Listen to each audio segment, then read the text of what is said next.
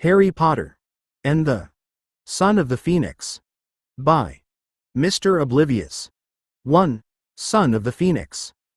The staff supper had been moved from the great hall to the smaller dining chamber behind it, where one long table was easier to protect than four and nobody had to raise their voice across several hundred empty seats. Dumbledore had resisted the change until Minerva pointed out that tradition offered limited defense against an assassin. He had conceded the room, though not the silver candlesticks, the summer flowers or the bowls of strawberries appearing between courses. Horace Slughorn had settled into his old place as though 20 years had been a prolonged holiday. He wore plum-colored robes, occupied more chair than Dumbledore remembered, and had already persuaded the kitchens to produce crystallized pineapple without admitting that he'd requested it. "I remain unconvinced," Horace said, helping himself to another slice of beef, "that accepting the potions chair requires me to surrender every pleasant part of retirement." "Only the parts that involved hiding from me," Dumbledore replied. "Those were among the most pleasant." Across the table, Severus lowered his wineglass. "You may find the students less forgiving than your former admirers. Some of them now expect their instructions to withstand questions." Horace gave him an indulgent smile. "Then your years of discouraging curiosity have failed, Severus. They learned persistence elsewhere." Dumbledore concealed his amusement behind his goblet. Severus had waited long enough for the defense appointment that triumph ought to have softened him. Instead, he regarded the post as a responsibility he had been denied and now intended to perform so well that no future comparison with Remus Lupin could survive. Minerva unfolded the security schedule beside her plate. "The west gate will remain closed except for deliveries. Hogsmeade access is suspended until the ward survey is complete, and every member of staff will carry an emergency portkey while outside the castle."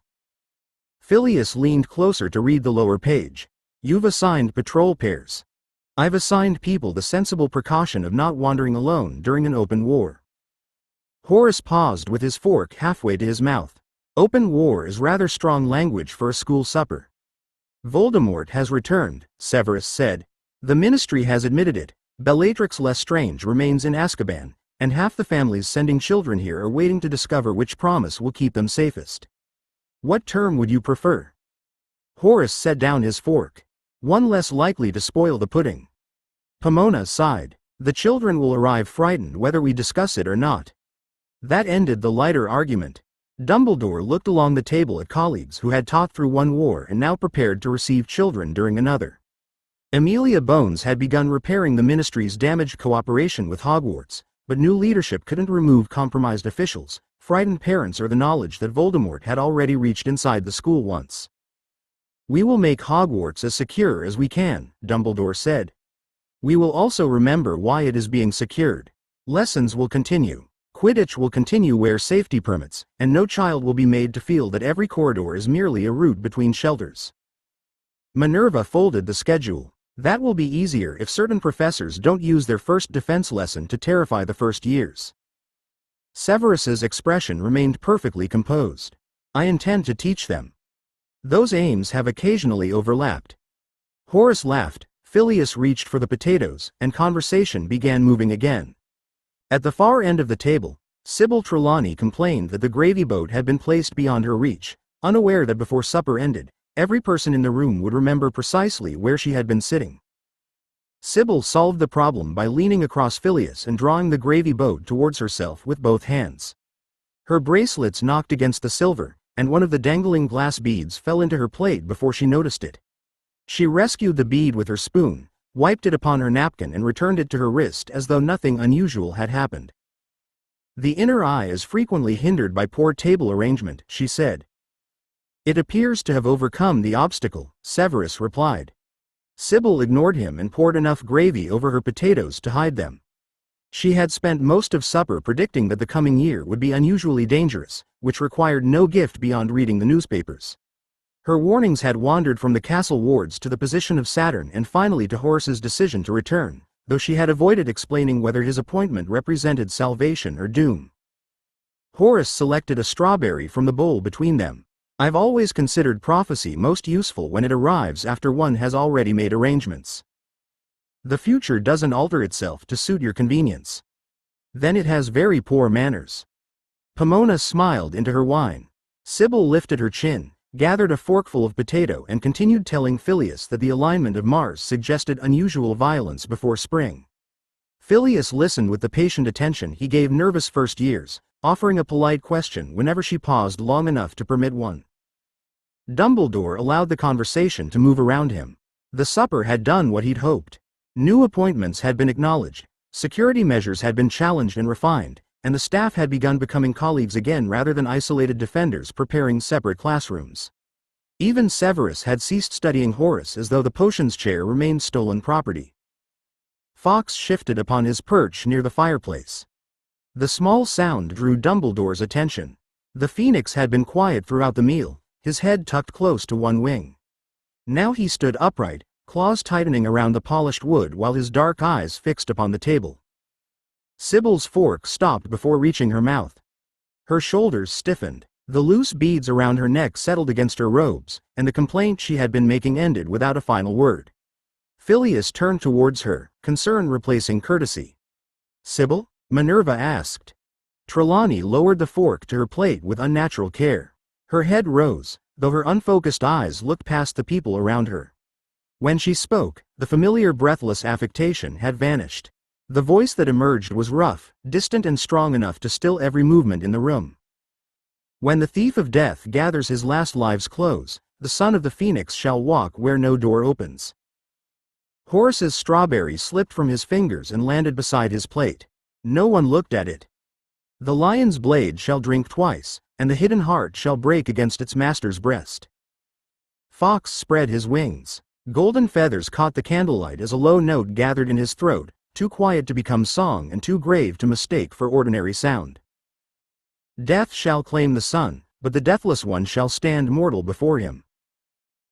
The final word left Trelawney in a fading breath. Her body remained rigid for one heartbeat longer, then folded forward as though the strength holding her upright had disappeared. Phileas caught her shoulder before her face reached the plate, while Minerva pushed back her chair and moved to Sybil's other side. Around the table, supper waited untouched. Dumbledore heard only the faint scrape of Fawkes's claws against his perch and the last line of the prophecy repeating within his memory. Fawkes's quiet note deepened. It didn't carry the warmth of his healing song or the bright encouragement he offered when courage needed strengthening. The sound remained low and unsettled, and his attention stayed fixed upon Sybil as Phileas supported her against the back of the chair. Poppy left her place and crossed the room. "Give her space." Minerva moved Sybil's plate aside while Poppy checked her breathing and pulse. Horace remained very still, his abandoned strawberry resting against the white cloth near his hand. Severus watched Sybil, but Dumbledore felt his attention shift towards the head of the table before he looked. Dumbledore kept his eyes upon Fawkes. The Phoenix had reacted to the words, not merely to the altered voice or the sudden magic filling the chamber, but to something within the prophecy itself. His wings remained partly spread, and a faint golden light moved through the feathers along his breast. The son of the Phoenix. Dumbledore had seen a phoenix die twice. Fawkes had burned upon his perch years ago and emerged from the ashes as a helpless chick, irritated by weakness and entirely certain of his identity. The second death had occurred inside the Gaunt Shack, when Alexander Fairfax had snatched a cursed ring into a phoenix body before Dumbledore could stop him. Golden fire had consumed that small form. What remained afterward had been a furious, newly hatched creature with Alexander's mind looking out through dark eyes. Alex had returned to human shape before the moment could be examined properly. The curse had been spent. The Horcrux had survived. Dumbledore had accepted Alex's demand for privacy and never spoken of what he had witnessed beyond the few people already present. He had also never forgotten it. The prophecy's remaining lines offered no kindness. A place without a door. A blade drinking twice. Death claiming the sun. Dumbledore could have named several interpretations for each phrase, and long experience had taught him how readily prophecy punished anyone who mistook suggestion for instruction. Yet the title settled around the memory of a featherless chick crouched among cooling ashes. Minerva straightened from Sybil's side. "Albus?" Dumbledore turned towards her. "Do you know what she meant?" Every face at the table shifted towards him. Phileas still held Sybil upright while Poppy loosened the scarves around her throat. Pomona looked alarmed, Horace openly curious and Severus far too attentive. Dumbledore could deny certainty without difficulty. He possessed none. He could claim complete ignorance, but that would be false, and Severus had spent too many years studying deception to miss it. I have my suspicions, Dumbledore said. Minerva's mouth tightened. Concerning whom? Concerning several parts of what she said. He kept his voice mild. None are firm enough to burden another person with them. Severus's gaze sharpened. He recognized the answer for what it was. Truthful, incomplete, and chosen to close the subject rather than satisfy it. A prophecy referring to death may deserve more than private speculation, Severus said. It deserves restraint before speculation becomes action, Dumbledore replied. We have both seen the harm caused when uncertain words are treated as commands. Severus didn't look away. The reminder reached him, though it didn't end his interest. Beside Phileas, Sybil coughed suddenly and drew a rough breath. Fawkes folded his wings, but his eyes remained upon Dumbledore. Whatever the prophecy meant, the Phoenix had heard enough to be troubled. So had he. Sybil coughed again and blinked at the hands supporting her. Confusion replaced the distant emptiness in her eyes, followed quickly by offense when she realized that half the table had risen from their chairs. What are you all doing? She asked. You became unwell, Poppy said. She kept 2 fingers against Sybil's wrist while Phileas eased her upright. Do you remember feeling faint? I didn't feel faint. Sybil looked down at her plate, then touched her throat. Something must have gone down the wrong way. Minerva glanced towards Dumbledore. He answered with the smallest shake of his head before Sybil could notice the exchange. Poppy examined her for another minute and found nothing more alarming than a rapid pulse. Sybil accepted a glass of water, complained that the gravy had been unusually peppery, and insisted she had never lost awareness. When Phileas asked what she remembered saying, she looked at him as though the question itself were strange. I was explaining the influence of Mars upon violent events, she said. You were listening rather well. I try, Phileas replied. Horace recovered the strawberry beside his plate and decided against eating it. Perhaps we should continue with pudding before Mars develops further ambitions. The suggestion allowed chairs to move and voices to return, though nobody resumed quite where they had stopped. Pomona asked Horace about his 6th-year syllabus. Minerva reminded Severus that practical defense lessons would still require written safety plans, and Severus replied that a competent instructor could provide both. Sybil requested another helping of potatoes and appeared entirely unaware that she had altered the room. Dumbledore didn't repeat the prophecy. He didn't summon parchment, call for Alex, or begin assigning meaning to words that might destroy themselves beneath too much attention. Prophecy had already harmed one boy because adults had treated fragments as certainty. He wouldn't make the same mistake with another. Yet as the supper continued, his gaze returned to Fawkes. The Phoenix had settled upon his perch, but he remained awake, watching Dumbledore with quiet attention. Alex knew nothing of the title spoken over an unfinished meal. Dumbledore intended to keep it that way. Even so, the words had attached themselves to the memory of golden fire, cooling ash, and a furious chick that had carried Alexander Fairfax's mind. The son of the Phoenix remained only a suspicion. Dumbledore found that uncertainty did little to lessen his fear. 2. The house with open curtains. Morning entered Black House through windows that hadn't been allowed to welcome it for years.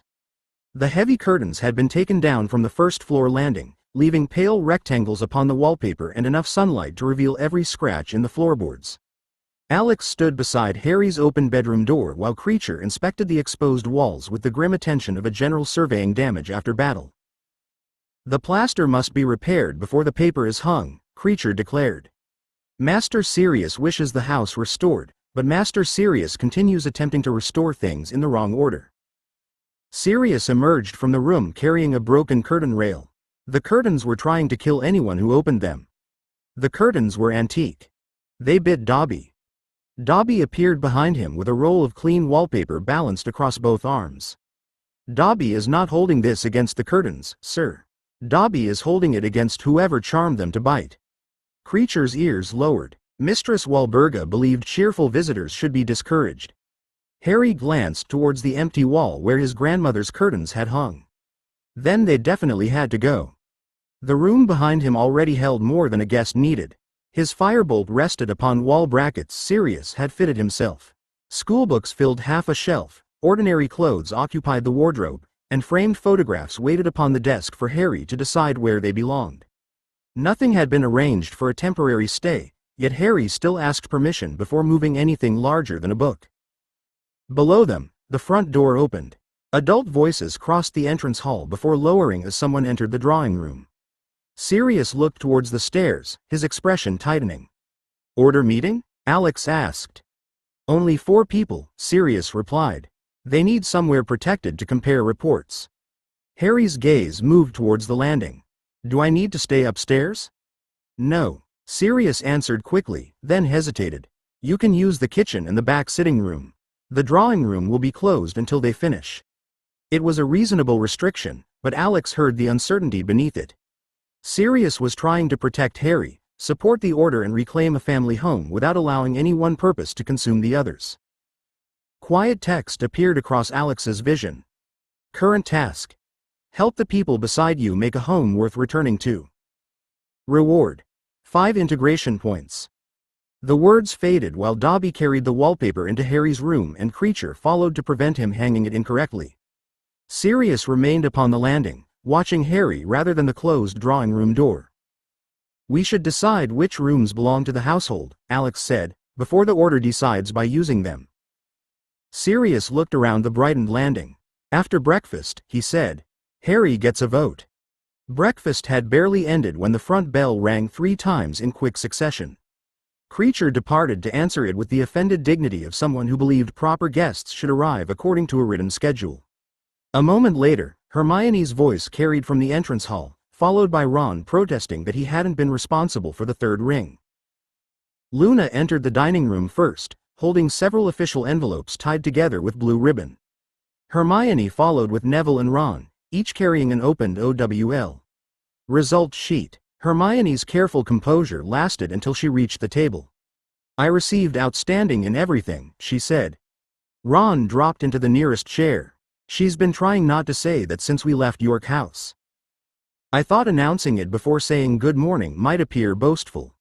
"It appeared painful," Luna said as she placed Alex's unopened envelope before him. "You may boast now." Hermione smiled despite herself. Sirius brought more chairs while Harry opened his own letter with a thumb beneath the seal. Alex watched his expression tighten as he read down the page, searching for the result that mattered most. "Outstanding in defense," Harry said quietly. Sirius rested a hand against the back of Harry's chair. "Earned, not given." Ron unfolded his sheet again, as though the grade might have changed during the journey. "I got 1 too. Outstanding in defense." Neville nodded, still looking slightly stunned by his own results. "So did I in herbology." Harry looked around the table. Years of private practice, broken drills, evacuation exercises and real danger had become 5 formal judgments printed upon separate sheets. Hermione had earned the same defense grade among her complete line of outstandings. Nobody at the ministry could dismiss what the circle had learned simply because children had taught one another. Alex broke the wax seal upon his envelope. 6 subjects carried outstanding. Defense against the dark arts, potions, charms, transfiguration, arithmancy and ancient runes. Herbology, astronomy, history of magic and care of magical creatures each carried exceeds expectations. "You've gone quiet," Luna said. "I predicted 5 outstandings," Alex replied, passing her the sheet. "I received 6. Ron leaned across the table. "And you're not going to complain about the others?" "No. And exceeds expectations in care of magical creatures is fair. Knowing how a creature thinks isn't the same as remembering every ministry classification." Neville lifted his glass. "To surviving the exams." Hermione corrected him with a pleased smile. "To doing rather better than surviving them." Sirius called for something suitable to celebrate with, and Creature began reorganizing luncheon before anyone had agreed they were hungry. Harry placed his results beside the photographs waiting for his bedroom wall, no longer looking like a boy whose achievements needed to be carried elsewhere for safekeeping. The celebration carried into the back sitting room, where Sirius opened the windows and Creature permitted cake before luncheon on the grounds that examination results altered the proper order of meals. Harry brought his parchment with him, though he left it upon the mantel rather than keeping it in his hand. His bedroom photographs remained upstairs, waiting for the wall he would choose after everyone had stopped offering advice. A knock sounded from the corridor. Sirius crossed to the door, listened to the quiet message delivered from beyond it and stepped into the hall. The drawing room doors opened downstairs a moment later. Adult voices rose briefly, then lowered again before Sirius returned. Harry glanced towards the entrance hall. Am I meant to pretend there isn't a meeting? No, Sirius said as he reclaimed his chair.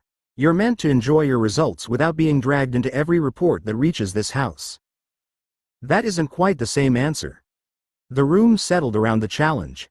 Ron stopped cutting a second piece of cake.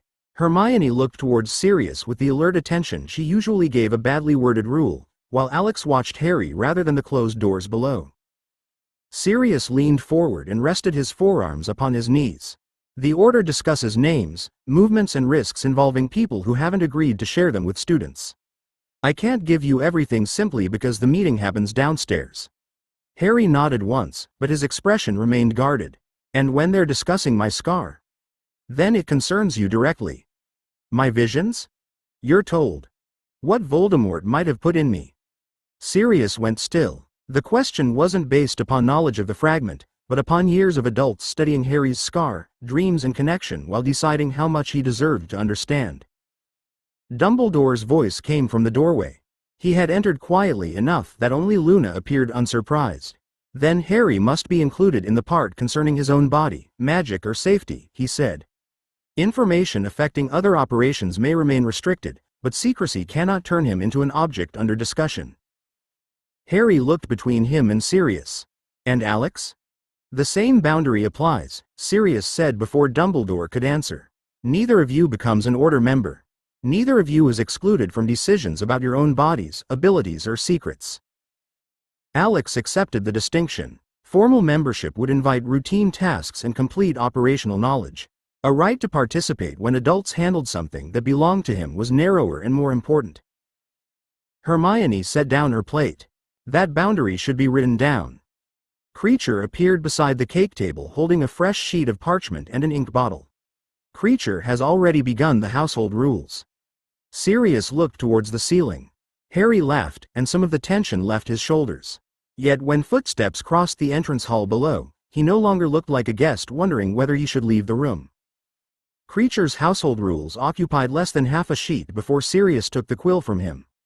The elf had begun with restrictions upon Order meetings, continued into standards for footwear and reached a section forbidding guests from insulting the ancestral silver. Sirius crossed out the final provision and placed the parchment before Harry. You live here, Sirius said. Not as my guest, and not until someone decides you belong somewhere else. You choose what happens in your room, which household spaces you use and who enters them. If the Order wants anything beyond the basement workrooms and rear study, they ask both of us.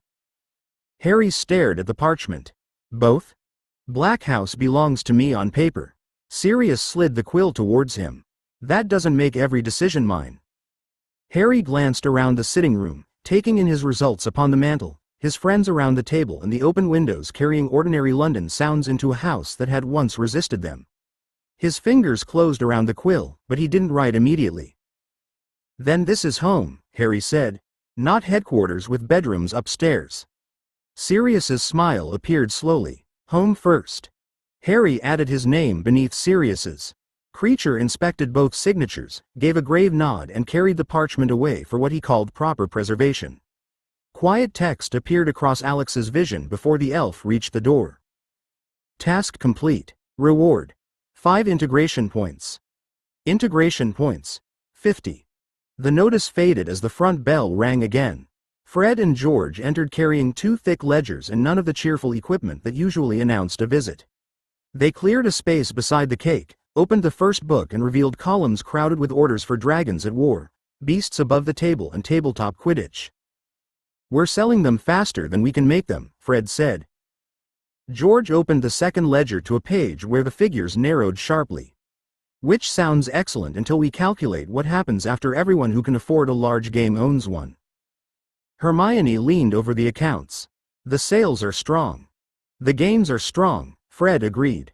A shop can't survive on 3 expensive products people buy once.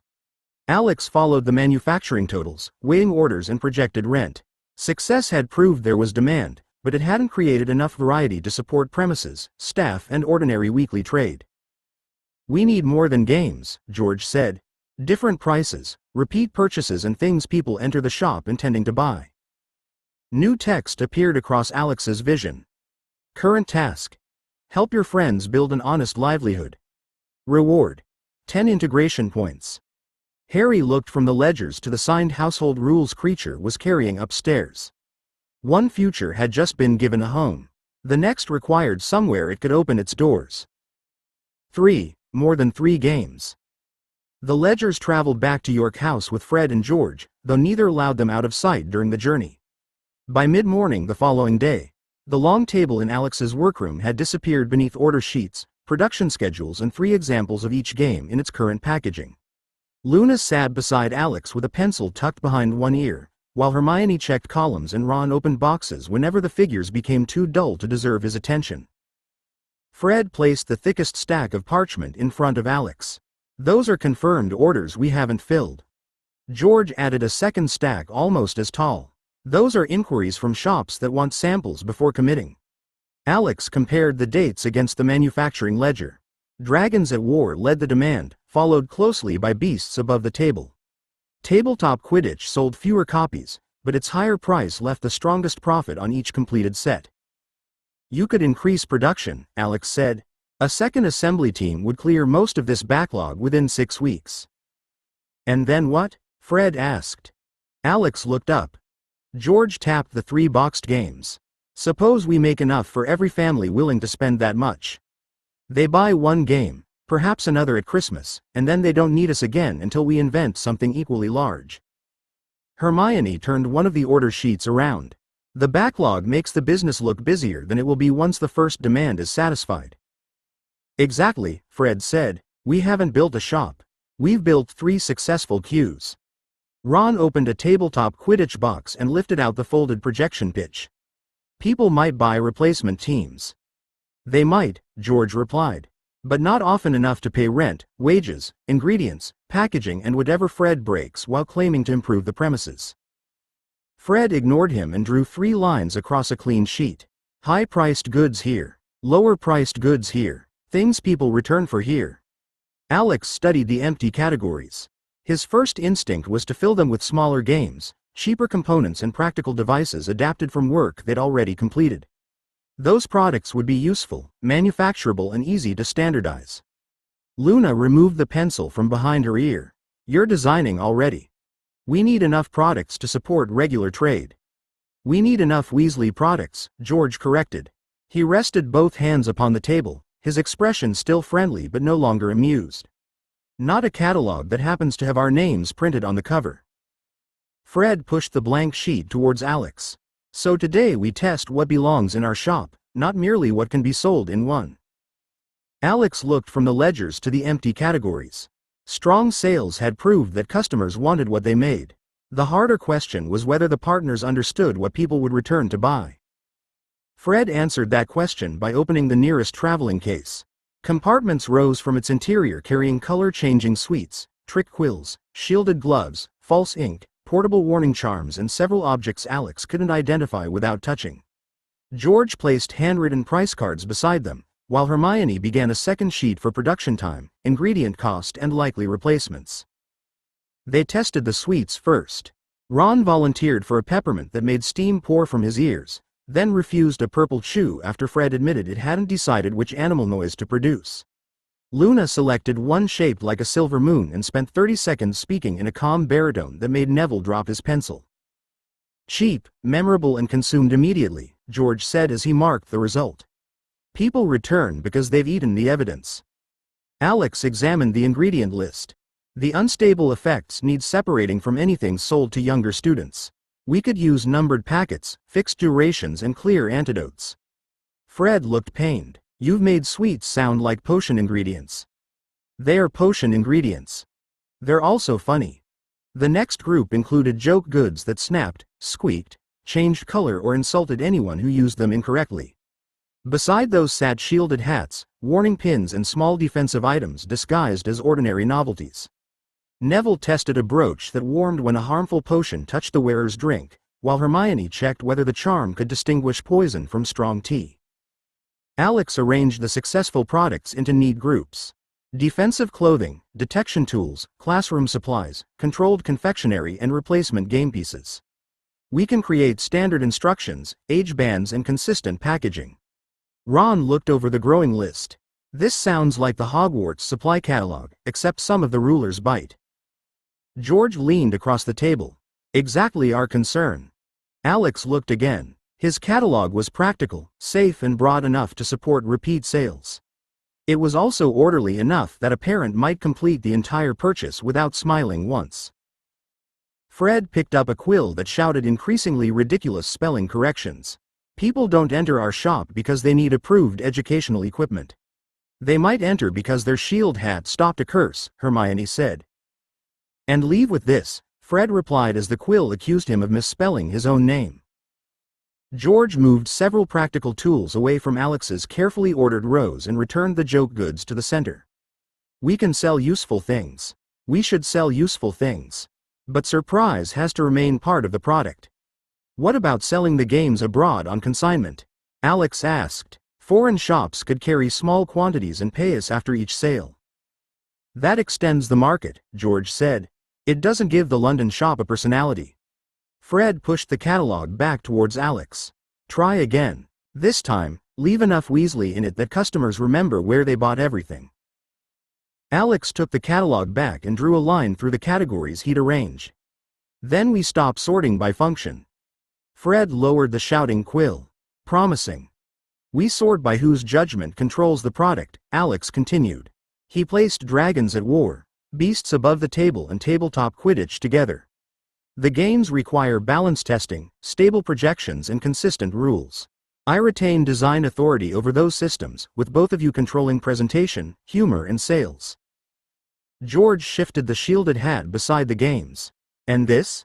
Technical tool. Shared approval. I won't attach my name to protection I haven't tested, and you shouldn't sell something that doesn't feel like your work. Hermione drew 3 headings upon fresh parchment. Weasley Goods, Joint Designs and Fairfax Technical Products. Luna began moving the samples beneath them, while Ron and Neville argued over whether a sweet that made the eater smell like wet dog counted as confectionery or personal attack. Fred placed every prank sweet beneath Weasley Goods. Final recipes, effects and names belong to us. Subject to clear antidotes and safe durations, Hermione said. George pointed towards Alex. He may tell us when something's dangerous. He doesn't get to turn canary creams into numbered medical treatments. Alex accepted the boundary. Agreed. They worked through the table one object at a time. Joke quills, insulting mirrors and sweets remained wholly Weasley products. The warning brooch and shielded clothing entered the joint column because Alex's testing mattered, though Fred and George retained control of appearance and public identity. Replacement game pieces, rule expansions and projection upgrades stayed under Alex's technical design authority, with the twins holding final approval over whether anyone would enjoy buying them. Ron tested the arrangement by selecting products he'd enter a shop to purchase. Neville chose the warning brooch, 2 sweets and a replacement dragon team. Hermione chose protective gloves, revision quills and nothing that shouted at her. Luna selected a moon-shaped voice suite, a silver warning pin and a tabletop Quidditch expansion that didn't yet exist. That's useful, George said, marking each choice. Nobody bought from only one column. Fred looked at Alex across the reordered table. And nobody mistook the shop for yours. The remark carried no accusation, though Alex understood the pressure beneath it. His investment, designs and manufacturing systems didn't entitle him to absorb the identity Fred and George had spent years creating. Publicly, it's your shop, Alex said. My games carry partnership credit. Technical products carry the names required for responsibility. Weasley Goods remain yours. George extended his hand across the catalog. That sounds like a partnership. Alex clasped it, and Fred placed his hand over both of theirs before announcing that the next problem required a building large enough to contain the result. Fred released Alex's hand and pulled a folded property schedule from beneath the ledgers. 3 premises had been crossed out. Beside the 4th, George had written figures for rent, repairs, storage and the alterations required to separate the shop floor from the workrooms above. The agent accepted our offer this morning, George said, subject to signatures and proof that we can pay the first year without selling Fred. Fred looked offended. I'm worth at least 18 months. Alex examined the floor plan. The front room was wide enough for demonstrations without blocking customers, while the rear stair led to 2 manufacturing rooms and secure storage. The upper floor could hold offices, testing space and packing tables. It wasn't large enough to manufacture every game themselves once foreign orders increased, but the figures allowed for contracted assembly under inspection. "We keep delicate charms and new products in-house," Alex said. "Standard game components can be produced by approved workshops. Final assembly and testing remain ours." Hermione added the arrangement to the manufacturing sheet. George placed the consignment proposal beneath it, limiting overseas shops to small trial quantities and requiring unsold stock to be returned undamaged. Fred signed the premises agreement first, George signed beneath him, and Alex added his name only to the investment and partnership schedule. "The shop remains ours," Fred said as he sanded the wet ink. "The games remain ours together," Alex replied. "Joint products require joint approval. Fairfax Technical Goods carry my responsibility, but not control of your shelves." George tapped the 3 catalog headings.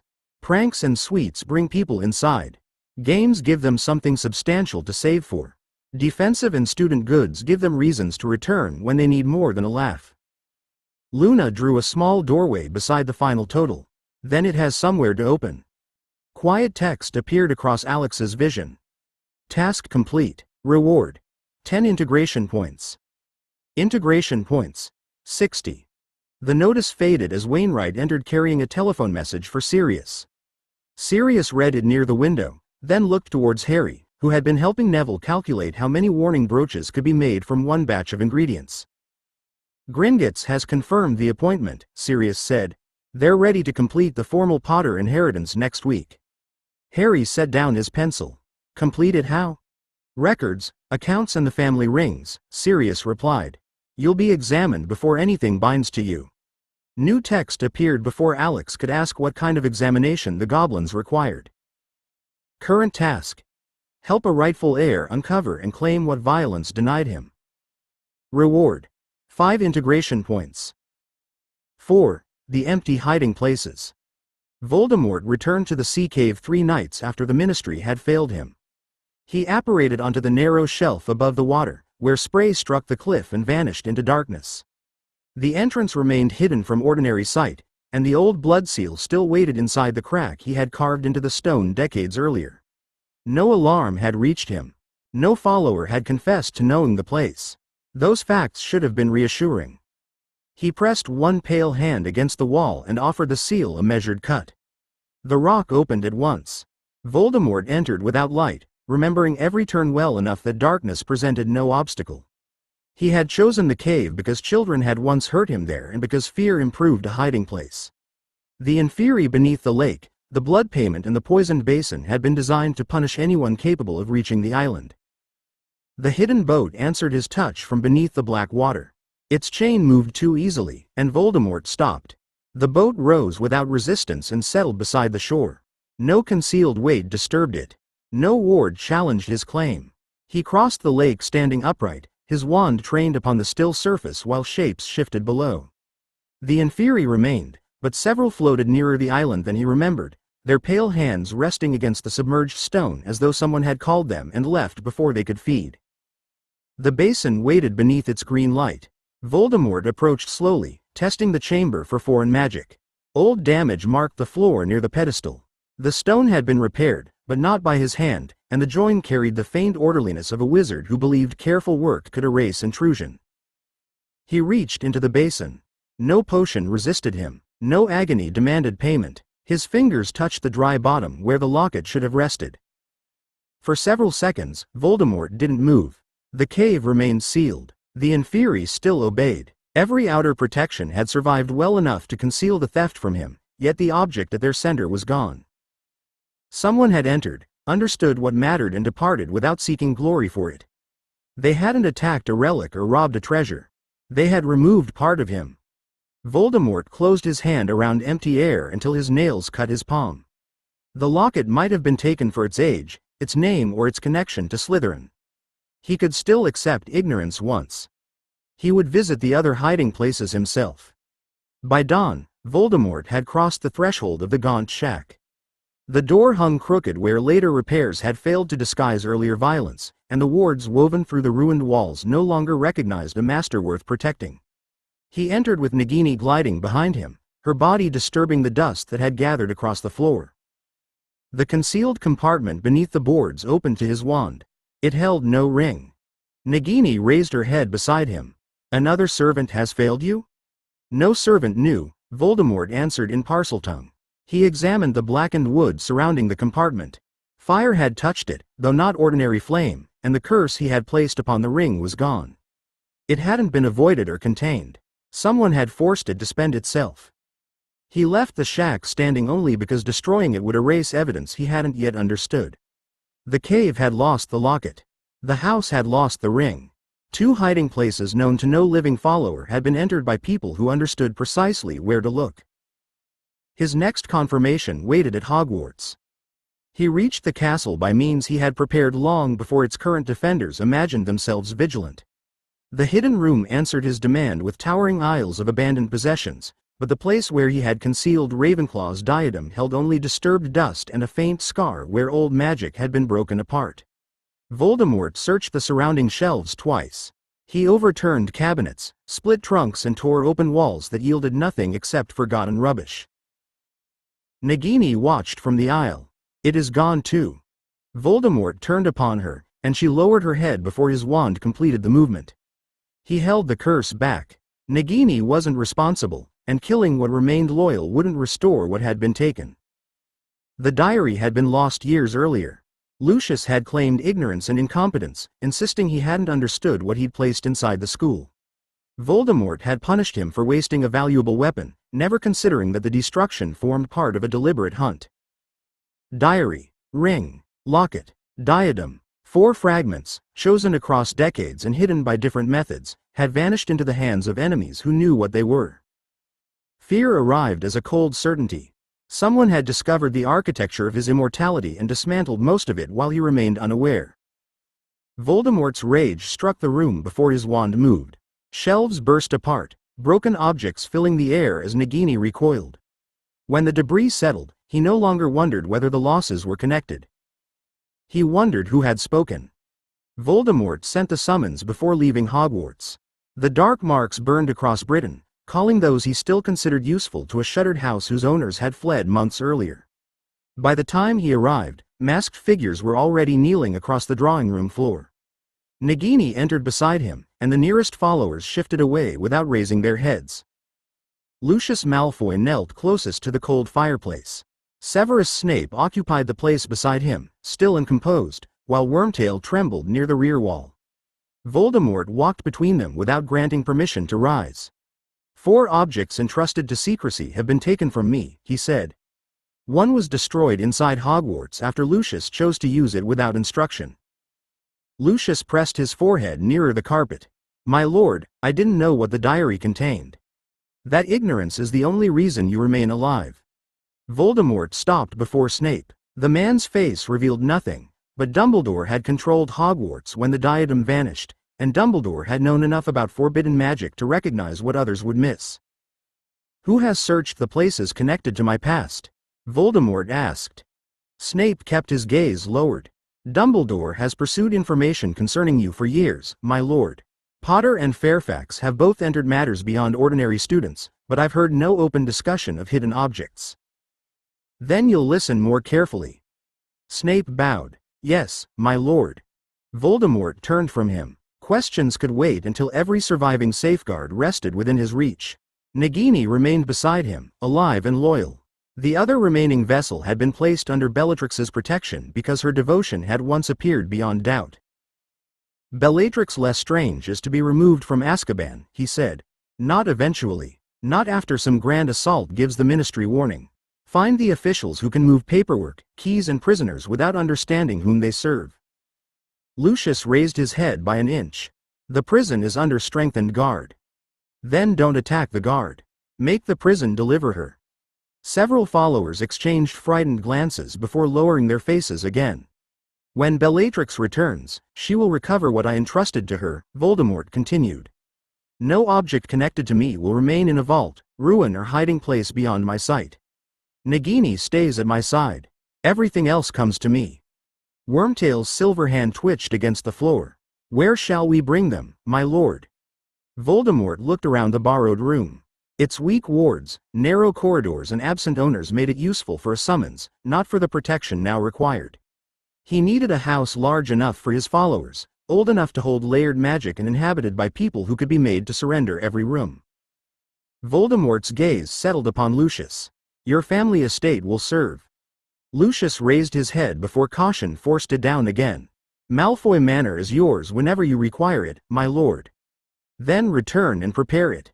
Remove servants who can't be trusted. Open the lower chambers, strengthen the boundary wards and clear the drawing room for my use. Your family will remain available until I decide otherwise.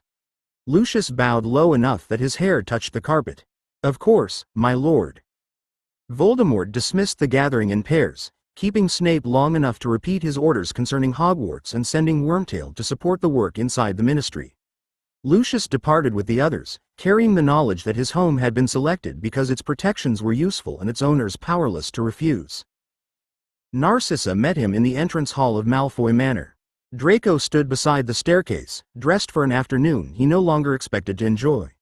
Both looked towards the doors when Lucius entered with 2 masked followers behind him. Narcissa's attention moved from the strangers to her husband's face. What has happened? Lucius removed his gloves without answering at once. The Dark Lord has chosen the manor as his headquarters. Draco's hand tightened around the banister. For how long?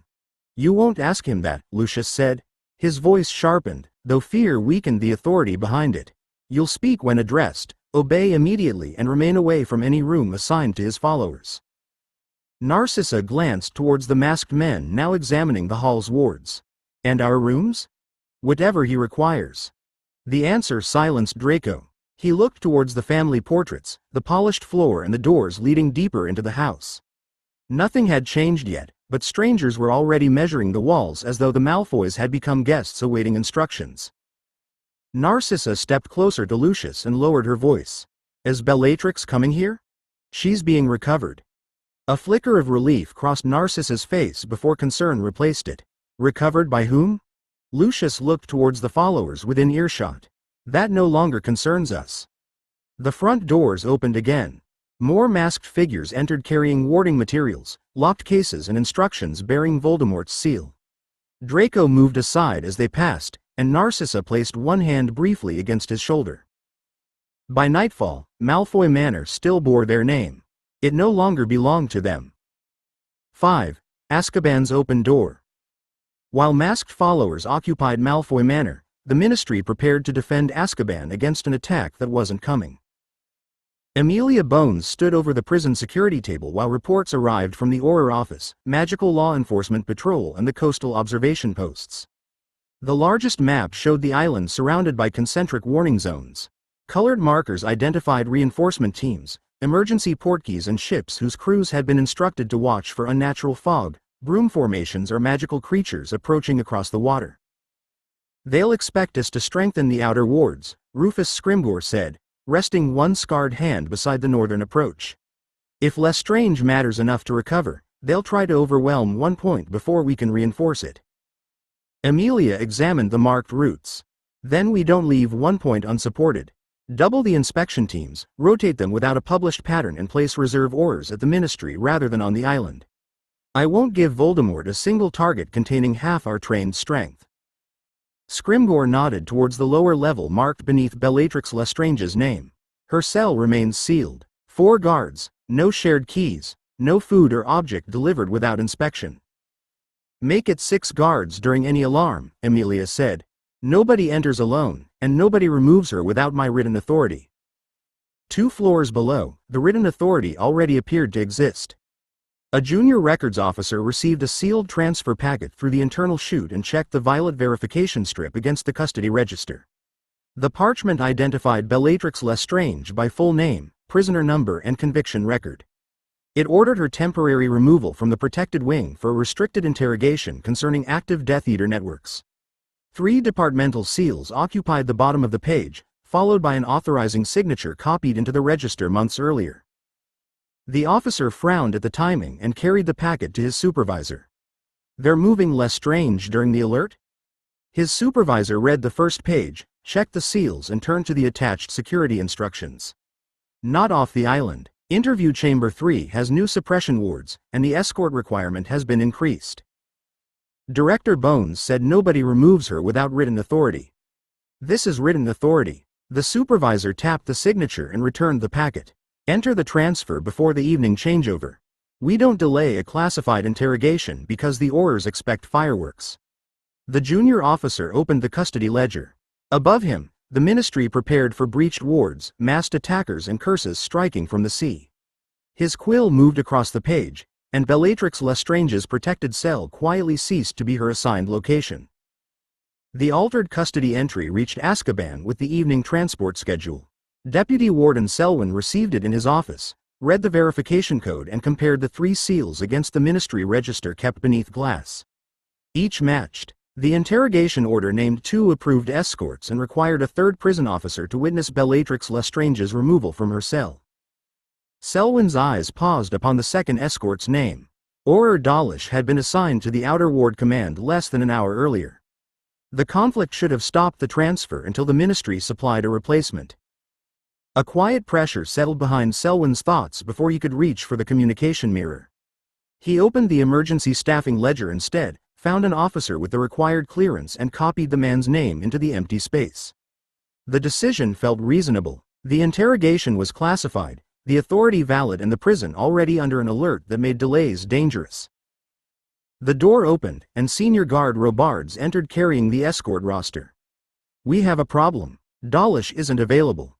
Officer Wilkes will replace him, Selwyn said. He signed the amendment and pressed his seal into the softened wax. Robards glanced down the page. Wilkes arrived with the ministry relief party this afternoon. I haven't worked with him.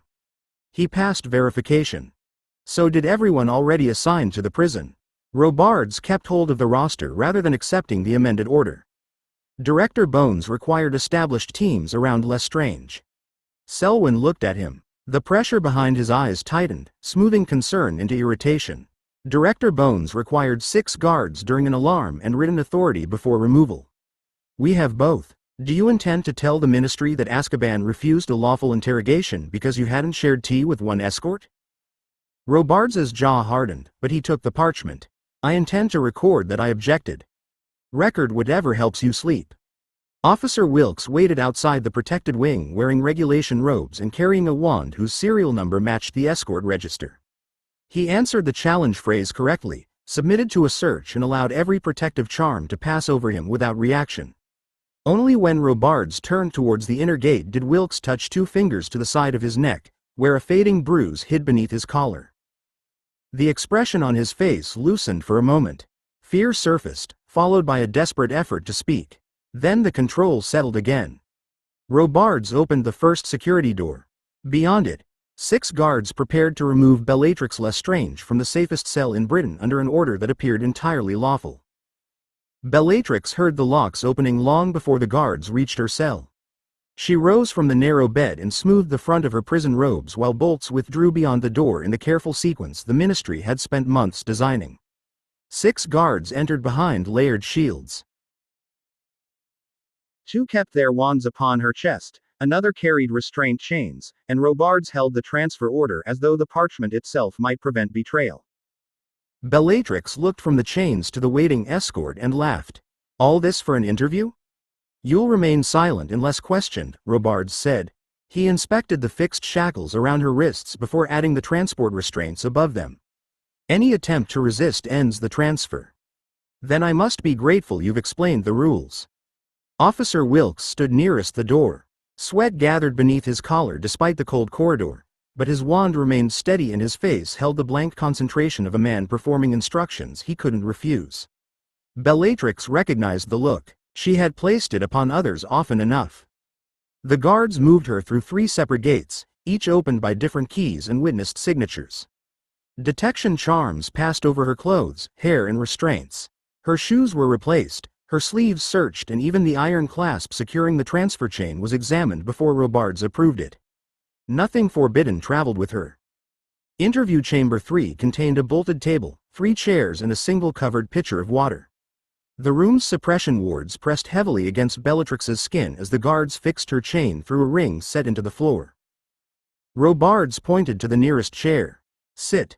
Bellatrix obeyed, smiling when Wilkes took his assigned position beside the pitcher. "The Ministry has become wonderfully cautious. New wards, 6 guards, signed keys and enough paperwork to bury anyone who asks the wrong question." Robards remained standing. "You won't find it amusing when the interrogators arrive." "I already do." Wilkes reached for the pitcher as though checking that it remained sealed. His fingers touched the plain metal lid, and the bruise beneath his collar darkened. A faint click sounded inside the handle. Robards turned. "Don't touch that." Wilkes tried to pull his hand away. His arm shook, but his fingers closed around the handle instead. Bellatrix leaned forward as far as the chain allowed and laid both bound hands against the pitcher. The portkey seized her before any guard completed a spell. Her laughter remained in the chamber for a fraction of a second after Bellatrix, Wilkes and the pitcher vanished together. The portkey released Bellatrix above the drawing-room carpet at Malfoy Manor. She struck the floor upon one knee, still chained at wrists and ankles, while the pitcher rolled beneath a side table. Wilkes landed beside her and collapsed face first, his body shaking as the control over him loosened. Masked followers closed around them before Bellatrix could rise. She lifted her bound hands towards the nearest wizard. "Remove these." The follower looked past her instead. Voldemort stood beside the fireplace with Nagini coiled near his feet. Bellatrix's impatience vanished. She lowered her head until her tangled hair touched the carpet. "My lord," she said. "You called, and Azkaban opened. Others opened it for you." Voldemort approached while one follower cut away the transport chain. The prison shackles required 3 separate spells before they released her wrists, leaving bruised skin beneath the iron. Bellatrix remained kneeling through all of it. "The Ministry is sounding its alarm now," Voldemort said. "Aurors will search the island, question guards and count every ward that remained unbroken. They'll discover that their prison delivered you according to its own records." Bellatrix smiled. "Then allow me to repay the humiliation they intended for me." "You'll repay a failure of your own." Her smile disappeared. Voldemort stopped close enough that she could see the anger held beneath his stillness. "I entrusted an object to your protection," he said.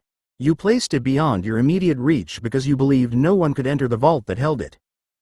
Bellatrix's breath caught. The cup had rested among Lestrange possessions behind Gringotts stone, dragon security and protections known only to her family. She had considered the vault safer than any house, prison or servant. "It remains secure, my lord," she said. "No thief could remove it without my knowledge. I believe the same of 4 other hiding places." Bellatrix looked up before fear forced her gaze down again. She understood then why she had been recovered with such urgency. This wasn't a reward for loyalty or a restoration of favor. Voldemort needed what she had guarded, and the loss of it would leave no room for explanation. "You'll go to Gringotts," he continued. "You'll enter your vault, recover the cup and bring it directly to me. You'll speak of it to no goblin, relative or servant." Bellatrix pressed her hands against the carpet. "I'll place it in your hands before the next night ends." Behind her, distant alarms began passing through the flow-connected houses of the Ministry. Bellatrix no longer listened. The cup she had once trusted Gringotts to protect had become the only thing standing between her and Voldemort's judgment. 6. The gold cup returned. Bellatrix entered Gringotts before noon beneath the name the goblins had never removed from the Lestrange accounts. Prison robes had been replaced by a severe black dress and traveling cloak, while a glamour concealed the bruises left by Azkaban's restraints. The goblin examining her wand studied her face longer than courtesy required, but her blood opened the account seals and her signature matched the record prepared before her imprisonment. "You'll be accompanied to the vault," he said. "I remember the way. Bank policy doesn't depend upon a customer's memory." Bellatrix swallowed the answer. Voldemort had ordered silence, and killing a goblin at the entrance would make returning before nightfall difficult. She followed the attendant into the cart, endured the plunging tunnels and kept both hands visible while every turn carried her nearer to the only object that mattered. The Lestrange vault opened beneath 3 separate keys and a drop of her blood. Heat rolled through the doorway from protections layered around shelves of gold, jewels and objects accumulated through generations of theft disguised as inheritance. Bellatrix ignored all of it. She crossed directly to the rear plinth, moved a silver casket and exposed the small golden cup hidden behind it. The badger-shaped handles gleamed beneath the vault light. Relief weakened her knees before pride drove it away. The cup remained exactly where she had left it. No thief had touched it. No goblin had discovered its importance. She wrapped it in black cloth, placed it inside a plain traveling case and sealed the clasp with her wand. The attendant watched from the doorway. Nothing else? Nothing. Voldemort waited in the drawing room when she returned to Malfoy Manor. Nagini rested beside his chair, her head raised as Bellatrix approached and knelt upon the carpet. She opened the case herself, removed the cloth and lifted the cup. "My lord," she said. It was secure. Voldemort took it without praise. His pale fingers closed around one badger handle while his gaze searched the metal as though expecting damage Bellatrix couldn't see. "I can return it to the vault under stronger protections," she offered. "No one entered without my blood and wand. It will never return there." Bellatrix looked up. "Then I'll guard it personally." "You already did." The quiet answer cut more deeply than anger. Voldemort carried the cup to the chair and placed it upon the table within reach of his wand and Nagini's coils. "You recovered what belongs to me," he said. "That doesn't make it yours to protect again." Bellatrix remained kneeling while footsteps approached beyond the drawing room doors. Voldemort kept one hand beside the cup and ordered the next follower admitted. Severus entered when the drawing room doors opened and found Bellatrix still kneeling before the Dark Lord. Her prison pallor showed beneath the glamour at her throat, while bruises marked the wrists she had folded against her skirts.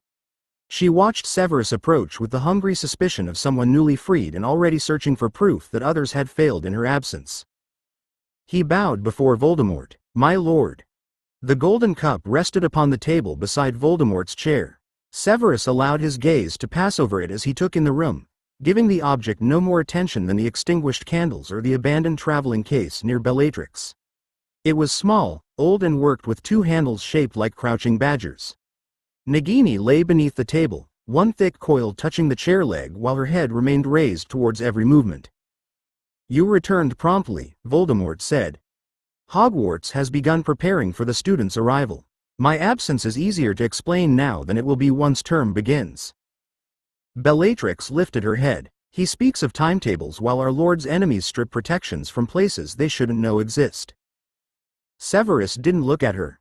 "Then it's fortunate you recovered what you were trusted to protect." Her expression tightened, but Voldemort's fingers closed around one handle of the cup before she could answer. The movement was slight and immediate, less like possession than reassurance. Severus stored the detail beside Nagini's position and the new guards visible beyond the doors. "What has Dumbledore discovered?" Voldemort asked. "He knows the Ministry recovered the prophecy intact and intends to destroy it rather than preserve it." Severus kept his voice measured. "He has increased Hogwarts security, restricted access through Hogsmeade and appointed staff patrols. He hasn't spoken openly of any further search." "Has Fairfax?" "Not within my hearing. He has spent the summer between Black's house, his own estate and business arrangements with the Weasleys." Bellatrix gave a low laugh. "You expect us to believe the little lord has abandoned the war for toys?" "I expect nothing," Severus said. "I report what can be confirmed." Voldemort studied him without blinking. Nagini's tongue moved once beneath the table, and the cup remained trapped beneath those pale fingers. Severus lowered his eyes before observation became challenge. "You'll continue teaching," Voldemort said. "You'll watch Dumbledore, Potter and Fairfax. Every change in their movements reaches me before they understand its importance." Severus bowed again. "Of course, my lord." Voldemort rose with the cup in one hand. Nagini uncoiled at once and followed as he turned towards the inner doors, leaving Bellatrix and Severus to fall into place behind him. The inner doors opened into a corridor Severus had crossed many times as Lucius Malfoy's guest. It no longer felt like part of a family home. Two masked wizards guarded the stairs, another stood outside the library, and fresh wards prickled across every doorway. Portraits had been removed from the walls, leaving pale rectangles where generations of Malfoys had watched their descendants pass. Voldemort carried the cup openly until he reached a small withdrawing room beside the library. He placed it upon a writing desk, drew his wand and cast 3 protections over the doors and windows before turning to the followers waiting behind him. "This room remains occupied at all times," he said. "No servant enters. No object leaves. Bellatrix will appoint the first watch." Bellatrix bowed quickly. "I'll guard it myself, my lord." "You'll guard the corridor." Voldemort's gaze moved to the cup. "No one touches it." Bellatrix's pleasure at receiving an order weakened when she understood its limits. Severus kept his expression empty while Voldemort summoned Nagini forward. The snake crossed the carpet and coiled beneath the desk, placing herself between the cup and everyone else. Voldemort left the room almost immediately. He checked the library next, then the adjoining gallery, forcing Lucius to open cabinets, unlock desks and explain passages that had been part of the manor for centuries. Each answer produced another inspection. Concealed doors were sealed, house elf roots blocked and family keys gathered into a silver bowl that Voldemort carried rather than entrust to their owner. Lucius followed with his face carefully composed. "The eastern rooms have already been searched, my lord." "By whom?" "Bellatrix and 2 others." Voldemort stopped beside a narrow service door. "Then they'll be searched again." Bellatrix's eyes flashed, but she bowed. "At once." Severus watched the Dark Lord test the handle himself before ordering the wood removed from its hinges. Nothing waited beyond it except a linen passage and a frightened house elf pressed against the wall. Voldemort searched the creature's mind, found no betrayal and stunned it anyway. Every room had become a possible hiding place for an enemy who might already understand too much. The cup and Nagini were kept within reach, then moved when Voldemort moved. Guards changed without warning. Instructions contradicted those given minutes earlier because predictability itself had become dangerous. When Voldemort finally dismissed him, Severus bowed and withdrew through corridors crowded with watchers. He had learned enough to justify the risk of opening Dumbledore's covert channel, provided he survived long enough to reach it. Severus didn't apparate directly from Malfoy Manor to Spinner's End. He crossed the outer boundary, traveled first to an abandoned field and changed direction twice before approaching the narrow street from behind the shuttered mill. No one followed him by sight. That didn't prove Voldemort hadn't arranged another method. He entered through the rear door, sealed it and waited without lighting a lamp. Detection charms passed over his robes, wand and skin. Nothing answered except the fading traces of the manor's wards and the dark mark burning faintly beneath his sleeve. Only after checking every room did he descend to the cellar and remove a loose brick behind an empty ingredient cupboard. A narrow strip of silver lay inside the hollow. It looked like flattened wire until Severus touched it with his wand and spoke the day's verification phrase. The metal warmed, confirming that Dumbledore's corresponding piece remained protected and ready to receive a message. Severus hesitated. Any communication carried risk, and Voldemort's new suspicion made familiar habits dangerous. Yet waiting until Hogwarts reopened would leave Dumbledore blind to a change too important to treat as ordinary intelligence. He cast a silencing charm around the cellar and pressed his wand tip to the silver. "Urgent report," he said. "The Dark Lord is less stable than before. 4 losses have driven him into constant searches, changing guards and contradictory orders. He has recovered Bellatrix Lestrange and taken direct control of 2 protected objects." The silver brightened beneath his fingers.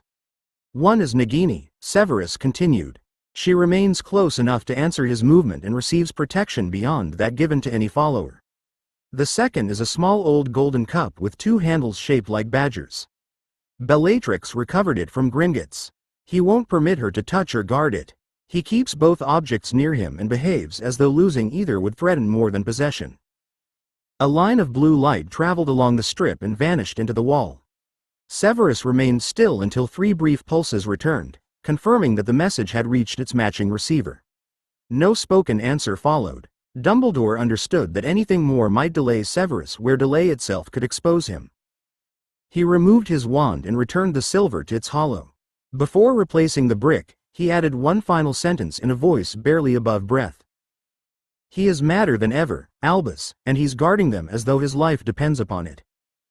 The metal flashed once, carrying the warning onward.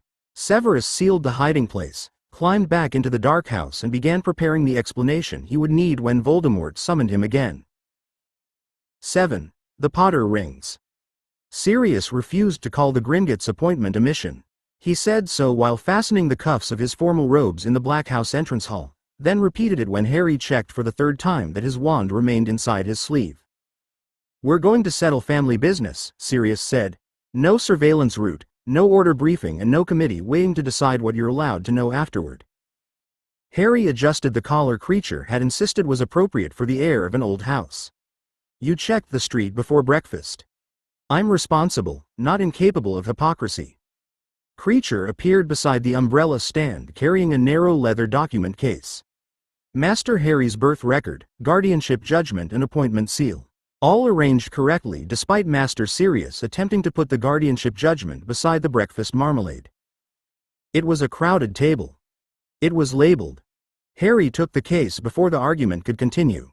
The weight felt greater than the papers inside justified. He'd visited Gringotts for school money and watched other people manage every transaction that mattered. This appointment was different. The goblins had written to him by name, requested Sirius as his recognized guardian and stated that the Potter inheritance could no longer remain under temporary administration. Sirius opened the front door, then paused before stepping outside. "You don't have to agree to anything today. They can explain the accounts, show you whatever records exist and tell you what they expect. You're allowed to ask questions until they regret inviting us. Alex says that's usually when the useful answers begin." Alex considers patient questioning a siege method. They traveled by guarded flow to the Leaky Cauldron and entered Diagon Alley through the rear courtyard. The street was busier than Harry expected.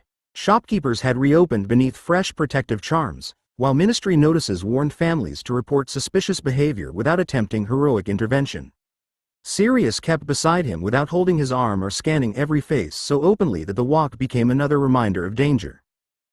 At the foot of Gringotts' white steps, Harry stopped. The bronze doors stood open, and a goblin in dark banking robes waited beneath them with a sealed ledger tucked against his chest. "Harry James Potter," the goblin said. "Your identity has been verified. Sirius Orion Black, your guardianship has been recognized by wizarding law and accepted by this bank." Sirius inclined his head. "We're here for Harry's inheritance." The goblin's gaze settled upon Harry. "Then the Potter accounts may finally be placed before their heir."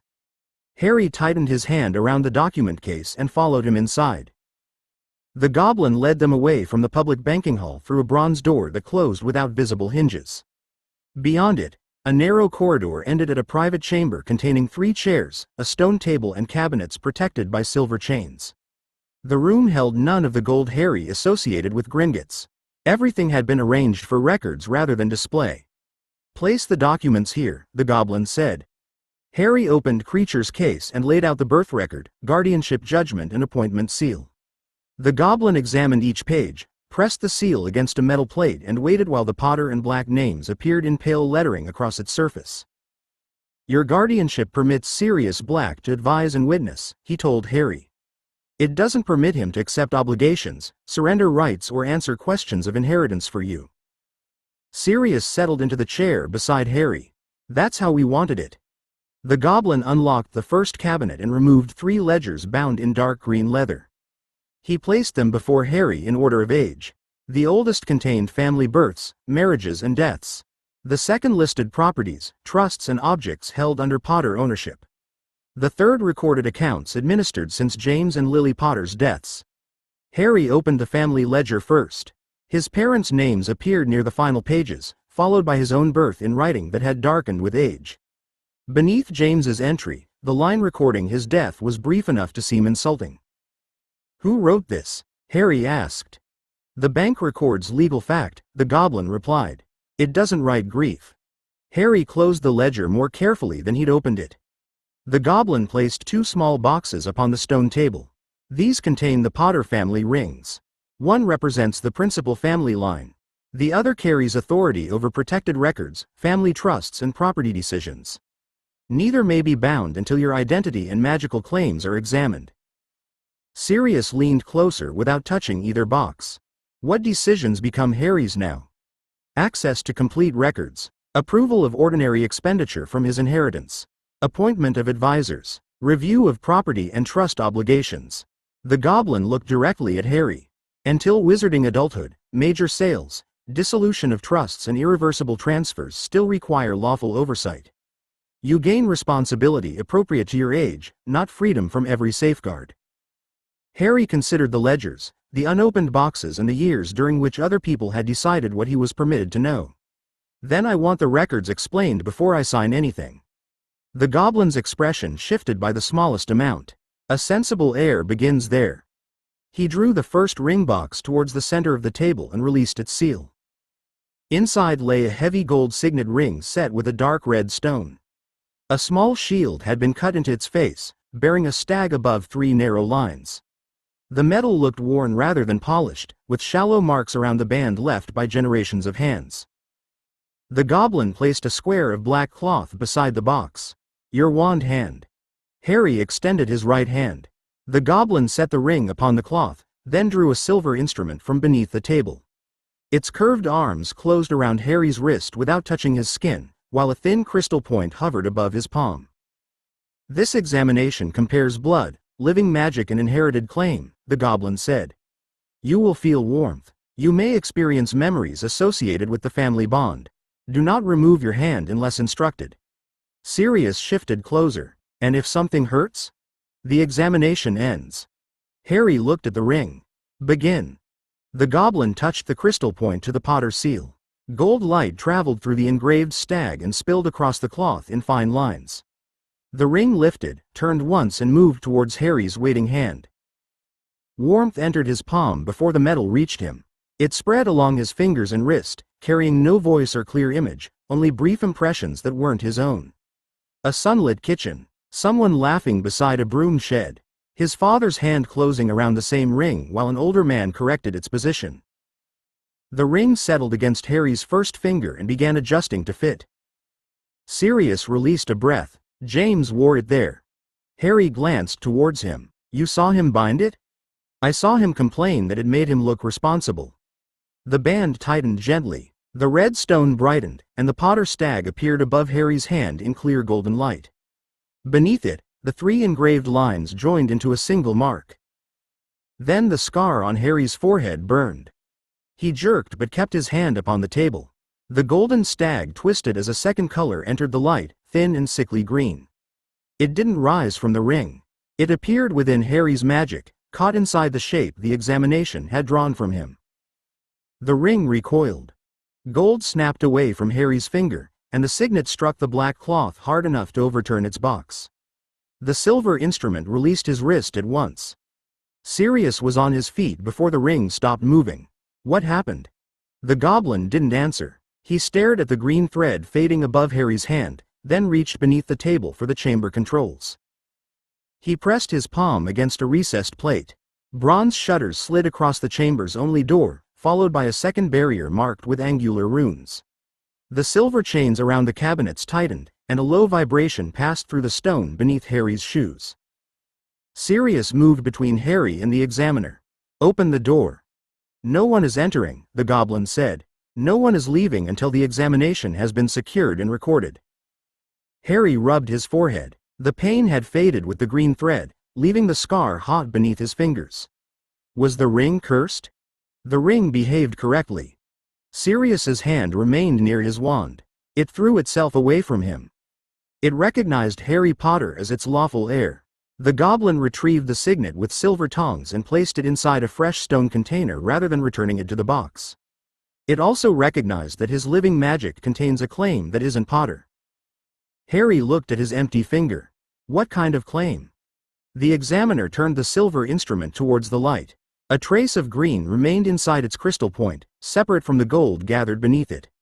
He studied both colors before answering. One bound deeply enough to answer when your blood and magic were examined together. It has no Potter inheritance, yet it's attached to the life presenting that inheritance. Sirius leaned across the table. Attached by whom? The examination doesn't name a person. The goblin's gaze moved to Harry's scar. It establishes ownership, inheritance and competing claims. Your godson's blood is his own. His family magic is Potter. Something else has been joined to it and has remained there long enough to grow within the same living structure. Harry's stomach tightened. Dreams that weren't dreams, anger that arrived too quickly, and the cold pull behind his scar gathered into one possibility he didn't want to say aloud. Can you remove it? The goblin covered the instrument and sealed the container holding the ring. Diagnosis must precede remedy. The Potter rings won't complete their binding while the foreign presence remains unexamined. Sirius turned towards Harry, anger giving way to fear he couldn't hide quickly enough. "We're getting Dumbledore." Harry lowered his hand from his scar. "After the goblins tell us exactly what they found." The examiner inclined his head, then touched a second control beneath the table. A section of the stone wall opened to reveal a deeper examination chamber. "Then we'll determine how violence placed another claim inside Harry Potter." 8. A claim made in violence. The opening in the stone wall led into a circular chamber built around a waist-high platform of black granite. Silver channels crossed its surface and continued down the sides into the floor, where they formed 3 closed rings. A narrow cabinet stood against the far wall beside an unlit brazier and several sealed jars. The examiner carried the Potter signet inside its stone container and placed it at the center of the platform. "Stand within the innermost circle, Harry Potter. Your guardian may remain beside you, but he must not cross the second line once the examination begins." Sirius inspected every mark before allowing Harry forward. "Nothing touches him without an explanation." "The ring has already opened the connection we require," the goblin said. "This chamber will separate the claims it detected and determine whether the foreign presence possesses intention, inheritance or independent soul structure." Harry stepped into the circle. "And if it does? Then it may be removed." The answer came too quickly. Sirius heard it as well and moved closer to the outer line. "You've done this before." The goblin didn't respond until Harry placed his wand hand upon the granite. He opened the stone container with silver tongs and set the Potter ring inside a shallow depression. Gold light entered the first channel. The stag rose above the platform again, clear and steady until the examiner touched a second instrument to Harry's scar. Pain drove through Harry's forehead. The green thread returned, thicker than before, and twisted against the gold without joining it. The Potter light surrounded the intrusion but refused to absorb it. Within the green, something contracted as though trying to hide. The examiner sealed the outer channels. Independent soul structure confirmed. No blood claim. No inheritance right. Attachment originated through violent magical entry and has used the host's living magic to maintain itself. Sirius's face had gone pale beneath his anger. "Say that plainly." "A piece of another soul was forced into him," the goblin said. "It remains bound to the injury through which it entered." Harry kept his hand upon the platform. Hearing the truth spoken aloud made every reaction from his scar feel less like madness and more like trespass. "You said it can be removed." "Yes." "Without damaging my magic?" The examiner regarded him with the same careful reserve he'd shown the ledgers. "The bank possesses a proven right for severing an unlawful soul claim. It requires preparation, containment and witnesses empowered to confirm the result." A bell sounded beyond the sealed door. The goblin glanced towards the chamber controls. "Albus Dumbledore has answered the summons." Harry looked at Sirius. "Let him in. I want everyone hearing the same answers." The examiner touched the chamber controls.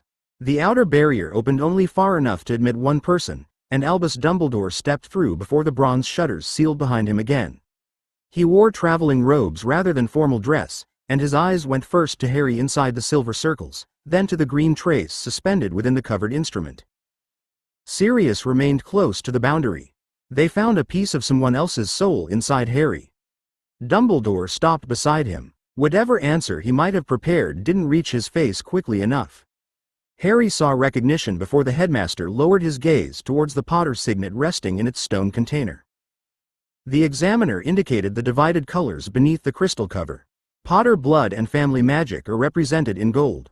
The foreign structure is shown in green. It possesses no inheritance right and entered the host through lethal violence. Dumbledore moved nearer to the platform without crossing the second ring. "You believe this is a Horcrux?" "We don't base inheritance findings upon belief," the goblin replied. "The foreign structure is a separated soul claim anchored to living magic. Wizarding scholars use several terms. Horcrux is the one most commonly applied when the division was deliberate." Harry watched Dumbledore rather than the instrument. "You know what that means." "I do," Dumbledore said quietly. Sirius turned upon him. "Then explain why you looked as though you expected it." The examiner lifted one hand before Dumbledore could answer. Questions concerning prior knowledge don't alter the bank's finding. The immediate matter is whether the unlawful claim can be removed. Dumbledore accepted the interruption, though his attention stayed upon Harry. You stated that Gringotts possesses a proven ritual. We do. When was it last performed? The goblin crossed to the cabinet and removed a thin iron ledger secured by 3 separate clasps. He opened it upon the stone table and followed the dated entries with one narrow finger. The most recent completed use occurred 137 years ago. The subject carried a deliberate soul vessel bound through an inherited curse.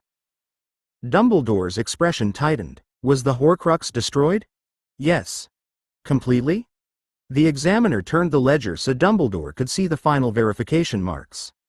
No fragment escaped containment. No secondary vessel formed. The foreign soul claim was severed, confined and destroyed beyond recovery.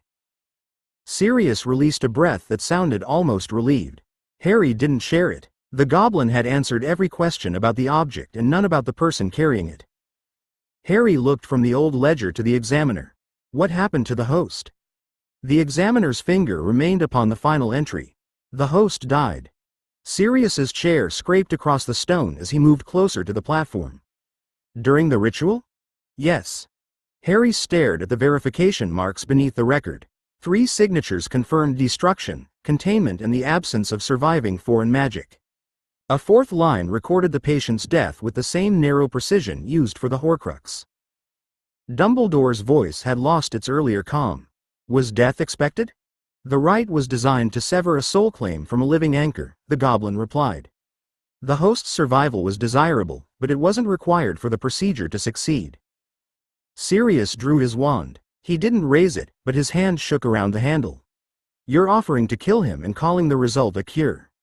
The examiner met his anger without moving away from the ledger. I'm describing the bank's record. The foreign soul was destroyed. It never threatened another heir, entered another vessel or returned to the wizard who made it. Harry pressed his palm harder against the cool granite. How did the host die? The goblin turned back 1 page. The writing there was denser, with several lines crossed through and replaced by later corrections. The separation placed increasing strain upon the living magic supporting both structures. When the foreign claim resisted, the rite drew more deeply upon the host. His heart failed before the final binding closed. Was he conscious? Harry asked. A pause followed, brief enough that the answer had already formed before the goblin gave it. For most of the procedure. Sirius stepped across the outer edge of the second ring. Silver light rose beneath his shoe, and the examiner struck the platform with the side of his hand. The barrier hardened at once, stopping Sirius before he reached Harry. Considerable agony is recorded, the goblin said. Pain-dulling magic weakened the separation and was withdrawn. The patient continued until the Horcrux was contained. He continued? Sirius demanded. Or you held him there? The consent record states that he authorized completion even if survival became impossible. Harry looked down at the old signature. The letters had been written by someone who had known the ritual might kill him and entered the chamber anyway. That choice belonged to the dead man. It didn't belong to Harry because the result had satisfied goblin law. Dumbledore closed his eyes for a moment. And Gringotts still classifies this as a successful treatment. As a successful severance, the examiner corrected. The unlawful soul claim was destroyed completely. The host's death was regrettable. Harry lifted his hand from the platform. The silver channels dimmed beneath his fingers, leaving the word regrettable in the quiet chamber. He stepped away until the innermost circle lay empty between him and the examiner. No. The goblin closed the iron ledger but didn't return it to the cabinet. You haven't heard the preparation requirements, the protections available or the likelihood that your case would differ. I heard the part where the ritual worked exactly as intended and the patient died screaming. Harry's voice remained steady, though his hand had curled against his side. I'm not agreeing to that. Sirius lowered his wand. The anger in his face didn't ease, but something beneath it did. He moved around the barrier as the examiner released it and reached Harry without attempting to pull him from the chamber. You don't have to justify refusing. Dumbledore looked from Harry to the sealed Potter ring. The fragment cannot safely remain forever. That doesn't make this safe, Harry replied. It makes it the first answer someone found. The examiner's expression gave no sign of offense. Gringotts won't perform the rite without informed consent. Refusal closes the offer. It doesn't erase the foreign claim or the need to contain it. Harry faced him. Can your detection work be used without the severing ritual? Yes. We can identify the attachment, monitor changes, anchor it during another procedure and contain it if separation occurs. Then that's what I'm willing to discuss. Harry looked towards Dumbledore. Not a plan that counts me as the container until I'm dead. Dumbledore inclined his head slowly. That decision is yours. Sirius gave a humorless laugh. It should never have needed saying. The words struck harder because Dumbledore didn't challenge them. He stood beside the darkened platform, older and more tired than when he'd entered, while the green trace inside the covered instrument continued to fade. Harry remembered Alex arguing that magical people often treated a condition as final because their usual tools couldn't reverse it. Muggle hospitals stopped hearts during some operations, kept blood and oxygen moving by machine and restarted the body afterward. It wasn't an answer to souls, but neither had the Goblin's rite proved that death needed to remain permanent. Send for Alex, Harry said. He knows the Muggle medical side better than any of us, and he won't pretend it can do magic's part. The examiner rested one hand upon the sealed ledger. If he proposes another method, Gringotts will judge only whether it creates a true moment of separation and whether we can contain what leaves you. Harry met Dumbledore's eyes. Then Alex can explain the alternative, and everyone else can start by listening. 9. What Dumbledore already knew. Alex arrived through the bronze door 20 minutes later with Barnaby beside him and a Gringotts escort close behind. He took in the darkened platform, the open iron ledger and the Potter signet before looking directly at Harry. Are you hurt? Not by the examination. Harry glanced towards the goblin. They found part of Voldemort's soul in my scar. Alex's attention moved to the covered instrument, where the last traces of green had almost disappeared. Surprise showed briefly, followed by the careful stillness he used when a problem was too serious for quick conclusions. And the removal method? Kills the patient often enough that Gringotts still calls the last one a success. The examiner closed the remaining clasp on the ledger. The severance succeeded. The host's survival did not. Alex's mouth tightened, but he didn't argue with the goblin. What do you need from me? An alternative, Harry said. But not yet. Dumbledore remained beside the platform, his hands resting loosely before him. He had said little since Harry refused the ritual, and that silence had begun to feel less like respect than delay. Sirius stood at Harry's shoulder, close enough that their sleeves touched, while Barnaby remained near the door and watched every person in the chamber. Harry faced the headmaster. You knew what they'd find. Dumbledore didn't look towards the instrument this time. I suspected. Since when? Harry, Dumbledore began. There are matters of soul magic that can't be established through ordinary examination. The goblins established it. Harry heard the sharpness in his own voice and let it remain. A piece of Voldemort was forced into me when he killed my parents. You recognized what they were describing before they called it a Horcrux. I want to know when you worked that out. Sirius shifted beside him. Answer the question without hiding inside a lecture. Dumbledore accepted the rebuke with a slight lowering of his head. The connection between your scar and Voldemort suggested more than an ordinary curse from your earliest years at Hogwarts. Your ability to speak Parseltongue strengthened that concern. After the diary was destroyed, I began to believe that the attack on Halloween might have left a fragment of Voldemort's soul within you. Harry stared at him. The chamber, the visions and every warning from his scar rearranged themselves around the admission. Dumbledore hadn't possessed proof, but he had carried the possibility through years of conversations while Harry remained ignorant of what might be living inside him. You thought this before the graveyard, Harry said. Yes. And you never told me. Dumbledore's expression held grief, but Harry no longer mistook grief for an answer.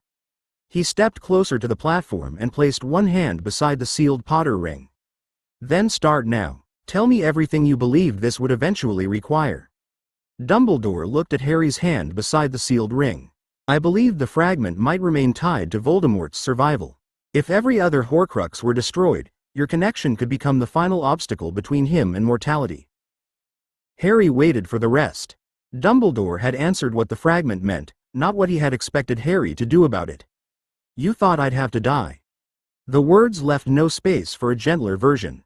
Sirius's breathing changed beside him, while Alex remained near the door with Barnaby and watched Dumbledore rather than interrupting. Dumbledore lowered his gaze. I feared that Voldemort himself might have to destroy the fragment, and that the curse capable of doing so would also kill you. You feared it, Harry said. Did you have another plan? No certain one. The chamber felt smaller around him. Silver circles still marked the floor where Gringotts had examined him as a living inheritance problem, yet the goblins had told him more in an hour than Dumbledore had in years. So you were waiting for me to reach Voldemort and let him try. I was searching for reasons to believe you might survive. Harry's scar throbbed faintly, as though the fragment disliked being discussed by people who could finally see it. What reasons?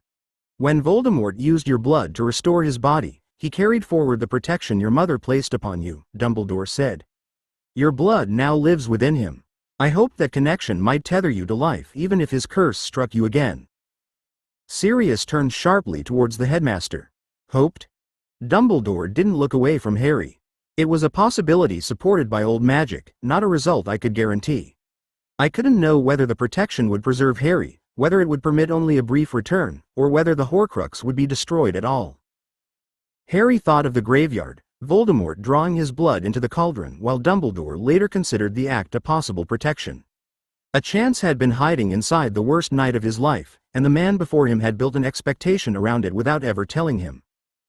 You were prepared to send me towards a killing curse because my blood might bring me back. I believed the final choice would have to be yours, Dumbledore said quietly. But I delayed giving you the knowledge required to make it. That isn't a choice, Sirius said. His voice had gone low and controlled, which frightened Harry more than shouting would have. That's arranging the road and telling him he may decide whether to walk it. Sirius stepped between Harry and Dumbledore, though he kept one shoulder turned so Harry remained within sight. You knew he carried part of Voldemort inside him. You believed murder might be the only way to remove it, and instead of surrounding him with every person who might find another answer, you waited for Voldemort to finish your plan. I never intended to send Harry to his death without choice, Dumbledore said. You intended to give him the choice after every other path had closed. Sirius's hand tightened around his wand, but he kept it pointed towards the floor. He would have walked into it because he'd believe everyone else lived if he did. You know that. You relied upon it. Harry felt the accusation land because it was true. He'd entered the chamber alone, followed Sirius into the Department of Mysteries and stood in the graveyard after escape had seemed impossible. Dumbledore hadn't needed to command him.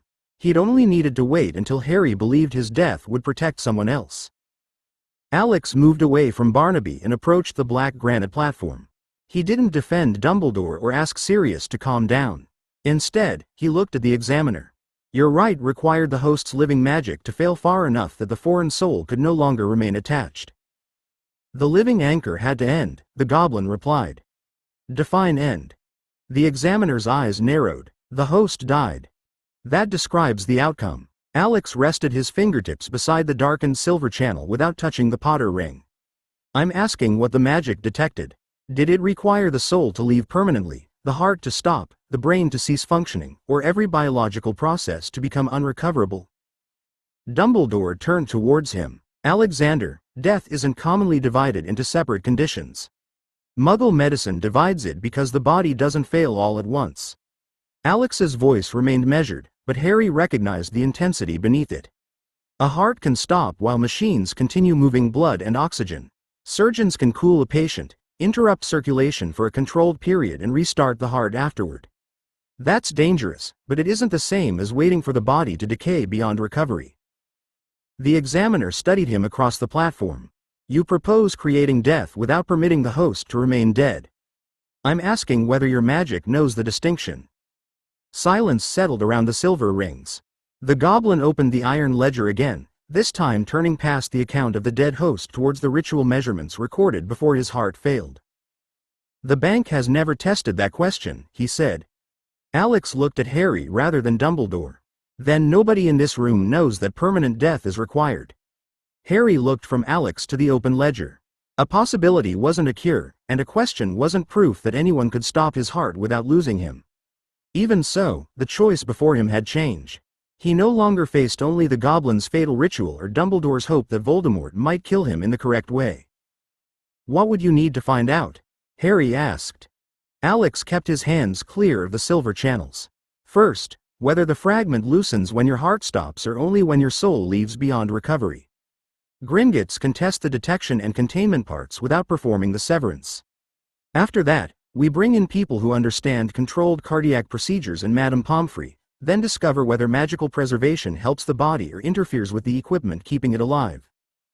The examiner turned back through the old record. His finger stopped beside a line of narrow symbols marking the final minutes of the dead host's life. The foreign claim weakened before the host's magic vanished entirely. The distinction wasn't relevant to the rite, so it wasn't investigated. It's relevant now, Harry said. The bank can reproduce the examination and containment geometry, the goblin replied. We can determine which changes occurred as the host's heart failed. We will not place the Potter heir under that condition merely to satisfy curiosity. Sirius's expression remained hard. Your last patient died in agony. You don't get credit for discovering caution today. Dumbledore moved closer but stopped outside the silver rings. Madame Pomfrey must be involved from the beginning. This cannot become a Muggle operation expected to tolerate unknown magic, or a magical ritual that assumes medicine will repair every consequence. Harry watched him carefully. Cooperation didn't erase the years of silence, and agreement now didn't return what Dumbledore withheld. You may advise. You don't decide. Dumbledore bowed his head. Agreed. Harry turned to Sirius before his guardian could answer for him. Neither do you. Fear showed beneath Sirius's anger. He returned his wand to its holster with deliberate care. I get to object. You get to ask every horrible question. You get to stop anyone who lies or hides a risk. Harry held his gaze. You don't refuse for me because you're frightened. Sirius breathed out slowly. Then I'll make certain they give you enough truth to be properly terrified. Harry faced Alex and the examiner. Investigate it. Separate the useful parts of the goblin method from the part designed to kill the host. Find out whether medicine and magic can keep me recoverable long enough for the fragment to leave. No procedure begins, and nobody promises I'll agree. Alex nodded once. When the evidence is ready. The final consent is mine, Harry said. Not Dumbledore's, not Gringotts', not Sirius's and not yours. The Potter ring remained sealed inside the darkened circles, but the next step no longer required Harry to walk willingly towards murder. 10. No junior order. The drawing room doors at Black House closed before Sirius joined the meeting, but not before Alex saw the enlarged map spread across the central table. Malfoy Manor had been marked in red ink, with Bellatrix's name written beside it and 3 ministry reports stacked near Dumbledore's chair. Harry stood at the foot of the stairs while the last Order members entered, watching the adults arrange a war around a house Voldemort had taken for himself. Sirius paused with one hand upon the door. This meeting concerns Bellatrix's escape and information that may expose people still inside the manor. I can't bring either of you in. Harry's expression tightened. Does it concern the thing in my scar? Not directly. That isn't the same as not affecting me. Sirius glanced towards the people waiting beyond the doors. I know. Give me half an hour. I'll tell you what touches your safety and what changes the danger around Voldemort. The promise wasn't everything Harry wanted, but it was more than the old answer of adults knowing best. He nodded once, and Sirius entered. The doors shut behind him, leaving Harry, Alex and Hermione in the brighter hall while low voices moved beyond the wood. They waited in the library rather than pretending the meeting wasn't happening. Hermione opened a book without reading it. Harry remained near the window, looking down into the square whenever footsteps passed outside. Alex tried to order the questions left by Gringotts, but the map he'd glimpsed kept returning to mind.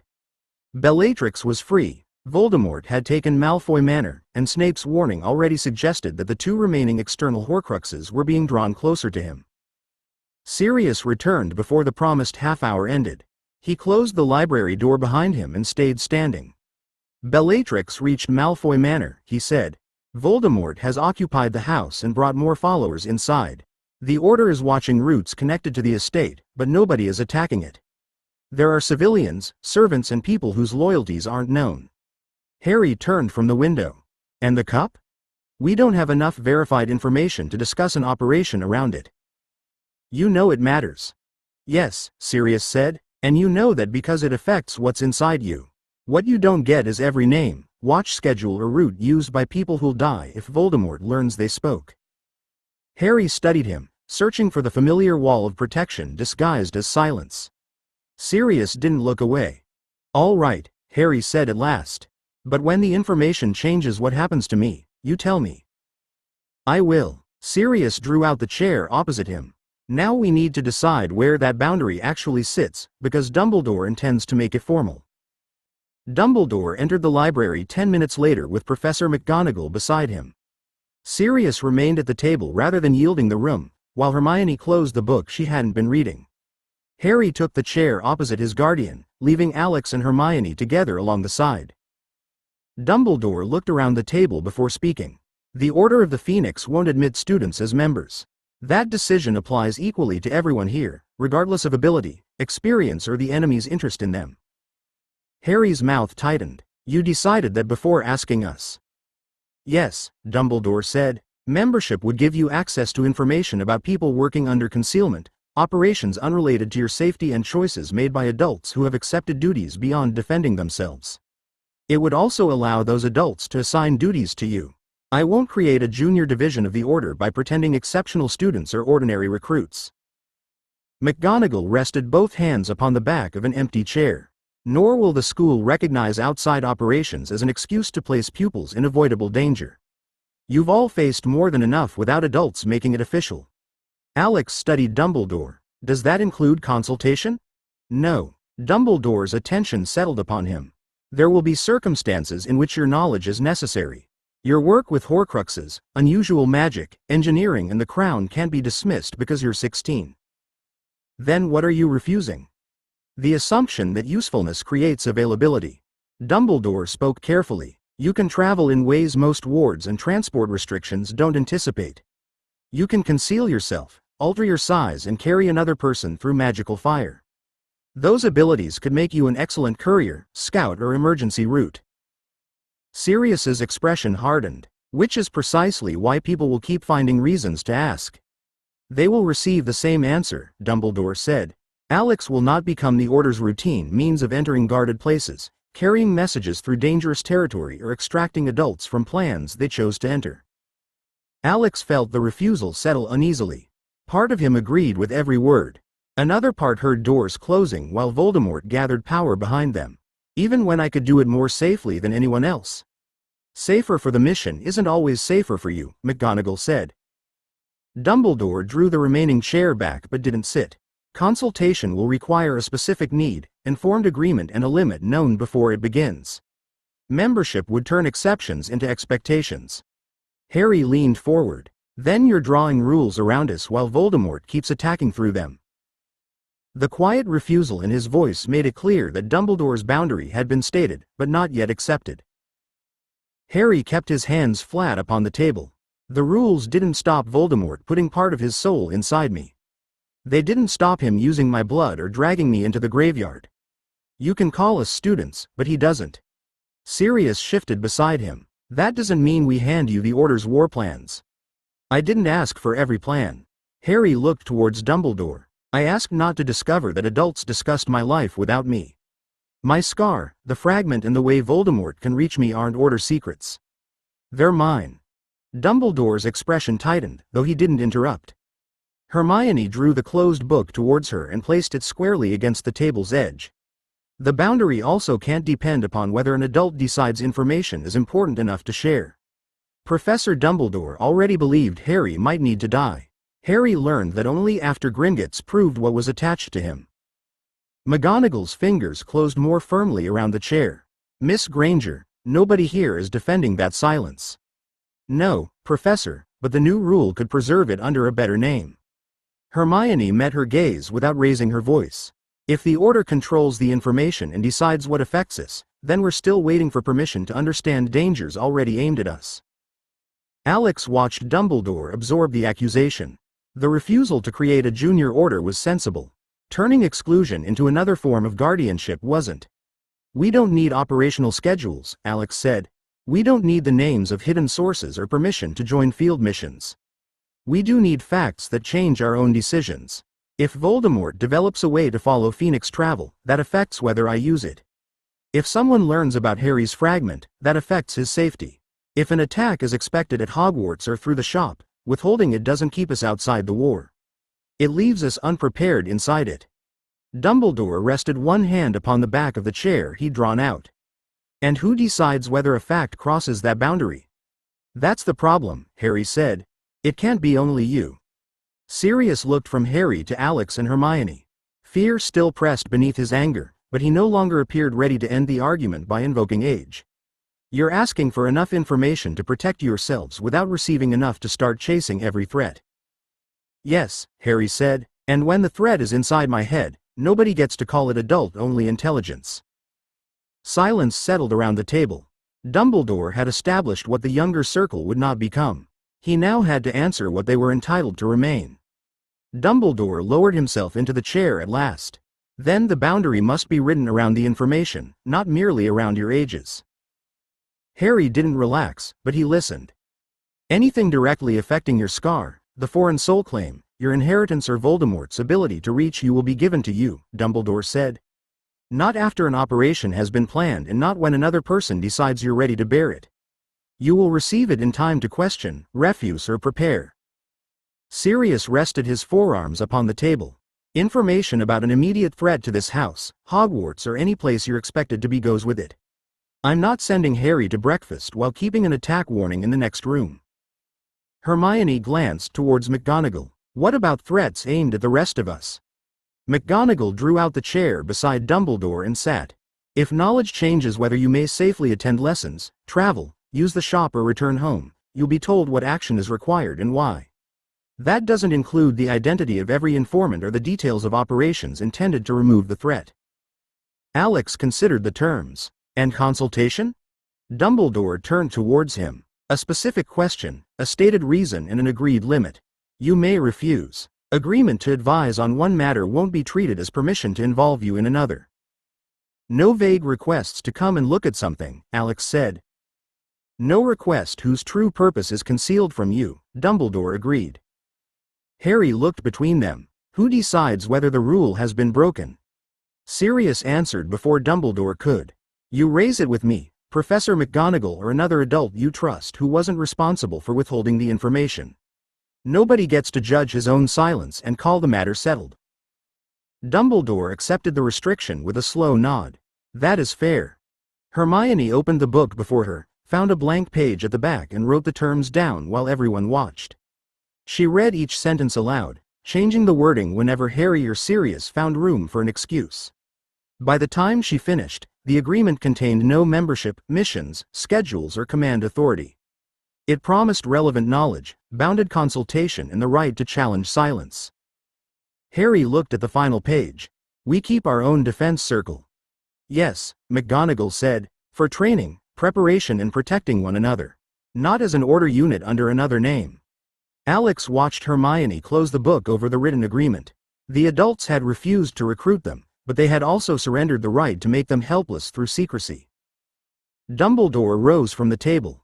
Then future involvement begins only when the danger is yours. The task is bounded or your knowledge is truly required. This time, Harry nodded. That's a boundary I can agree to. 11. The Dark Lord's Two Treasures. Dumbledore had barely reached the library door when 3 soft knocks sounded from the passage beyond it. Sirius drew his wand at once. McGonagall moved beside the fireplace, while Dumbledore touched the brass latch without opening the door. A narrow line of blue light passed around the frame, checking the seals Sirius had placed over the room. The flames in the grate flattened, the windows darkened, and every sound beyond the library vanished. Only then did Dumbledore release the lock. Severus Snape entered wearing traveling robes dampened by mist. He closed the door behind him and pressed 2 fingers against the inside of his left forearm before allowing Sirius to repeat the identity challenges. His answers came without hesitation, but strain showed around his eyes. Snape glanced towards Harry, Alex and Hermione. The Order has revised its membership requirements rather dramatically. It hasn't, Dumbledore said. They're present because your report may directly affect Harry's fragment and the remaining Horcruxes. Operational details that don't concern them will remain withheld. Snape's gaze moved to the closed book before Hermione, then returned to Dumbledore. Your new boundary has arrived at an inconvenient moment. Most useful boundaries do. Sirius relocked the door and remained standing beside Harry. What happened at the manor? The Dark Lord is becoming less predictable. Snape removed one glove, revealing fingers marked by a shallow burn that had been treated but not fully healed. He questions everyone twice, alters his orders without warning and punishes hesitation as readily as disobedience. Lucius is no longer permitted to move freely through his own house. Narcissa requires permission to enter several rooms. Harry's shoulders tightened. And Bellatrix? Trusted because she returned with something he wanted. Snape's mouth hardened. That trust hasn't made her safe. Dumbledore drew the chair opposite him aside. What is Voldemort protecting? Snape didn't sit. The snake remains close enough to touch him during most gatherings. When she isn't beside his chair, she's confined within a guarded room under protections I haven't been allowed to examine. Alex watched Dumbledore's expression sharpen. Nagini's importance was no longer an inference built from Voldemort's behavior years earlier. Snape had seen the protection himself. There is another object, Snape continued. A small gold cup. He keeps it within reach or beneath his robes, and Bellatrix checks its presence whenever he leaves a room. Dumbledore became very still. Describe it. Snape's eyes narrowed as though the question required him to separate what he'd seen from what Voldemort's behavior suggested. It was small enough to hold in one hand. A drinking cup rather than a ceremonial vessel, though the workmanship was too fine for ordinary use. Dumbledore remained beside the empty chair. Metal? Gold. Snape looked towards the cold fireplace, reconstructing the object from a room in which prolonged attention could have killed him. Old gold, not brightly polished. The surface showed wear around the rim and beneath the base, as though it had been handled for generations before Bellatrix placed it in a vault. Hermione drew a sheet of parchment from beneath her unopened book. She glanced at Dumbledore before taking up her quill. He gave a slight nod, permitting a record of the object without inviting questions about Snape's root or sources. Any stones? Alex asked. None that I saw, Snape replied. There may have been engraving beneath Bellatrix's fingers, but she kept one hand around the body of the cup while presenting it. The Dark Lord took it from her before I could observe the underside. Harry leaned closer. You said he keeps it beneath his robes. How can you be certain it's the same cup? Because Bellatrix checks for it whenever he rises, Snape said. Her attention follows the left side of his chest. Twice I saw the gold rim above an inner pocket, and once he removed the cup during questioning before replacing it himself. Nobody else was permitted to touch it. Sirius's mouth tightened. Bellatrix brought him a treasure, and now he won't trust her with it. He doesn't trust anyone with it. Snape flexed his burned fingers once, then folded them beneath his sleeve.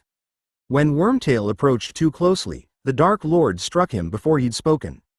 Lucius was ordered to leave the room because his gaze remained upon the cup for longer than Voldemort considered necessary.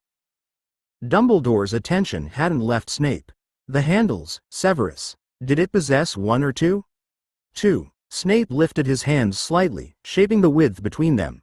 Short handles set opposite each other. They weren't plain loops. Each had been formed as an animal, with the body curving outward and the head joined near the rim. Hermione's quill slowed. Alex watched the careful control leave Dumbledore's face by a fraction. What animal? Dumbledore asked. A badger, Snape said. One on either side, both worked in gold. Dumbledore closed his eyes briefly, not in uncertainty but recognition. When he opened them, his gaze had settled upon the notes beneath Hermione's quill. Helga Hufflepuff's cup, he said. Hermione stopped writing. You're certain? The description matches every reliable account of it. Dumbledore finally lowered himself into the chair Snape had refused. Hufflepuff treasured objects connected to hospitality, nourishment and the bonds created by sharing both. Her cup passed through several families after her death before vanishing from public record. Harry looked between Dumbledore and Snape. How did it end up in Bellatrix's vault? We don't yet know the complete path, Dumbledore replied. Tom Riddle sought objects associated with the founders. He learned who possessed the cup, gained access to her confidence and ensured that its disappearance couldn't easily be traced to him. Bellatrix later guarded it without understanding everything it contained. Sirius rested one hand against the back of Harry's chair. She understood enough to panic when Gringotts was mentioned. And enough to retrieve it the moment Voldemort ordered her, Alex said. The cup's history mattered, but its present position mattered more. Voldemort hadn't hidden it inside another distant vault. He'd drawn it against his own body. Harry's fingers tightened upon the table. Is it another Horcrux? Dumbledore didn't answer at once. His pause was shorter than the silences Harry had challenged in the same room, but everyone noticed it. Most likely, Dumbledore said. Its importance to Tom, Bellatrix's fear concerning its security and the protection Severus has witnessed all support that conclusion. The cup also fits his established preference for objects carrying historical and symbolic value. Most likely isn't certain, Hermione said. No, Dumbledore agreed. We haven't examined it directly, and Voldemort's behavior alone can't prove what magic it contains. But taken with what we already know, I would plan upon the assumption that Hufflepuff's cup holds one of the remaining external fragments. Harry glanced towards Alex. The answer reduced uncertainty without making the problem smaller. His own fragment remained bound inside him, while the cup rested against Voldemort's chest and Nagini moved beneath protection Snape had risked his life to observe. That gives us 3, Harry said. Mine, the cup and the snake. Dumbledore inclined his head. Yes. Snape drew a watch from inside his robes and checked the time. His expression tightened before he closed the case. Then you should hear precisely what guards the snake before I return. He returned the watch to his pocket. Nagini sleeps beneath the desk in the room Voldemort now uses for private audiences. When he leaves her there, the doors are sealed from the outside and 2 guards remain in the corridor. Neither guard possesses the means to open them. Then who does? Sirius asked. Voldemort. Snape drew one finger across the table, marking an invisible boundary. The room has old manor protections beneath newer work of his own. The windows don't open. The fireplace has been removed from the flow network, and the wards reject apparition and portkeys. A second layer reacts to anyone crossing the threshold without his permission. Hermione's quill moved quickly. React how? I haven't tested it, Snape said. Lucius claims the room once stunned intruders and sounded an alarm through the family wards. Voldemort altered both effects. I've seen him admit Bellatrix by touching the door with his wand, then revoke that access before she left the corridor. Alex pictured the manor as Snape described it, a house whose owners no longer controlled its doors. Does Nagini remain inside continuously?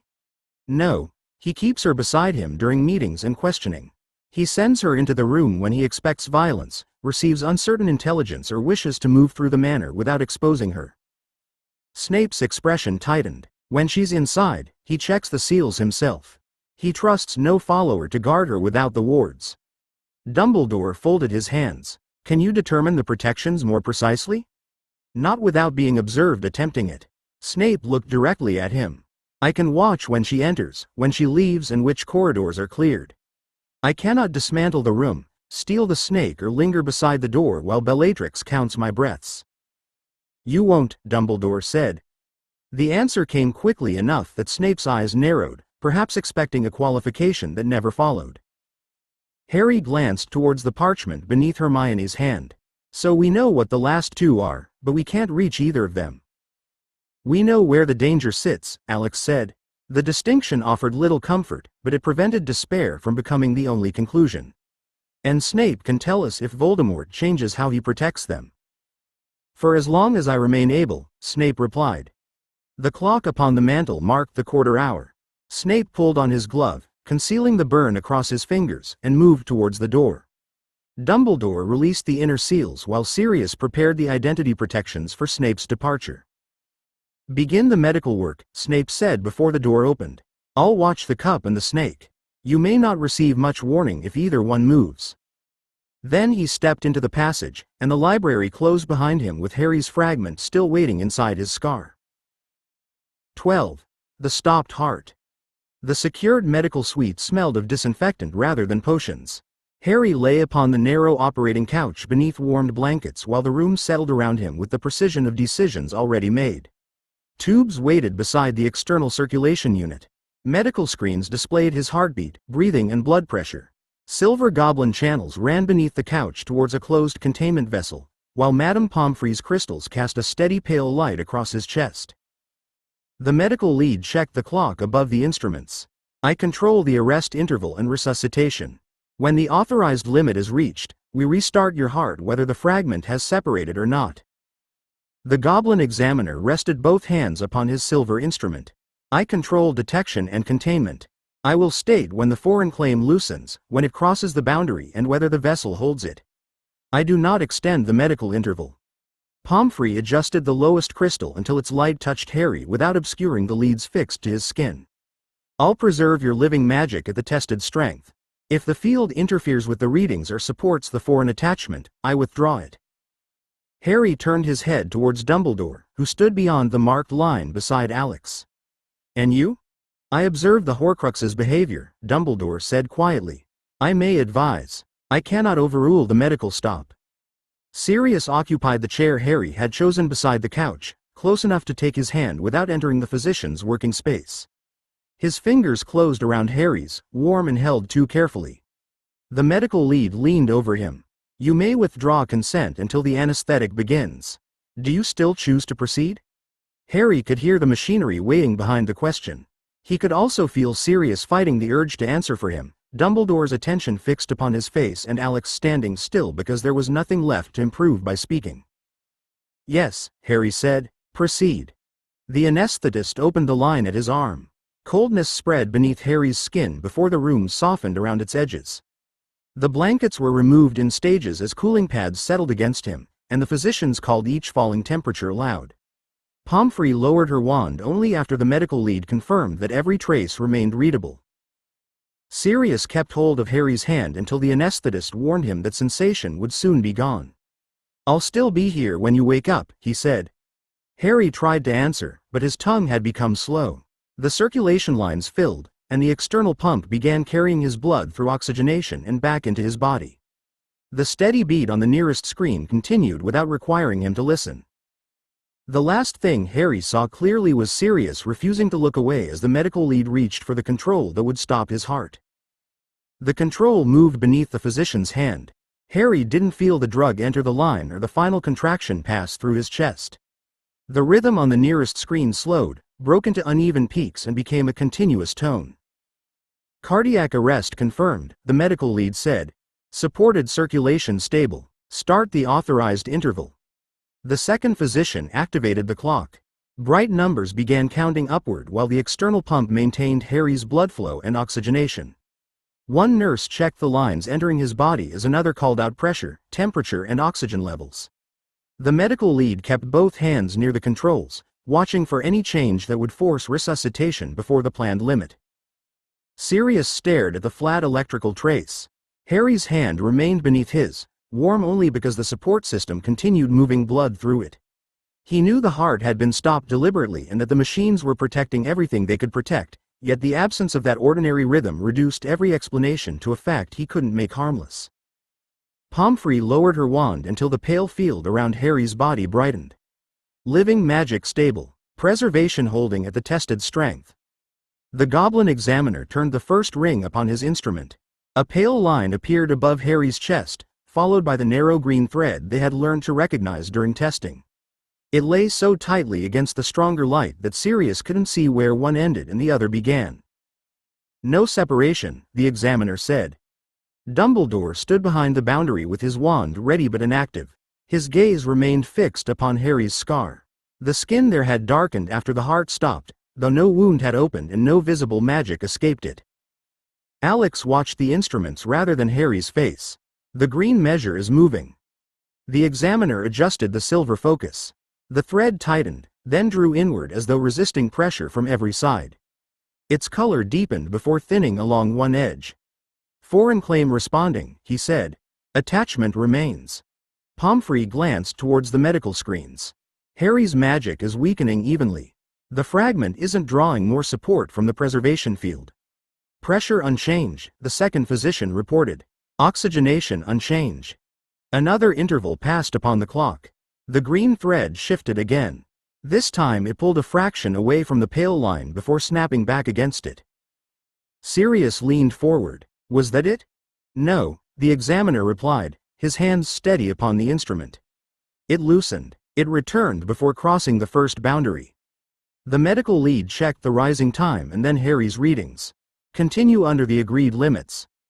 Above Harry's motionless chest, The green thread drew away once more, and every person in the room watched to see whether it would return. It didn't settle into its former position. The thread remained stretched away from Harry's living magic, thin enough to waver beneath the examiner's silver focus, yet one dark connection still joined it to the pale line. Expected separation point reached, the examiner said. Attachment remains. The second physician repeated the elapsed time. The numbers had crossed the mark at which testing suggested the claim might release, but the clock continued climbing while Harry's supported circulation remained within the permitted range. Sirius looked from the thread to the medical lead. How much time? The agreed interval remains in force, the physician replied. He didn't soften his voice or turn the answer into reassurance. His pressure and oxygenation are holding. We stop at the authorized threshold. Dumbledore moved half a step nearer the boundary. The darkened scar upon Harry's forehead had begun to shine beneath the skin, not with light but with a wet blackness that made the old wound appear freshly cut. It recognizes what is happening, he said. It is attempting to preserve the bond. Advice only, the medical lead reminded him without looking away from the screens. Dumbledore stopped. The attachment may resist until it believes the host cannot return. Alex kept his hands away from every instrument. His phoenix sense still recognized Harry as living through the supported blood flow and Pomfrey's careful preservation, though that life felt distant and tightly protected. The unicorn affinity found strain throughout Harry's body, but neither sense could tell him whether the dark thread had crossed the boundary measured by the goblin instrument. The green line is tightening again, Alex said. The examiner adjusted the silver ring. The thread contracted, pulling itself closer to Harry without regaining the ground it had lost. A dark bulge gathered near his scar, pressing against the containment geometry as though searching for another place to fasten. Pomfrey's wand remained steady. Harry's living magic is falling within the predicted range. Preservation remains clear of the foreign claim. The clock reached the final warning mark. The medical lead placed one hand upon the resuscitation controls. Prepare to restart at threshold. The goblin examiner opened the channel towards the containment vessel. Silver lines brightened across the floor and climbed the black vessel in a closed pattern. Containment ready. The final authorized seconds began. The green thread snapped taut. For one instant it seemed determined to drag itself back into Harry. Then the connection tore apart. Darkness ripped free from his scar, struck the silver channel and raced towards the vessel as a twisted knot of green-black light. It hit the containment wall hard enough to make the metal ring, spread across the inner surface and recoiled towards Harry. The boundary held. Separation confirmed, the examiner said. Return path closed. The medical lead acted before the final word had finished. Begin resuscitation. The second physician released the first drug into Harry's line while the medical lead shifted the external circulation controls. The pump continued carrying oxygenated blood through Harry's body, but the flat electrical trace remained unchanged. Begin warming by one stage, the medical lead ordered. Prepare first shock. Pomfrey reduced the preservation field as Harry's temperature rose. Pale light withdrew from his chest without vanishing from the rest of his body, leaving the medical leads clear. Magical integrity holding. The foreign claim remains outside him. The goblin examiner stood between Harry and the sealed vessel, his instrument trained upon both. The green-black knot struck the inner wall again, spread across the containment pattern and recoiled. No thread reached Harry. Containment secure, he said. No return path. Sirius still held Harry's hand. The physicians had moved around him without asking him to leave, honoring Harry's choice even as the room became faster and louder. He watched a nurse place the defibrillation pads against Harry's chest and forced his grip to loosen before anyone needed to tell him he was interfering. The medical lead checked the screens. Pressure supported. Oxygenation acceptable. Clear. Sirius released Harry and drew back. Alex stepped away from the couch frame, while Pomfrey lifted her wand beyond the marked distance. The shock moved through Harry's body. His shoulders rose from the couch and settled again. For a fraction of a second, the flat trace broke into confused movement. Then it returned to a straight line. No organized rhythm, the second physician said. Sirius stared at the screen. Do it again. Not yet, the medical lead replied. He was already checking the timing, drug response and temperature rather than answering fear with speed. We follow the escalation. Dumbledore's wand hand tightened, but he remained behind the boundary. The choice to intervene had been removed from him before Harry entered the room, and nothing about the failed shock restored it. Alex pressed 2 fingers against the circulation line. The unicorn affinity found Harry's body under strain but still supported. Phoenix Sense recognized life held apart from its ordinary rhythm, present without returning to its own movement. "He's still there," Alex said. "The support hasn't lost him." Pomfrey looked towards the medical lead rather than treating Alex's assurance as authority. Preservation ready for the next stage.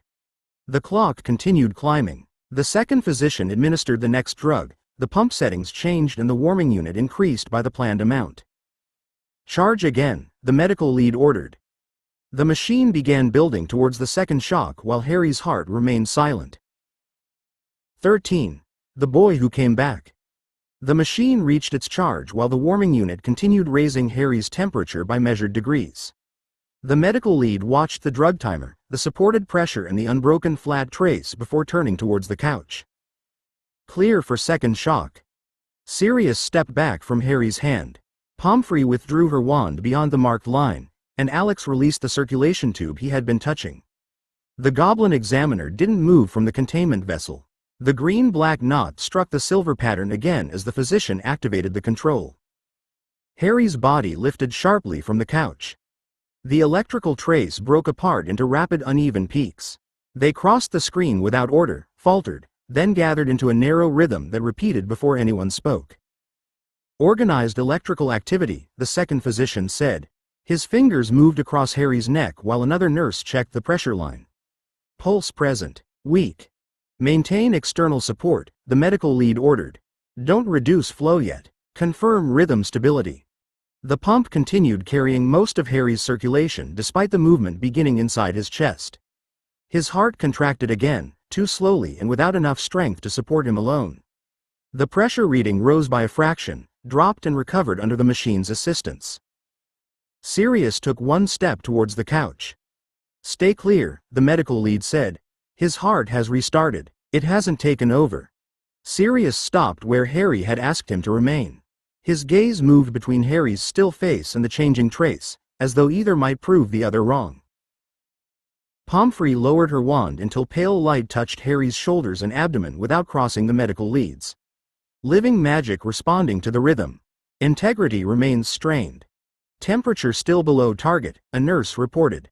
Oxygenation fluctuating. The medical lead adjusted the circulation controls rather than surrendering support to the fragile heartbeat. Continue warming. Increase oxygen delivery by the planned step.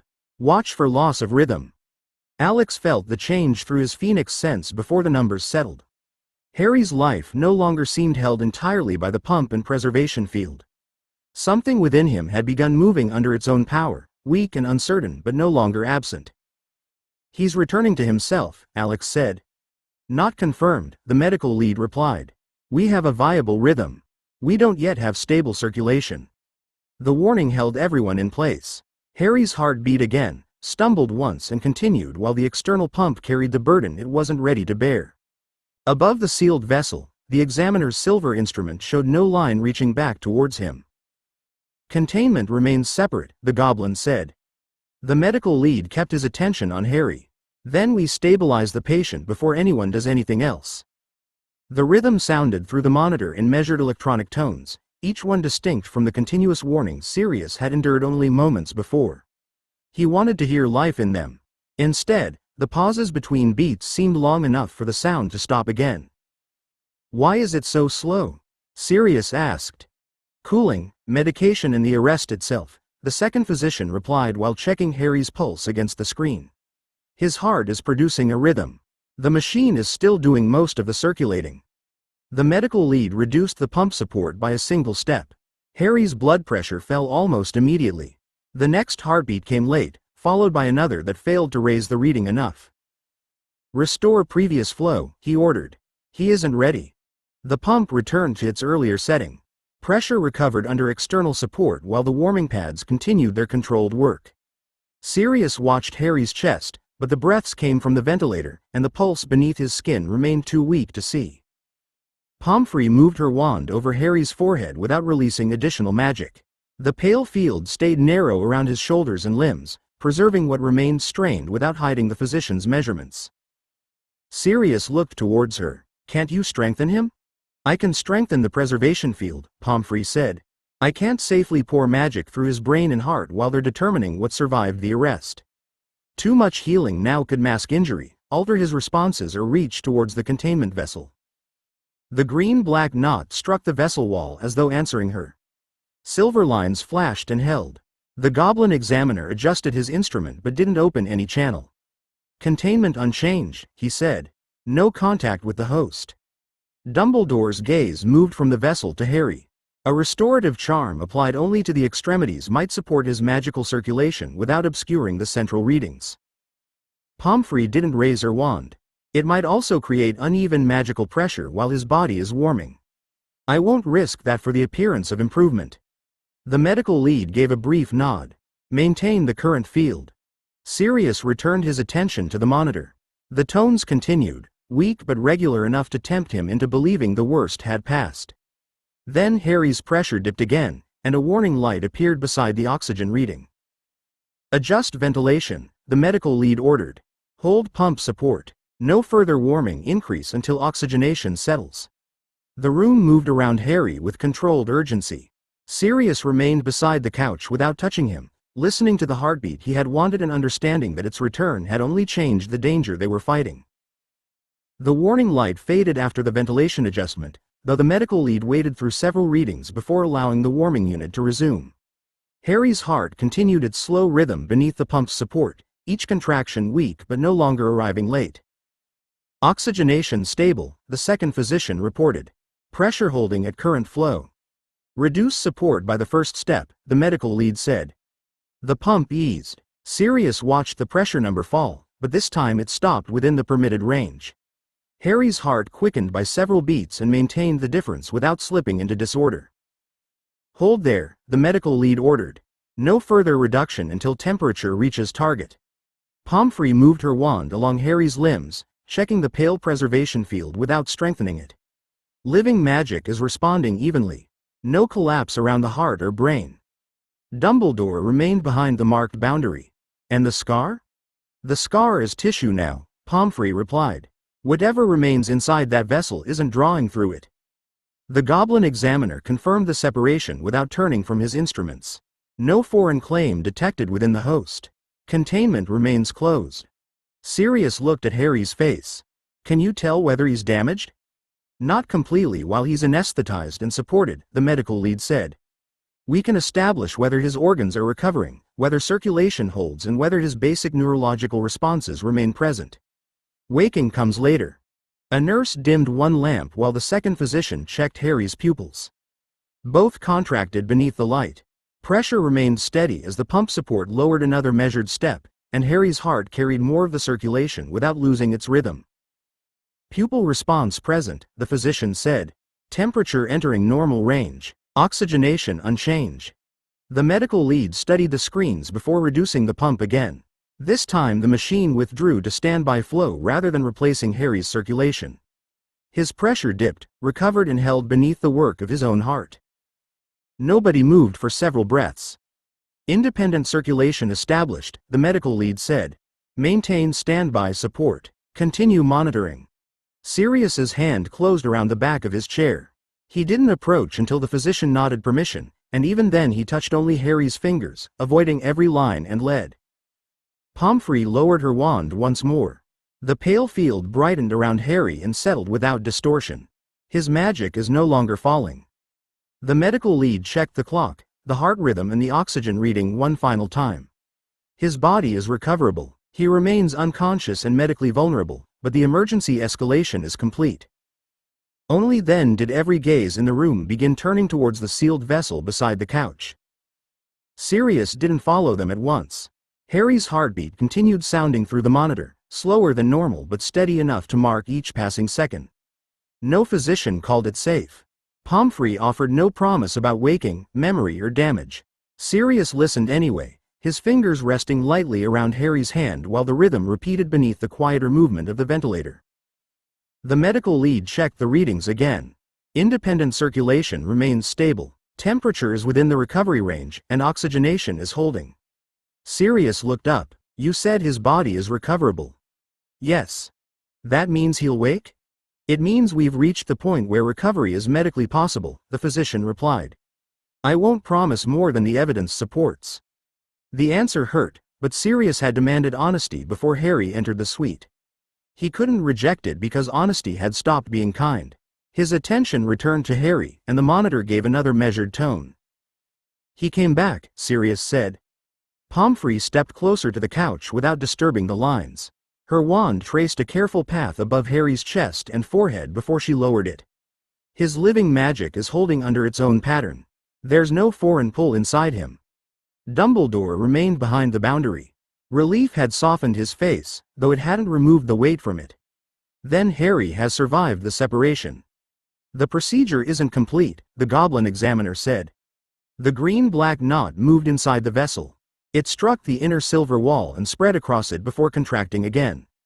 The containment channels brightened in response, keeping every trace of it sealed away from Harry. Sirius rose without releasing Harry until the movement required it. Can that thing reach him? Not through the closed return path, the examiner replied. Containment is secure. Secure does not mean harmless. The medical lead looked towards the vessel, then back to Harry. Nothing is done to it until you confirm every action poses no risk to the patient. That condition remains accepted, the examiner said. Alex stepped nearer the marked boundary. He could sense Harry's life without searching for it now, faint but present within his own heartbeat and magic. The thing in the vessel no longer confused that sense, yet its continued existence kept the room from becoming a place of relief. Dumbledore's gaze settled upon the sealed metal. Then we proceed with the destruction plan exactly as authorized. The examiner placed both hands upon the silver controls and began verifying the one-way channels while Sirius returned to Harry's side and listened to the heartbeat they had fought to restore. 14. The thing outside Harry. The examiner's hands settled upon the controls, and the silver channels around the vessel brightened one after another. None opened. The test passed through the containment shell instead, measuring every sealed path while the green-black knot battered itself against the inner wall. Alex remained beside the marked boundary. Harry's heartbeat continued behind him, steady beneath the monitor's measured tones, yet the thing outside him reacted as though the sound caused pain. It stretched across the vessel, thinned into smoke and gathered again around the outline of a face. Harry's face was incomplete. One eye sat too high, the mouth opened wider than any living jaw should allow, and the scar remained a dark split rather than healed skin. It pressed both hands against the silver wall and stared towards the couch. Sirius's fingers tightened around Harry's hand. The shape collapsed before anyone spoke. It lengthened into a tall, narrow figure with pale skin and red eyes, then shrank into a black-haired child crouched against the bottom of the vessel. Images moved beneath its surface too quickly to hold. A cupboard door, a green flash, a graveyard beneath a dark sky, a snake sliding across polished stone. Dumbledore spoke quietly, "It's drawing upon stored memory." The examiner didn't look away from his instruments. "Observation only. Do not address it." The child inside the vessel raised its head. Its mouth moved, and Harry's voice emerged through the silver shell. "Professor?" Dumbledore's face changed before he controlled it. The voice was younger than Harry's now, uncertain and careful, the voice of a boy asking an adult whether the danger had truly passed. The fragment turned towards Alex. Its features shifted again, becoming Voldemort's ruined face before smoothing into Harry as Alex had seen him after the graveyard. "You left me there," it said. The words struck the memory the fragment had chosen. Harry's hand slipping in his, curses breaking against the failing fire, the certainty that one mistimed step would leave one of them behind. Alex kept his attention upon the examiner's instruments. The vessel flashed silver. The imitation recoiled, then changed targets. It became Harry as he lay upon the couch, pale and motionless, with lines disappearing into his body. When it spoke again, the voice held no distortion at all. "Sirius," it whispered, "please don't let them kill me." Sirius rose, but he turned his back upon the face pressed against the vessel. He bent over the couch instead and placed 2 fingers against Harry's wrist, feeling the living pulse beneath skin warmed by the recovery unit. "You don't get his voice," Sirius said without looking around. "You don't get anything else from him." The imitation called his name again. When Sirius gave it no answer, Harry's frightened expression hardened into Voldemort's pale features.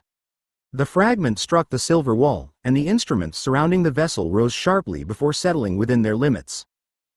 Alex moved beside the goblin examiner. How long will verification take? One complete pass through every former attachment path, the examiner replied.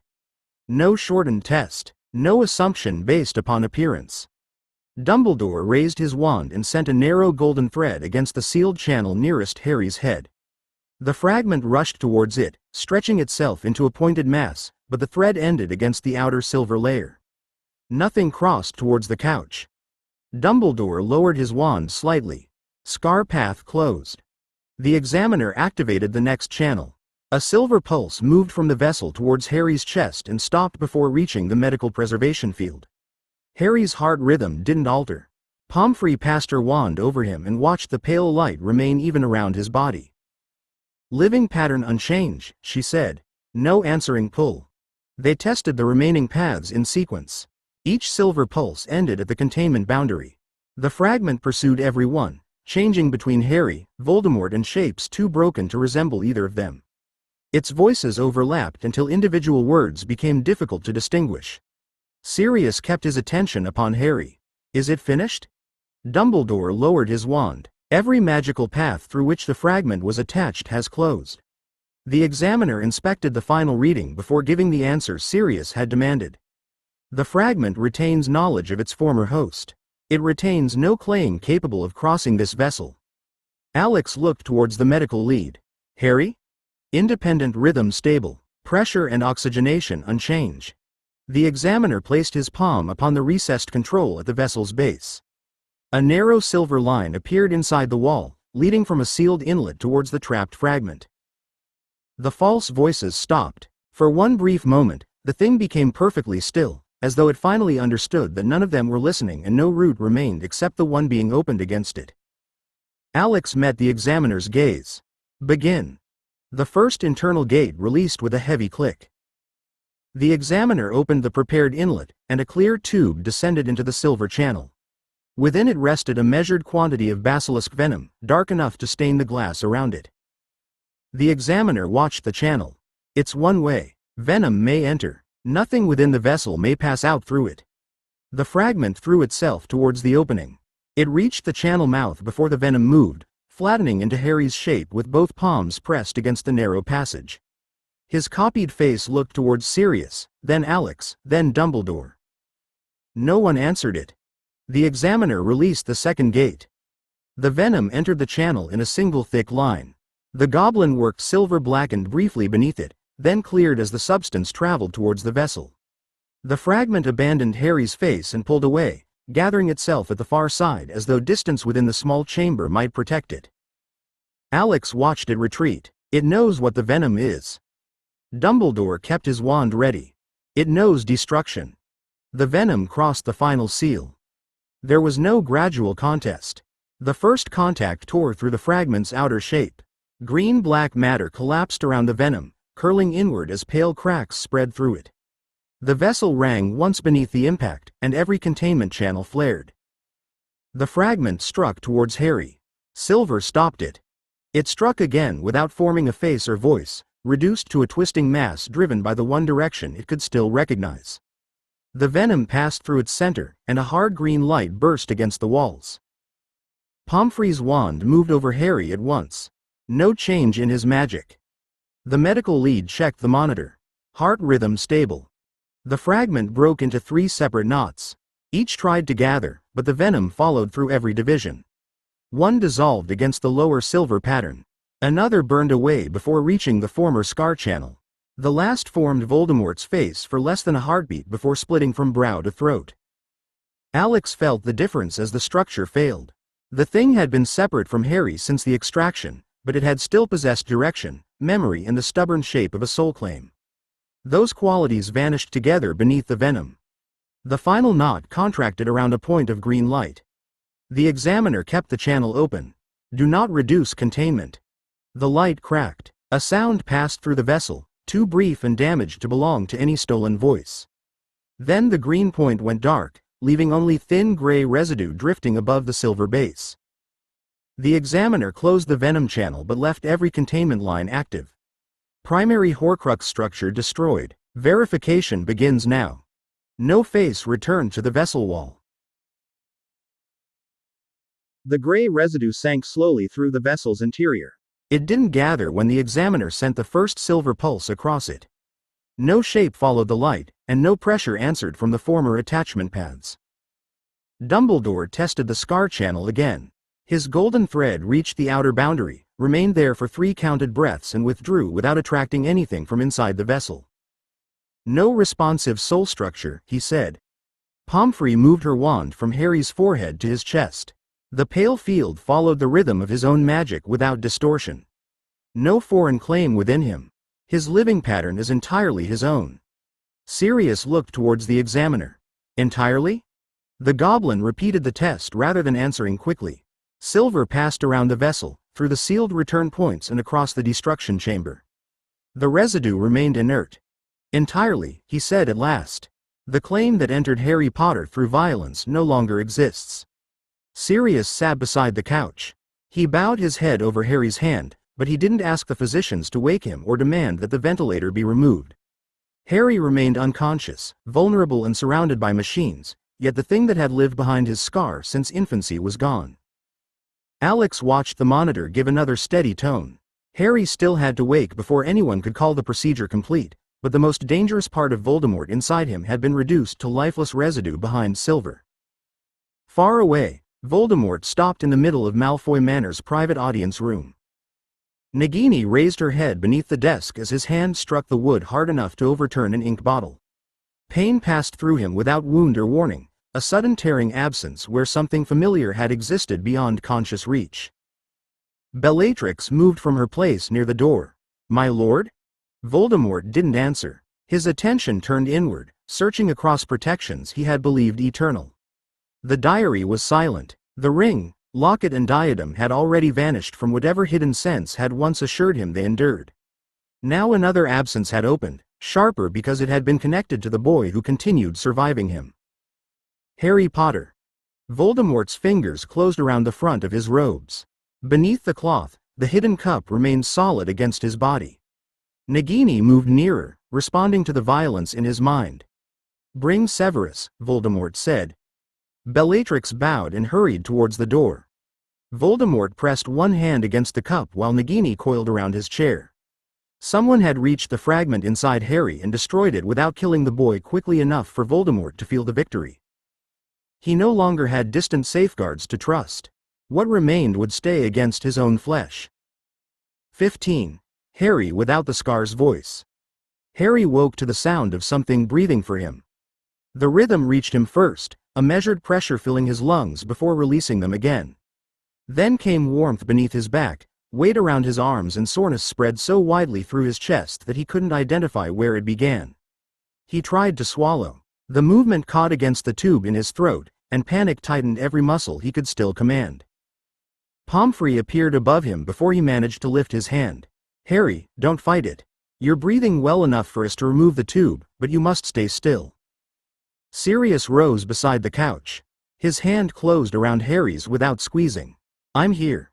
Harry focused upon his face. Sirius looked exhausted, his hair falling across eyes reddened by missed sleep, but he was upright and real.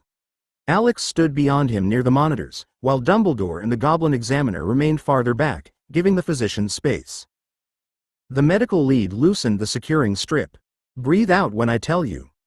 Harry obeyed as well as he could. The tube slid free with a scraping discomfort that left him coughing weakly against the mask Pomfrey settled over his mouth and nose. Sirius supported his shoulder without pulling him upright. Each breath came shallow at first, then deepened while the machine beside him remained silent. "Don't speak yet," Pomfrey said. "Your throat will hurt." Harry ignored her. "Gone?" The word emerged cracked and almost voiceless. Sirius looked towards the examiner, but the goblin didn't answer for Harry's body. Pomfrey passed her wand over the scar, chest and heart before lowering it. "The foreign claim is gone," she said. "You're alive, stable and recovering." Harry closed his eyes. He expected pain behind the scar, a surge of borrowed anger or the distant pressure that had sometimes arrived before any vision formed. Nothing answered. The absence wasn't peaceful yet. It felt too large, like discovering a room inside himself after years of believing the wall had always belonged there. Alex moved nearer. What can you feel? My head. Harry swallowed carefully. Empty. Sirius's grip changed, fear returning before he controlled it. Harry opened his eyes and looked at him. Not wrong. Just mine. The monitor continued marking his heartbeat while Pomfrey adjusted the oxygen flow. Harry lay beneath the unfamiliar quiet, too weak to explore it and too awake to mistake it for unconsciousness. Voldemort's pressure had vanished, leaving him alone inside his own scar. Pomfrey allowed him several minutes before asking him to describe the silence more precisely. He tried, but every answer seemed to invite another examination. Dumbledore watched from beyond the medical boundary. The goblin examiner remained beside the sealed vessel, and Alex studied Harry rather than the instruments. Think about the graveyard, Dumbledore said. Don't force the memory. Tell us whether anything answers when you approach it. Sirius straightened beside the couch. He's just woken after having his heart stopped. He isn't becoming a detection instrument because everyone's relieved the first reading looks good. We need to know whether the connection is truly absent, Dumbledore replied. The examiner already knows the claim is gone. Pomfrey knows Harry's magic is his own. Sirius kept hold of Harry's hand, but his attention remained upon Dumbledore. You don't get to spend the next week asking what he's thinking every time his face changes. Harry drew another careful breath through the oxygen mask. Sirius's anger should have pulled at him. It would once have met something hot and immediate behind the scar, an answering fury that arrived too quickly to feel entirely chosen. Now he felt only his own exhaustion and the irritation caused by being discussed while awake. He lifted the mask enough to speak. I'll try once. Sirius looked down at him. You don't owe them that. I know. Harry settled the mask again and closed his eyes. He pictured the graveyard stone beneath his knees, Pettigrew's knife and Voldemort rising from the cauldron. The memory tightened his chest. His pulse climbed on the monitor, and Pomfrey's wand moved nearer without touching him. Harry waited for the familiar pressure behind his scar, for red eyes to fill his sight or hatred to arrive already shaped. Nothing came. He thought of the Ministry atrium, Voldemort possessing him and recoiling from the people Harry loved. The memory hurt, but it stayed a memory. No presence examined it from the other side. No anger turned towards Dumbledore. No vision opened somewhere beyond the room. Harry opened his eyes. It's only what I remember. Alex moved close enough to hear without making Harry repeat himself. No pull towards him? No, I can think about him, but he isn't thinking back. Sirius looked towards Dumbledore. That's the last test until Harry asks for another. Dumbledore lowered his gaze and accepted the boundary without argument. Harry let the mask settle fully over his face. Sirius remained beside him, no longer watching for signs of Voldemort in every movement. For the moment, Harry was allowed to be tired without anyone mistaking it for the Dark Lord. Dumbledore remained beyond the medical boundary after the examiner returned to the vessel. He didn't approach the couch or use Harry's exhaustion as permission to speak without interruption. His hands rested upon the head of his wand, and the waiting silence made Harry open his eyes again. There is something I owe you, Dumbledore said. Not an explanation intended to make my choices easier to accept. An apology. Sirius shifted beside the couch, but Harry kept his attention upon Dumbledore. He remembered the chamber beneath Gringotts, the old Severing record, and the moment he'd understood that Dumbledore had once expected Voldemort's defeat to require Harry's death. Dumbledore met his gaze. I learned enough about the fragment to fear that its destruction might kill you. I allowed that possibility to shape my plans before I had exhausted every other discipline, every other mind, and every path I didn't understand. His fingers tightened slightly around the wand. I told myself that I was delaying because you were young and because certainty had not yet been reached. The result was still that I carried knowledge about your life while leaving you unable to judge it. Harry's throat hurt too much for a quick answer. Pomfrey offered water through a narrow tube, and he took a small mouthful before speaking. You thought I might have to die. Yes. And you thought I'd do it if everyone else was in danger. Dumbledore didn't look away. Yes. Sirius's hand closed around the bed rail. Alex stayed near the monitors, silent but present, while the room waited for Harry to decide what the truth required from him. Harry looked at the pale scar beneath Pomfrey's fading examination light. The old plan had depended upon him reaching the end of every other road and choosing death because he couldn't bear the cost to anyone else. Dumbledore hadn't needed to order him. That knowledge still hurt, even with the fragment gone. "I believe you're sorry," Harry said. "I believe you wanted another answer once Alex found one." Dumbledore bowed his head slightly. "Thank you. That isn't forgiveness for the plan." Harry's voice weakened, but he forced the rest through. "It means I accept that you're telling me the truth now. You don't get to turn that into proof the old choice was right." "I won't," Dumbledore said. Harry watched him for another breath, searching for argument, reassurance or some careful defense of necessity. None came. Pomfrey adjusted the blanket over Harry's chest. "That's enough for now." Dumbledore stepped back without asking Harry to absolve him. Harry let his eyes close, carrying anger that belonged entirely to himself and a truth that no longer had to remain hidden inside someone else's plan. 3 days later, Harry sat at the Black House dining table with a blanket around his shoulders and the Potter rings waiting inside their open case. Pomfrey had permitted the journey only after Sirius promised that Harry would remain seated, take every potion on time and return to bed the moment his pulse or breathing changed.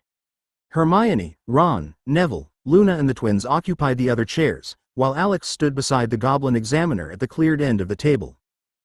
The Examiner placed a silver testing plate beneath Harry's hand. The earlier binding failed because the ring recognized an attached claim that wasn't of Potter blood.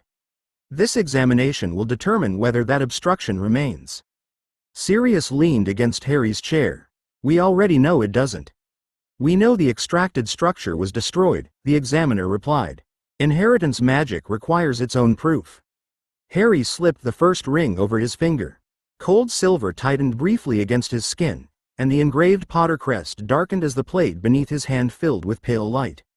He waited for resistance, pain or the violent rejection that had stopped the first binding. The ring warmed instead. A narrow line traveled from the crest into the silver plate, circled Harry's palm and returned without breaking. The second ring responded when he put it on, settling beside the first as though it had been waiting for an obstruction to move. The Examiner studied the completed pattern. No foreign attachment. No competing soul claim. The Potter inheritance recognizes Harry James Potter without qualification. Ron released a breath. Hermione lowered the quill she'd been holding without writing. Sirius touched the back of Harry's head, then withdrew before the gesture could become an examination. Harry looked around the table. "Can everyone stop checking whether I'm still me now?" Fred folded his arms. "We reserve the right to investigate suspicious improvements." George nodded gravely. "Especially punctuality." Harry smiled, tired but unmistakably himself. Alex felt the system notice the completed circle of proof before the text appeared. Task complete. Reward: 20 integration points. Integration points: 85. The words faded. Before anyone could begin arguing over tea, an owl struck the dining room window hard enough to rattle the glass. George admitted it and removed a message bearing the shop's urgent mark. His expression changed as he read. "The defensive goods delivery has been moved," he said. "The driver's report being followed, and there are Muggle warehouse staff still on the route." New text formed across Alex's vision. Current task: protect non-magical people from a magical attack without exposing the hidden world. Reward: 10 integration points. Harry's rings remained warm upon his hand as the room's relief became immediate purpose. 16. The order in the sales ledger. George laid the urgent message beside Harry's open ring case and pulled the folded delivery manifest from the envelope. Fred cleared cups and plates towards the far end of the table while Hermione moved the silver testing plate out of the way. The room's relief disappeared beneath paper, names and a route marked through 3 Muggle districts before reaching the shop's magical receiving point. "The delivery was meant to leave the warehouse at 7 tomorrow morning," George said. "Someone changed it to tonight, after the regular loading staff finish." Fred opened the attached rota and ran one finger down the names. "The 2 drivers are Muggles. So are 4 warehouse workers who'll still be there when the van leaves. They know we sell theatrical goods and joke products. They don't know why some crates have protections." Ron leaned over the manifest. "Can you cancel it?" "We can stop our van," George replied. "We can't make the warehouse empty, and whoever followed the drivers already knows where they work." Sirius took the message without removing it from George's reach. I'm contacting Kingsley and Moody. They can put adults around the warehouse and the route without announcing why. Fred gathered the rota and manifest into a neat stack. They can protect the people. We decide what happens to our staff, our goods and our records. Sirius looked at him, then nodded. Agreed. I'm not taking the business away from you. I'm making certain you aren't the only people answering an armed threat.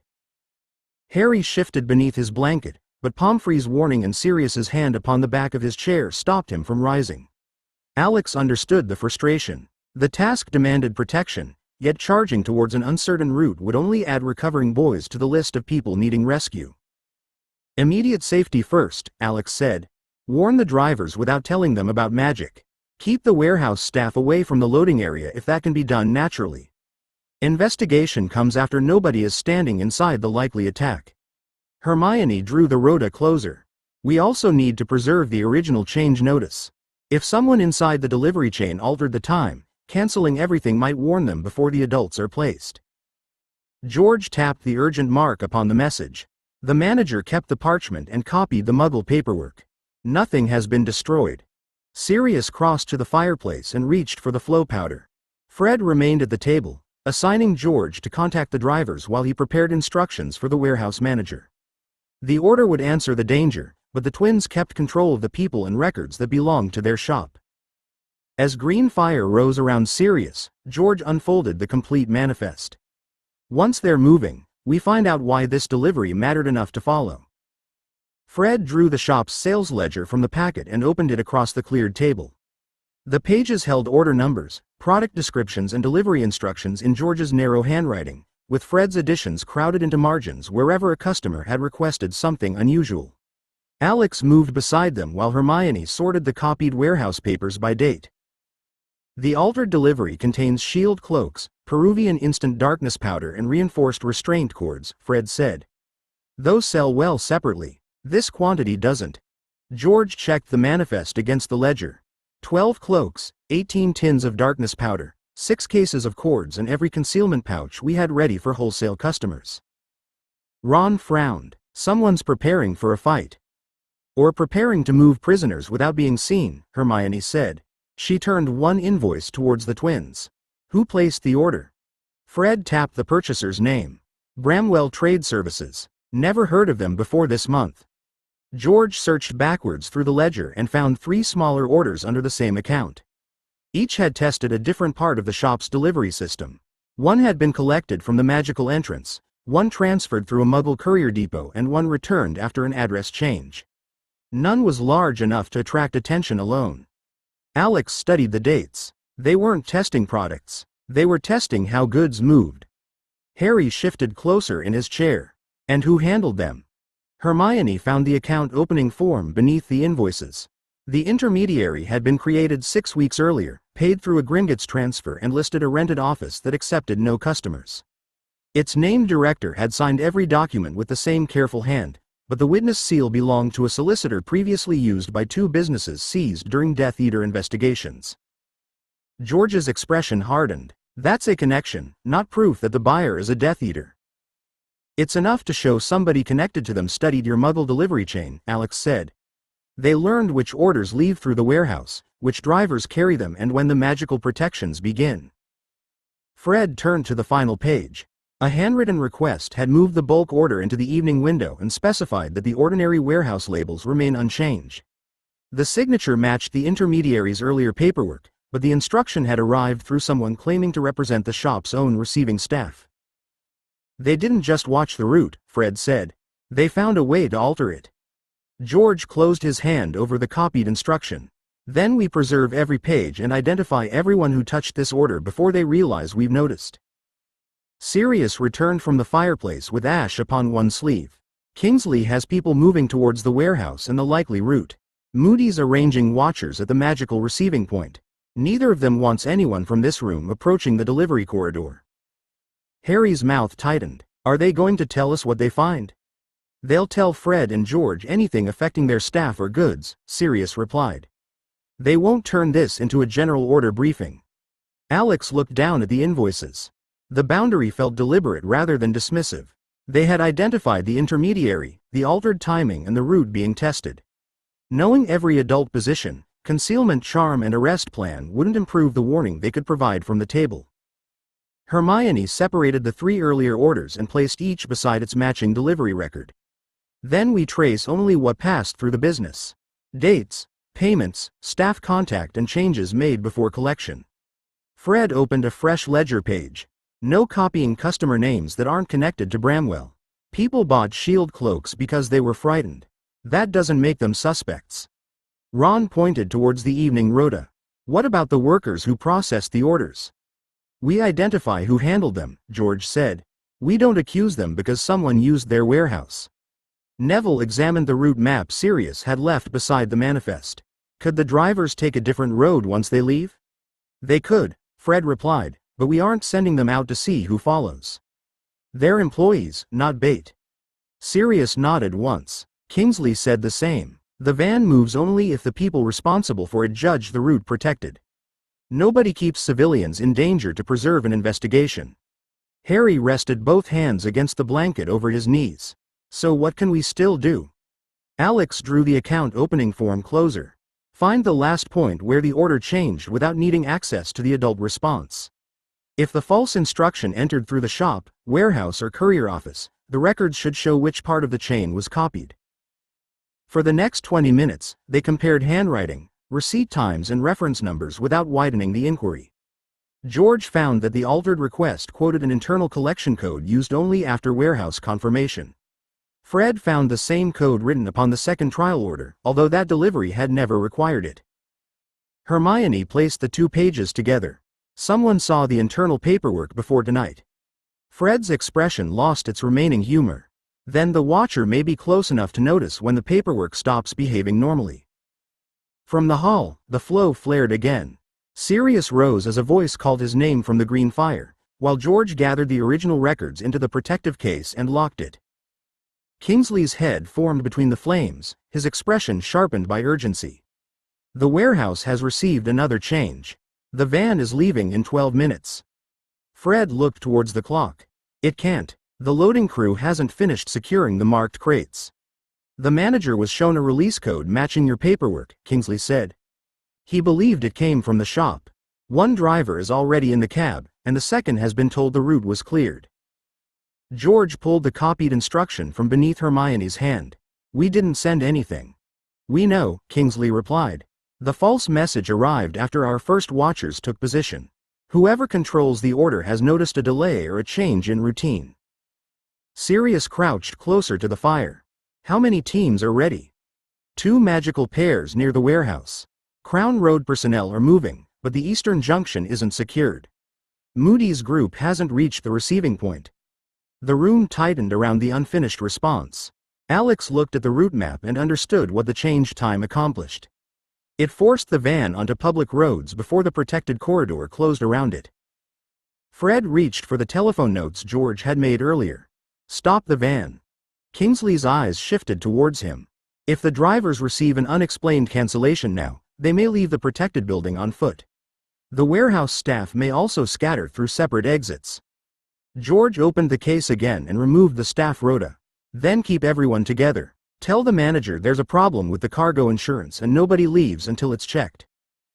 The false caller anticipated that, Kingsley said. They've told the manager delay will invalidate the contract and make the shop liable for the full shipment. Fred's face hardened. Our insurance doesn't work that way. But the manager doesn't know that, Hermione said. The lie was designed to make ordinary caution look expensive. Sirius straightened. Kingsley, activate whoever is ready. Don't wait for the full deployment. Kingsley nodded. That decision has already been made. I need the twins to confirm whether the drivers know the emergency signal printed beneath their delivery cards. George found the relevant line and read it twice. They do. 3 headlight flashes followed by a full stop means abandon the route and enter the protected compartment. Good, Kingsley said. Tell them to use it the instant anything feels wrong. The flames collapsed before anyone could answer further. Fred and George moved together towards the telephone, while Sirius gathered the route map and Hermione passed him the copied codes. Alex remained beside Harry, listening as the first urgent call connected. Somewhere beyond Black House, the delivery van's engine had already started. 17. the delivery attack. George heard Mr. Hayes answer over the van's engine and spoke before the driver could repeat the warehouse manager's instructions. The route hasn't been cleared by us. Use the emergency signal now, keep both doors locked and follow the card exactly. A pause followed, filled by the vibration of the engine and the faint movement of traffic beyond it. 3 headlight flashes and a full stop? Mr. Hayes asked. Yes. Don't get out for anyone, including the police, unless they give the second code printed beneath your name. The indicator began clicking through the telephone. Someone beside Mr. Hayes asked what was wrong as the van rolled through the warehouse gate. Then the engine rose sharply. Car behind us has pulled out, Mr. Hayes said. His uncertainty disappeared beneath concentration. No lights. Coming fast. Signal now, George ordered. 3 blasts of the horn carried through the telephone, followed by the heavy clunk of the reinforced compartment unlocking behind the cab. Fred and George had designed it to protect drivers from unstable products, accidental spell discharge and ordinary road collisions. Neither had expected the compartment to face an ambush before the shop had properly opened. A flash crossed the road ahead. Mr. Hayes swore and turned hard enough that the tires protested against the tarmac. The van mounted the pavement, missed a parked car by inches and dropped back onto the road as something shattered against its protected side. They've blocked the junction, the second driver said. 2 men in the road. Reverse, George said. Don't try to pass them. The van lurched backwards. A green curse struck the windscreen and burst across its shielding layer. Light spread through the glass in branching lines, but the screen held. Compartment, Mr. Hayes told his partner. Go. I'm not leaving you. You aren't. Take the wheel controls from inside. Metal scraped as the second driver climbed through the narrow hatch behind the seats. Another curse struck the rear doors, and the protection charms answered with a dull pulse that George heard through the receiver. Mr. Hayes flashed the headlights 3 times, braked and released his restraint. The driver's seat folded backwards into the protected compartment just as the windscreen exploded inward. Reinforced clear film caught the broken glass before it reached him. We're sealed, he said, breathing hard. Remote controls active. Beyond the van, someone shouted. A second vehicle mounted the pavement, sending pedestrians running from the junction while masked figures raised their wands towards the trapped delivery. George tightened his grip upon the telephone. The drivers were alive and protected, but the ambush had begun in the middle of an occupied street. Sirius brought Fred, George, Ron and Neville into the side street behind the delivery route, where Kingsley had opened a protected arrival point inside an empty loading yard. They emerged into noise, broken glass and the repeated crack of curses striking adult shields across the junction. Crown vehicles were already closing the western road, their officers directing motorists away under the cover of a suspected armed robbery and gas leak. Kingsley caught George's shoulder before he could run towards the van. Your drivers are sealed inside. Keep civilians behind the brick wall and leave the attackers to us. They're firing through an occupied street, George replied. He pulled 2 folded shield cloaks from the emergency case Fred carried. We're protecting the people they're aiming past. A woman crouched beside a damaged car with one arm around a crying child.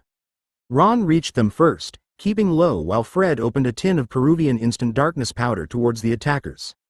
Blackness spread across the road rather than the pavement, cutting the masked figure's view of the civilians without blinding the people trying to escape.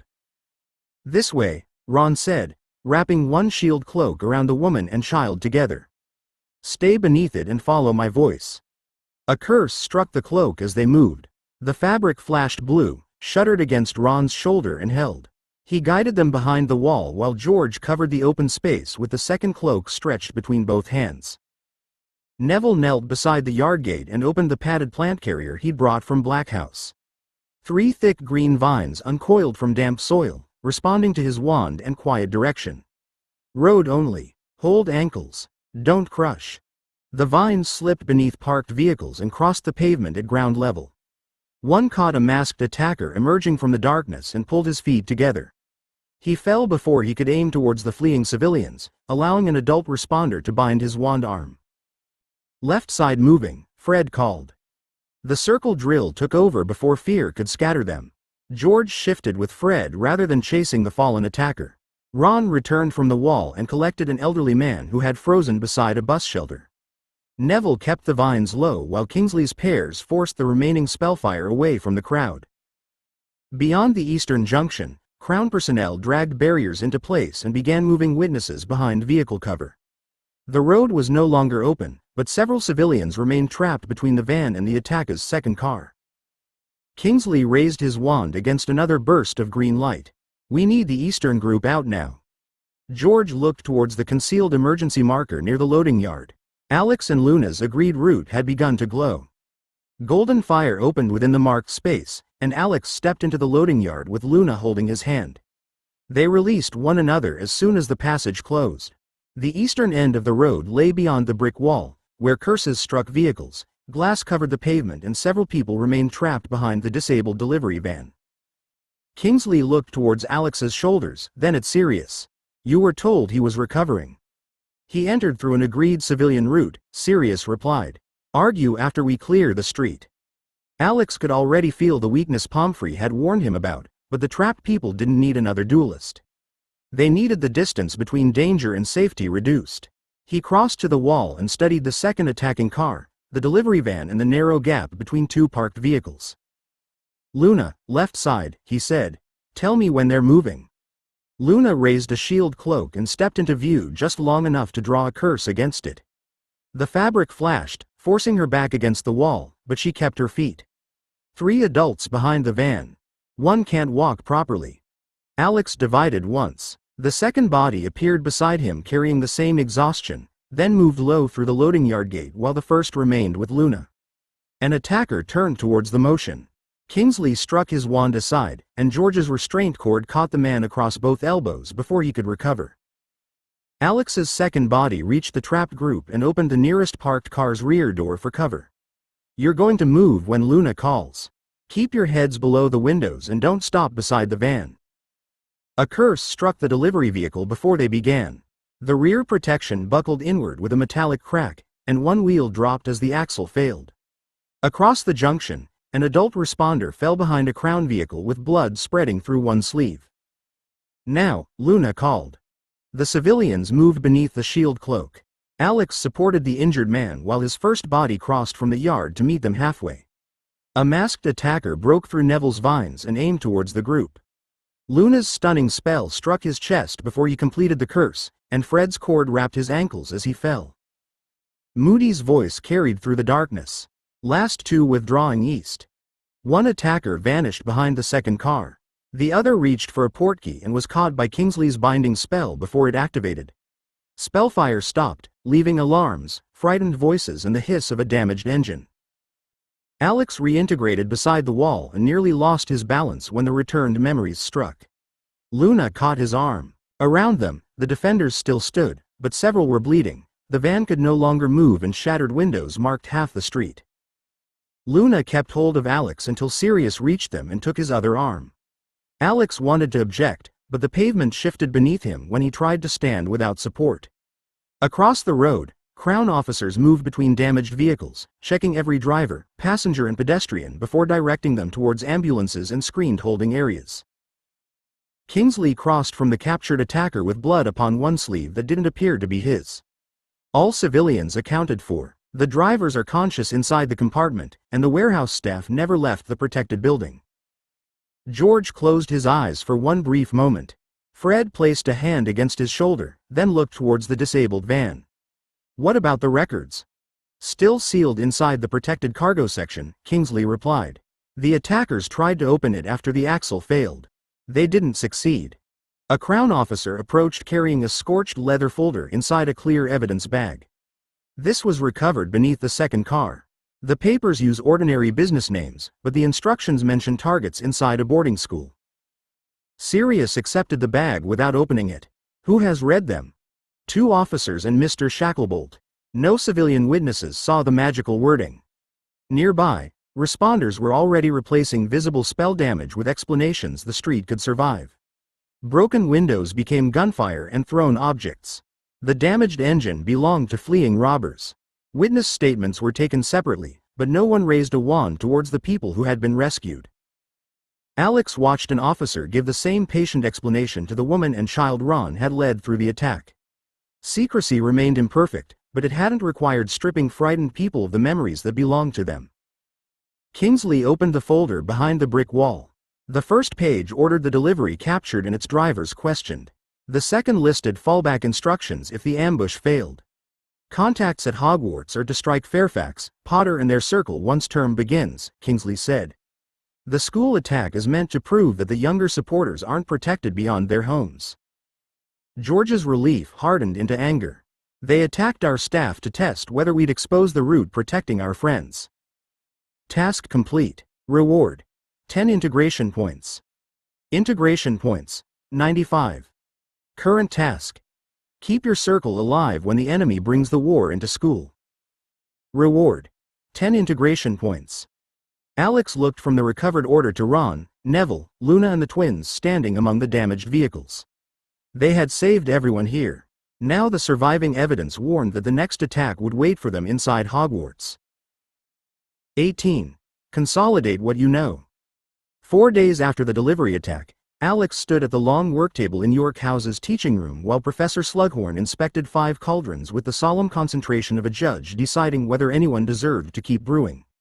Madame Pomfrey had permitted Alex to work provided he remained seated whenever possible, so a high stool waited behind him and Luna occupied the chair beside it with instructions to make him use it. Harry, Hermione, Ron and Neville stood at their own stations. Each cauldron contained the same restorative base, but Slughorn had given them different damaged samples to correct. Harry's potion carried excess heat, Hermione's had been contaminated with powdered moonstone, Ron's had separated into 2 layers, Neville's contained an unstable plant extract and Alex's refused to retain its intended strength after cooling. Slughorn moved first to Hermione's cauldron. He dipped a glass rod into the pale blue liquid, touched 1 drop to a testing strip and watched the color settle. You removed the moonstone without stripping the active ingredients. I allowed the sediment to bind with crushed pearl before filtering it, Hermione said. Direct separation weakened the potion during my first attempt. Good. You recorded the failure rather than pretending the second method appeared through inspiration. Slughorn crossed to Ron's cauldron and stirred once against the surface. Mr. Weasley? Ron glanced at his notes. The lower layer wasn't waste. It was carrying most of the stabilizer, so I warmed them separately and recombined them slowly. Slughorn's eyebrows rose. And you resisted adding more stabilizer. I've learned that adding more of something usually gives Professor Snape a reason to shout. Harry looked towards him. Only usually? Slughorn's mouth twitched before he examined Harry's corrected sample, then Neville's. He questioned every choice, asked what signs had warned them and made each student identify 1 weakness in the finished result. When he reached Alex, he didn't comment upon the stool or Luna's hand resting near Alex's sleeve. Your potion remained effective after cooling, Slughorn said. How? I reduced the concentration instead of trying to preserve the original strength. The stronger version degraded because the ingredients couldn't hold it safely. Slughorn tested the final sample, then placed the strip beside the others. 5 different faults, 5 defensible corrections and no one attempted to hide an unsuccessful trial. Hermione waited until he'd finished writing before asking, Are we ready to begin NEWT? Material? My dear girl, within the subjects you've covered, you're already working around that standard. Slughorn looked across the 5 cauldrons. The question is no longer whether you can produce an advanced result. It's whether you can produce it again. Alex studied the 5 corrected potions. Slughorn's judgment should have been satisfying, yet the qualification caught at him. Working around NEWT, standard in familiar material wasn't the same as learning what waited beyond it. So we repeat these until the results are identical? Alex asked. Slughorn removed his testing gloves and laid them beside Hermione's cauldron. You repeat them until you understand why the results aren't identical. Ingredient age, cutting method, storage, heat, stirring rhythm and the brewer's own magic all introduce variation. A competent brewer produces 1 excellent potion. A master produces it again when the cauldron, ingredients and room refuse to cooperate. Hermione glanced towards the notes beside her station. We could build controlled comparisons. Change 1 condition at a time and measure the effect. Precisely. Slughorn pointed towards Ron's separated potion. Mr. Weasley recognized that the stabilizer had moved rather than vanished. Mr. Longbottom judged the plant extract by behavior instead of trusting the supplier's label. Mr. Potter stopped adding heat when the written method insisted he continue, and Alexander accepted a weaker potion because it remained reliable after cooling. Those choices matter more than preparing something dangerous because its title sounds impressive. Harry rested both hands upon the edge of his table. You don't think we should move into harder recipes? I think you've spent several summers treating advancement as a staircase. Slughorn looked from Harry to Alex. You climb, find the next step and immediately ask what comes after it. That habit has carried you remarkably far. It can also carry you into a hospital bed with a cauldron beside you. Luna's fingers touched Alex's sleeve. She didn't look at the stool, but he sat before she needed to remind him. Neville studied his corrected potion. What would consolidation include? Brewing known work under poor conditions, identifying substitutions, repairing mistakes and teaching another person to reproduce your method. Slughorn began collecting the testing strips. You have enough advanced material to occupy the remainder of the summer without opening one recipe I haven't already shown you. Ron frowned. The remainder of the summer? Slughorn's expression became carefully innocent. I've accepted the potions chair at Hogwarts. Professor Snape will be moving to defense against the dark arts. The room held still for a moment. Alex looked towards the completed cauldrons. Slughorn wasn't ending their instruction. He was changing its purpose before leaving them to prove that what they'd learned could survive without him standing beside the table. On the first morning of defense at Hogwarts, Snape removed every desk from the classroom.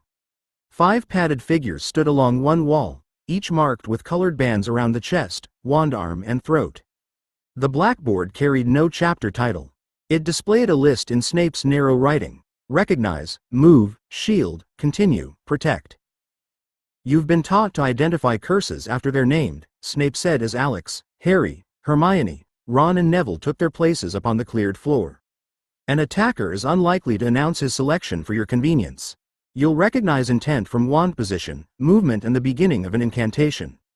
Anyone waiting for colored light has already surrendered the initiative. He sent 3 silent practice curses towards the padded figures. One struck high, another swept towards the knees and the third curved around the nearest shield dummy. Snape made them name the likely effects from his stance alone, correcting each uncertain answer without offering an easier demonstration. Harry recognized the cutting motion first. Hermione identified the leg lock. Alex mistook the curved attack for a direct binding spell until it changed direction around the dummy. Snape looked at him with cold satisfaction. Lord Fairfax has just protected the center of his shield from a curse that wasn't traveling there. Remember the error. Your enemies will. The lesson moved before anyone could settle. Snape paired them and ordered one student to shield while the other crossed the room under controlled fire. Every shield was struck from changing angles.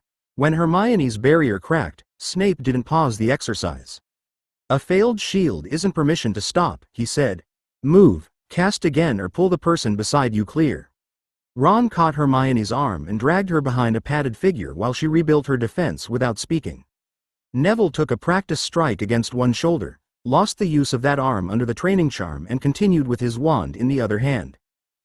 Alex's turn paired him with Harry. Snape's first curse broke against Alex's shield. The second passed low beneath it and numbed his left leg. Harry moved to cover him, but Snape sent a third spell towards Harry's exposed side. Alex caught Harry's robe, pulled him down and cast a silent shield from one knee. The impact drove both of them backwards. Snape lowered his wand. Better. Potter remembered the injured. Fairfax remembered the second attacker. Neither remembered that remaining together presented one target. He reset the practice figures without allowing them to rise. Again. Professor Lupin taught you that danger can be understood. I intend to teach you what to do when understanding arrives too late. Snape made them repeat the crossing until the training charm had faded from Alex's leg and returned twice more. By the final attempt, Harry no longer stepped directly towards an injured partner. He moved sideways, forcing the padded figures to divide their attention while Alex rolled behind cover and rebuilt his shield from the floor. Hermione and Ron crossed separately but kept one another within reach. Neville switched hands before Snape disabled his wand arm, earning no praise beyond the absence of criticism. When Snape finally lowered his wand, every student remained standing only because sitting without permission seemed likely to provoke another exercise. Sweat had darkened Harry's fringe, Ron's sleeve carried 3 scorch marks and Hermione's breathing hadn't settled. Alex's shoulder ached from repeated impacts, though none of the practice curses had been strong enough to cause lasting harm. Snape surveyed them with visible dissatisfaction. Your shields remain predictable. Your movement worsens whenever someone you care about is struck, and all 5 of you continue looking towards the loudest threat. Ron wiped his face with his sleeve. Was any of it acceptable? You're alive. Snape turned towards the blackboard and erased the final word with one sharp movement. That is the lowest standard this course will recognize. Harry glanced at Alex before asking, are all the lessons going to be like this? No. Snape restored the desks with a sweep of his wand. They slid from the walls and settled into rows around the exhausted students. Some will be more difficult. The bell rang before anyone found an answer. They collected their bags slowly, testing sore shoulders and half-numb fingers while Snape assigned 3 chapters on curse families and a written analysis of every mistake made during the lesson. Outside the classroom, Ron leaned against the corridor wall.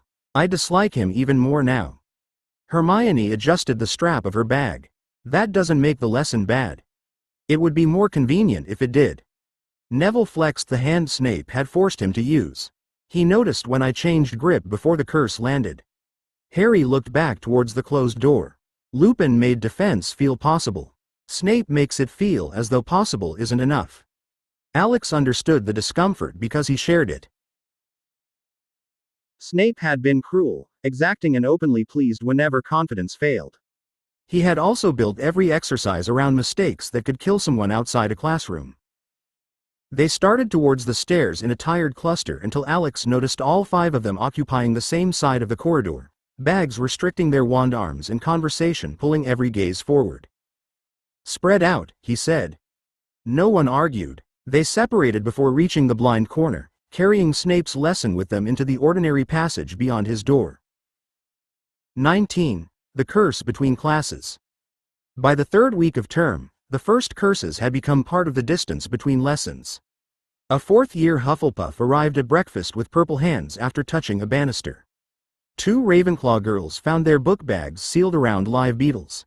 A first-year Gryffindor spent an afternoon in the infirmary because an older Slytherin had wanted to discover whether a tripping jinx worked properly on moving stairs. The punishments came quickly, but they didn't restore what each incident removed. Younger students began traveling in groups. Conversations stopped when green-trimmed robes approached, and every dropped book drew startled wands before anyone bent to retrieve it. Alex noticed the change most clearly in the corridors between classes, where people had once complained about homework and now discussed which staircases remained safe. Harry watched a pair of second-years hurry past them outside Charms. They're frightened of being alone. They have reason to be, Hermione said. She shifted her bag so it didn't block her wand hand. Professor McGonagall gave Warrington detention for the rest of the month. Ron glanced towards 3 sixth-year Slytherins gathered near the windows. He'll probably treat that as proof he's important. One of the older boys heard him. Some families won't forget who stood with them when this is over. Neville stopped beside Ron before he could answer.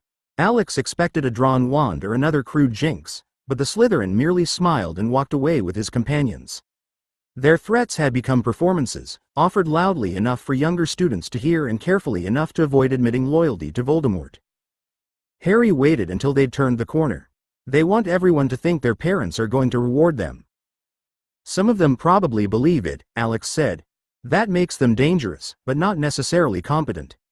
The distinction had begun to feel reassuring. Most attacks were discovered before anyone suffered more than embarrassment or a short visit to Madame Pomfrey. Snape's lessons had sharpened their reactions, and repeated warnings had made the same routes, faces and boasts familiar. The bell sounded from the floor above. Hermione and Neville turned towards Arithmancy while Ron headed for the library, leaving Alex and Harry to cross the Eastern Gallery alone during their free period. We can reach the courtyard before everyone comes out of Transfiguration, Harry said. Alex checked the nearest corner and saw only 2 younger students arguing over a dropped timetable. He nodded, and they took the route they'd used every Tuesday since term began. Beside the gallery window, someone watched them go and quietly counted the seconds between the bell and their arrival. The 2 younger students reached the middle of the Eastern Gallery just before Alex and Harry passed the first window. One knelt over the scattered timetable while the other tugged uselessly at a book bag whose strap had twisted around the stone balustrade. "It's caught," the smaller boy said. "I can't get it loose." Harry moved towards them without slowing. Alex followed, already reaching for his wand to cut the strap without damaging the bag. The request was ordinary, the corridor familiar and the nearest classroom doors still closed. He noticed the boy's frightened glance towards the staircase, but mistook it for the nervousness that had spread through the school. "Stand back a little," Alex said. "I'll free it." The kneeling student threw himself flat. Harry shouted, "Alex!"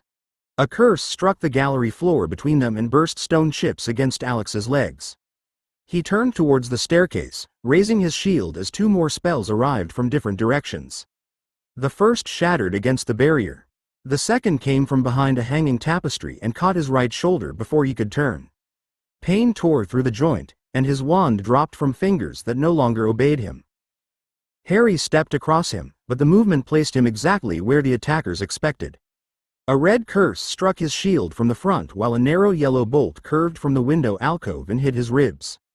Harry folded around the impact, lost the shield and staggered against the wall. "Move," Alex shouted. He reached for his wand with his left hand, but the bag trapped around the balustrade ripped open before he touched it. 3 black spheres rolled across the floor. Harry kicked one away. "Don't let them break." The nearest sphere split beneath the impact of another curse. Gray smoke filled the gallery at knee-height, hiding the attacker's feet and swallowing the 2 younger students. Alex caught the smaller boy by the robes and pulled him behind the stone balustrade while Harry dragged the other towards the same cover.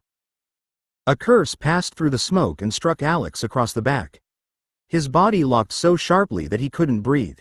He fell beside the students, unable to lift either arm, while footsteps approached from both ends of the gallery.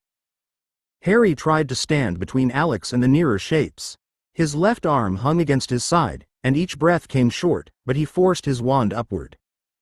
"You planned this," Harry said. A voice answered from inside the smoke. "We learned your timetable." 4 wand tips brightened at once, surrounding them before either boy could rebuild a proper defense. Harry didn't cast at the 4 wand tips. He drove his shoulder into the smaller student and pushed both children flat behind the balustrade as the curses crossed above them.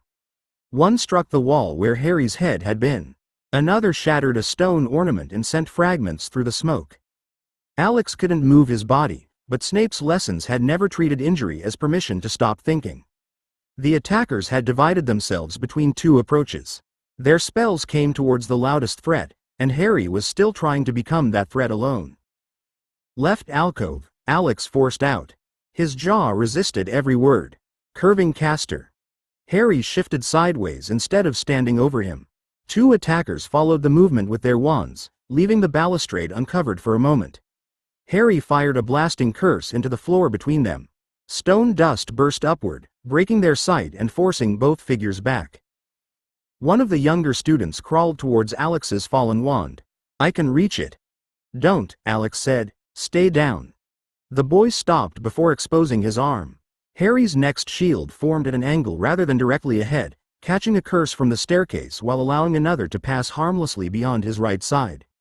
He dragged Alex by the robes towards the deeper cover of a window recess, moving only when the attacker's attention split. A spell struck Harry's injured arm. He cried out and fell to one knee, but he didn't turn towards the pain. His wand remained trained upon the smoke. "Keep moving," Alex said. "I know," Harry gasped. Snape only said it 50 times. The classroom bell rang above them. Doors opened along both adjoining corridors, releasing voices and footsteps into the attack. The nearest assailant shouted a warning, but the smoke no longer hid them from everyone. Older students appeared at the staircase, saw the raised wands and began casting shields across the gallery. "Get away from them," a prefect shouted. The attackers tried to withdraw together. A professor's binding spell struck one across the legs, while a second staff member sent a broad shield between the ambushers and their victims. Students pulled the 2 younger children clear. Someone extinguished the smoke, revealing dropped black spheres, scorched stone and 3 attackers pinned near the tapestry while the 4th fled into a side passage. Harry lowered his wand only after the staff shield held. His knees gave way beside Alex. Madame Pomfrey arrived with a stretcher team before feeling returned to Alex's limbs. She examined his shoulder, back and rigid breathing, then looked at Harry's useless arm and bruised ribs.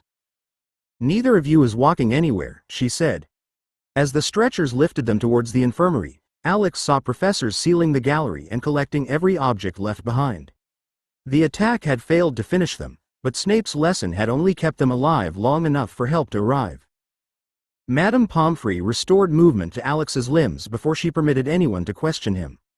The counter curse ended the rigid pressure across his back in slow stages, leaving every muscle aching as though he'd held himself braced for hours. Harry lay in the next bed with his injured arm supported against his chest while a potion reduced the swelling around his ribs. Professor McGonagall stood between them with Snape beside her and a disciplinary ledger open in her hands. "The 3 pupils captured in the gallery have given conflicting accounts," she said. "The younger students agree that they were ordered to create the distraction. They weren't told the attack would continue once you stopped." Harry looked towards Alex. "They were bait. They were frightened children used by older ones," McGonagall replied.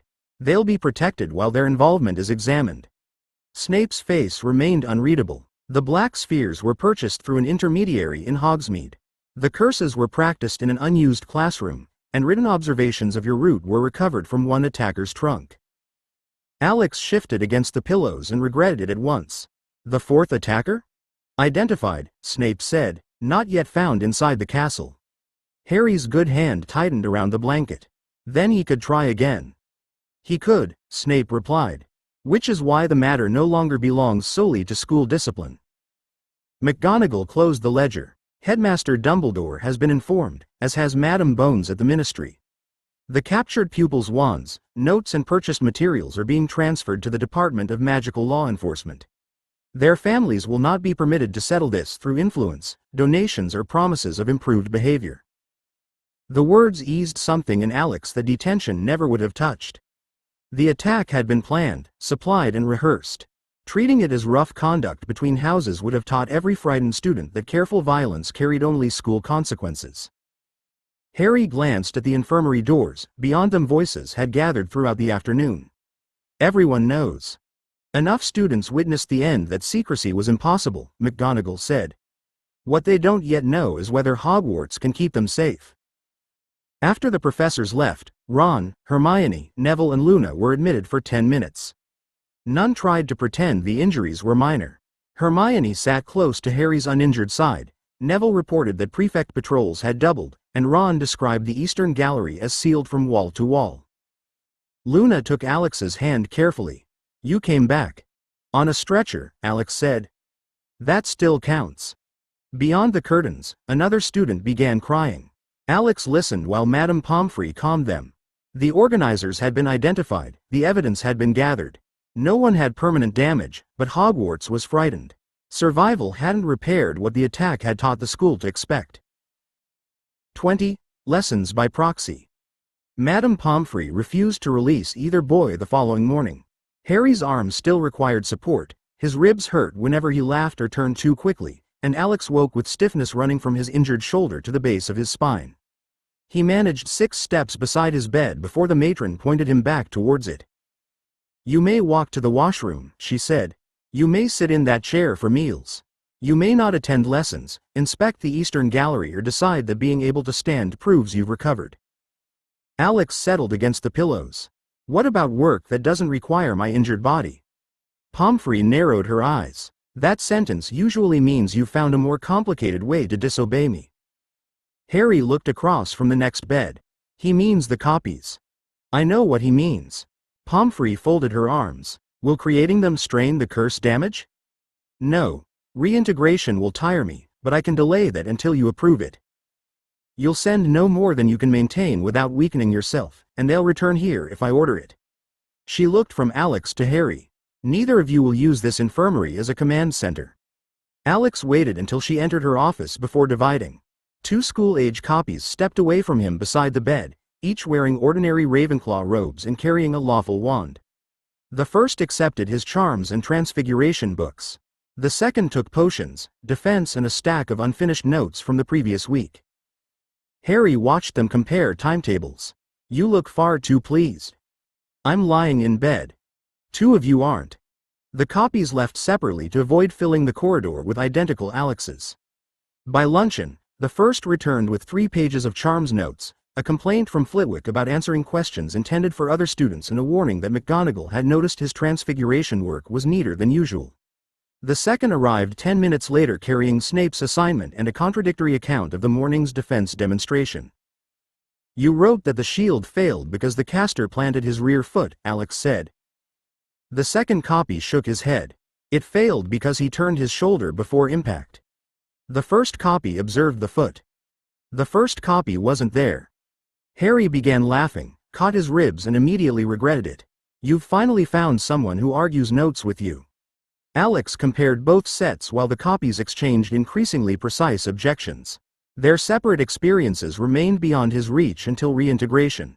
Keeping them divided allowed him to attend lessons, but it also left 3 versions of him reaching conclusions from incomplete evidence. Outside the infirmary, the bell rang for afternoon classes. Both copies gathered fresh books, and Alex realized that remaining caught up would be less difficult than keeping his teachers from noticing how much one injured student could learn in several places at once. The defense copy found the first useful piece while crossing the corridor near Snape's classroom. 2 7th-year Slytherins were speaking beside an armor display, keeping their voices low but choosing a position where passing students could still hear enough to be impressed. Nothing was found in our dormitory, one said. They searched twice. His companion adjusted the silver clasp on his bag. Because Flint moved everything before the professors arrived. The idiots in the gallery were meant to hold their stories longer. Alex's copy continued past without slowing. Neither boy looked directly at him until he reached the classroom door, and by then he'd already marked the names, the clasp and the armor's open visor. A folded scrap of parchment had been pushed behind its tongue. Snape admitted the class with a single sweep of his wand. The copy took Alex's usual place, answered no more questions than necessary and waited until the lesson ended before leaving with the rest. He didn't touch the hidden note. Professor McGonagall had already transferred evidence to the Ministry, and removing anything might warn the pupils who'd placed it. The other copy learned more before the day ended. A 5th-year Ravenclaw cornered him after class and glanced towards the door before speaking. You weren't supposed to be in the infirmary and here. I'm still in the infirmary, the copy replied. The girl decided not to pursue that answer. Mulciber's been telling people the 3 who were caught never meant to hurt anyone. He says Potter panicked and made the whole thing worse. Do you believe him? No, I heard him rehearsing it with 2 others yesterday. She tightened her grip around her books. They're planning something at supper. Not another attack, I think. A display. They want everyone to see that the arrests haven't frightened them. By evening, both copies returned with separate fragments that fitted too neatly together. One reported the note hidden in the armor and the claim that contraband had been moved before the dormitory search. The other named 3 pupils repeating the same prepared account and described whispers about a public show in the Great Hall. Harry listened from his bed while Alex recorded only what the copies had directly heard. We should tell McGonagall. We will, Alex said. Names, exact words and where the note is hidden. Nothing touched, nothing guessed. The defense copy sat beside the window, fatigue showing around his eyes. They expect the professors to stop another curse. They don't expect anyone to make their courage look rehearsed. Alex closed the notebook. The Ministry could handle evidence and conspiracy. What remained was smaller, meaner and perfectly suited to schoolboys who wanted an audience. Alex refused the first 3 suggestions. Harry proposed dyeing every green robe pink. The defense copy wanted to charm the conspirators' voices into squeaks, and the other copy suggested announcing their hidden contraband during supper. We're not touching evidence, Alex said. We're not casting on anyone, and we're not giving them injuries they can use to claim persecution. Harry shifted carefully against his pillows. So what are we allowed to do? Let them perform, Alex replied. Then make certain everyone understands what they're watching. The copies carried Alex's written account to McGonagall before supper, including the armor's location, the overheard names and every statement marked clearly as report rather than proof. They returned without learning what action she intended, which Alex accepted. The legal matter belonged to the professors and Madame Bones. The evening's humiliation required less authority. The Charms copy reached the Great Hall early and spoke quietly to the Ravenclaw girl who had warned him. She agreed to repeat exactly what she'd heard if the planned display began. The defense copy placed no charms and moved nothing. He merely told 3 prefects that several pupils intended to make a public statement about the gallery attack and that younger students might benefit from hearing questions afterward. Mulciber stood halfway through supper. 2 older Slytherins rose with him, each wearing a silver clasp shaped like a serpent. Their rehearsed confidence drew the attention they wanted. The ministry's treating a school quarrel as terrorism because Potter panicked, Mulciber announced. The accused pupils never intended serious injury. The Ravenclaw girl lifted her hand from 2 tables away. Is that why you practiced that sentence yesterday? Laughter broke from the Hufflepuff table before Mulciber could answer. One of his companions tried to recover the moment by declaring that no contraband had been found anywhere connected to them. Professor McGonagall entered through the side door carrying the folded note recovered from the armor. Snape followed with a sealed evidence box and an expression that made the nearest students straighten. How fortunate, McGonagall said, that you chose this moment to discuss the thoroughness of the search.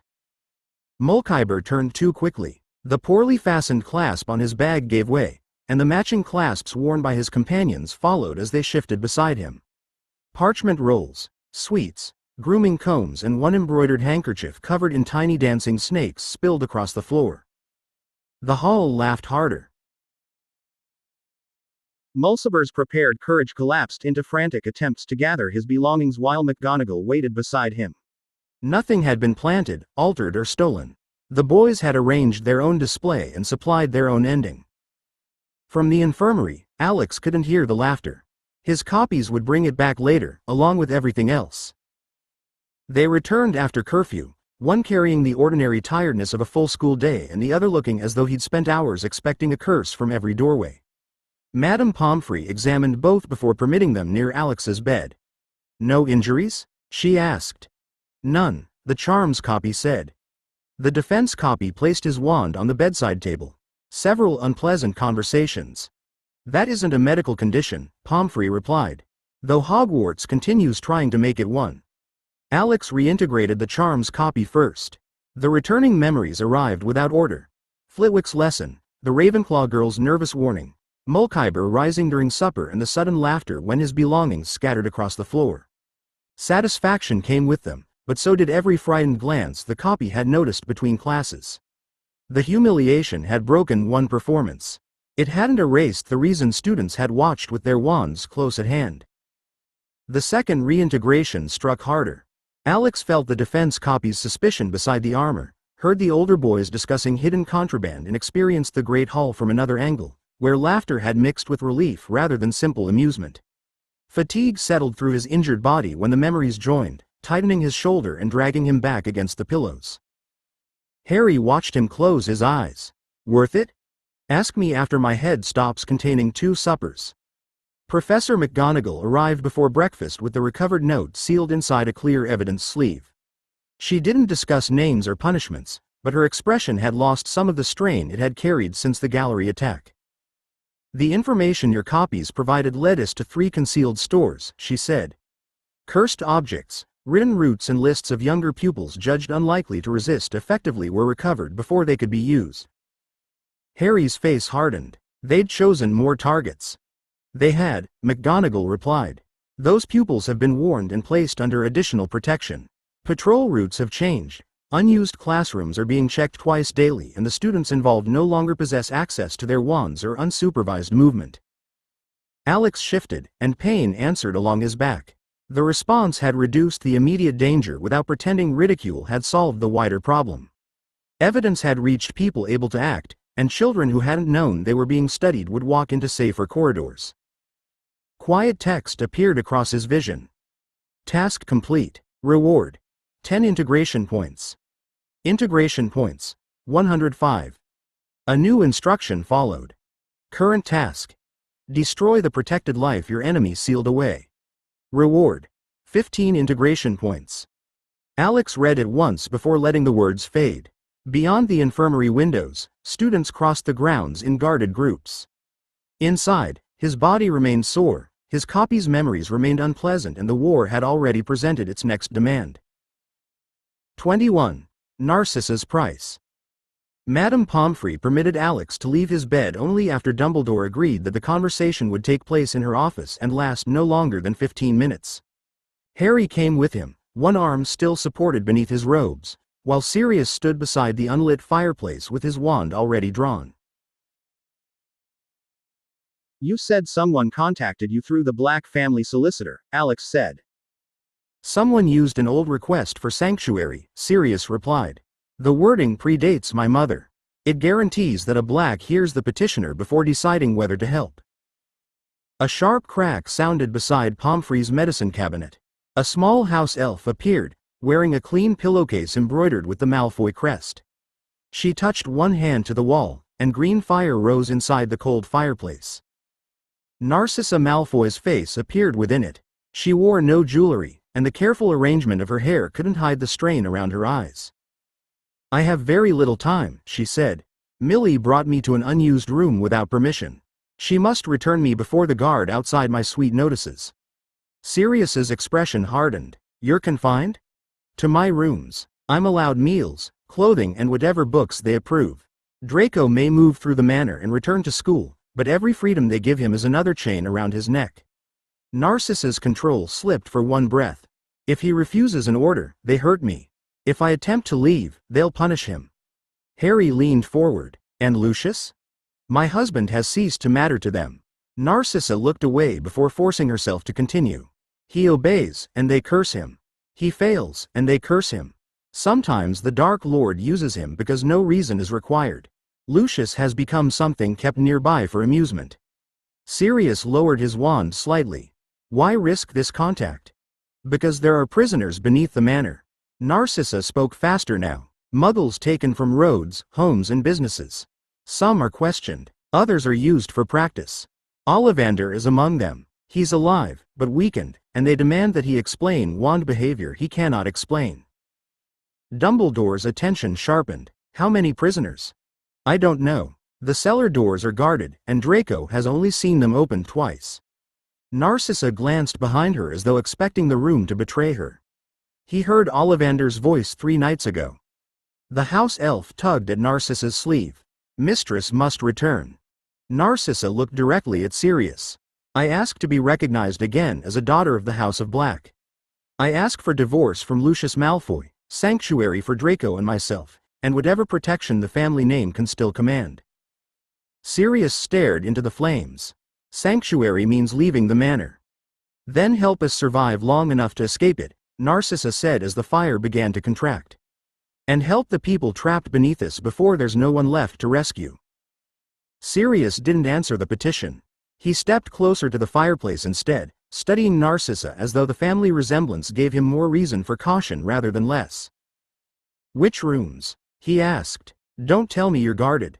Tell me where the guard stands, what doors he can see and how Draco reaches you." Narcissa's mouth tightened. "My suite occupies the western end of the family floor. The outer door opens onto a short gallery with one staircase at the southern end. A guard sits opposite the door during the day. At night there are 2, one beside the stairs and another near the old nursery passage." "Windows?" "Sealed. The balcony doors are warded against opening, breaking and passage by house elf." Narcissa glanced down as Millie tugged at her sleeve again. "Millie can enter because she was bound to me before the occupation. She can move me only within the manor, and only into rooms the new wards don't recognize as restricted." Dumbledore's gaze settled upon the elf. "How long can she keep you absent?" 7 minutes safely, Narcissa replied. "Perhaps 10 if the guard is inattentive. No longer." Sirius continued before she could press him for an answer. "Draco's movements. He attends school and may move through the family floor, library, dining rooms and central corridors.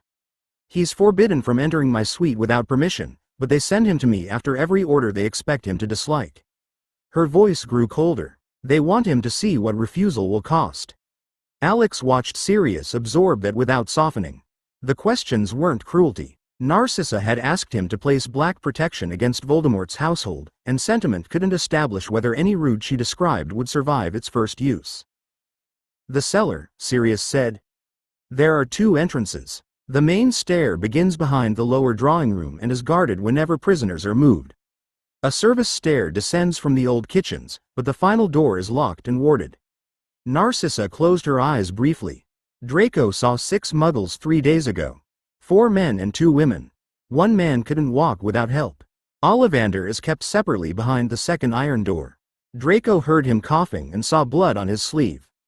Harry's chair scraped as he leaned forward. You're asking us to take you and Malfoy out while leaving them there. I'm telling you what exists, Narcissa said sharply. I haven't yet been offered a way to save anyone. Then any way we offer includes them, Harry replied. Ollivander and every muggle you can reach. Dumbledore nodded once. A family extraction that abandons the cellar would purchase safety with other prisoners' lives. We won't make that bargain. Narcissa looked from Harry to Dumbledore, then back to Sirius. The house elf pulled harder at her sleeve, and the fire began to waver around her face. You're testing whether I'm worth saving, she said. No, Sirius replied. I'm testing whether your petition can become a rescue.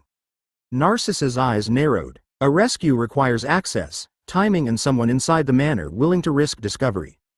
You have none of those unless I provide them. The green fire sank lower around her shoulders. Millie clutched the fabric at Narcissa's wrist with both hands, her large eyes fixed upon the door of the unseen room. Sirius didn't retreat from the demand. And you won't provide them until you believe Draco comes out alive. I won't direct my elf towards guarded prisoners while my son remains available for punishment.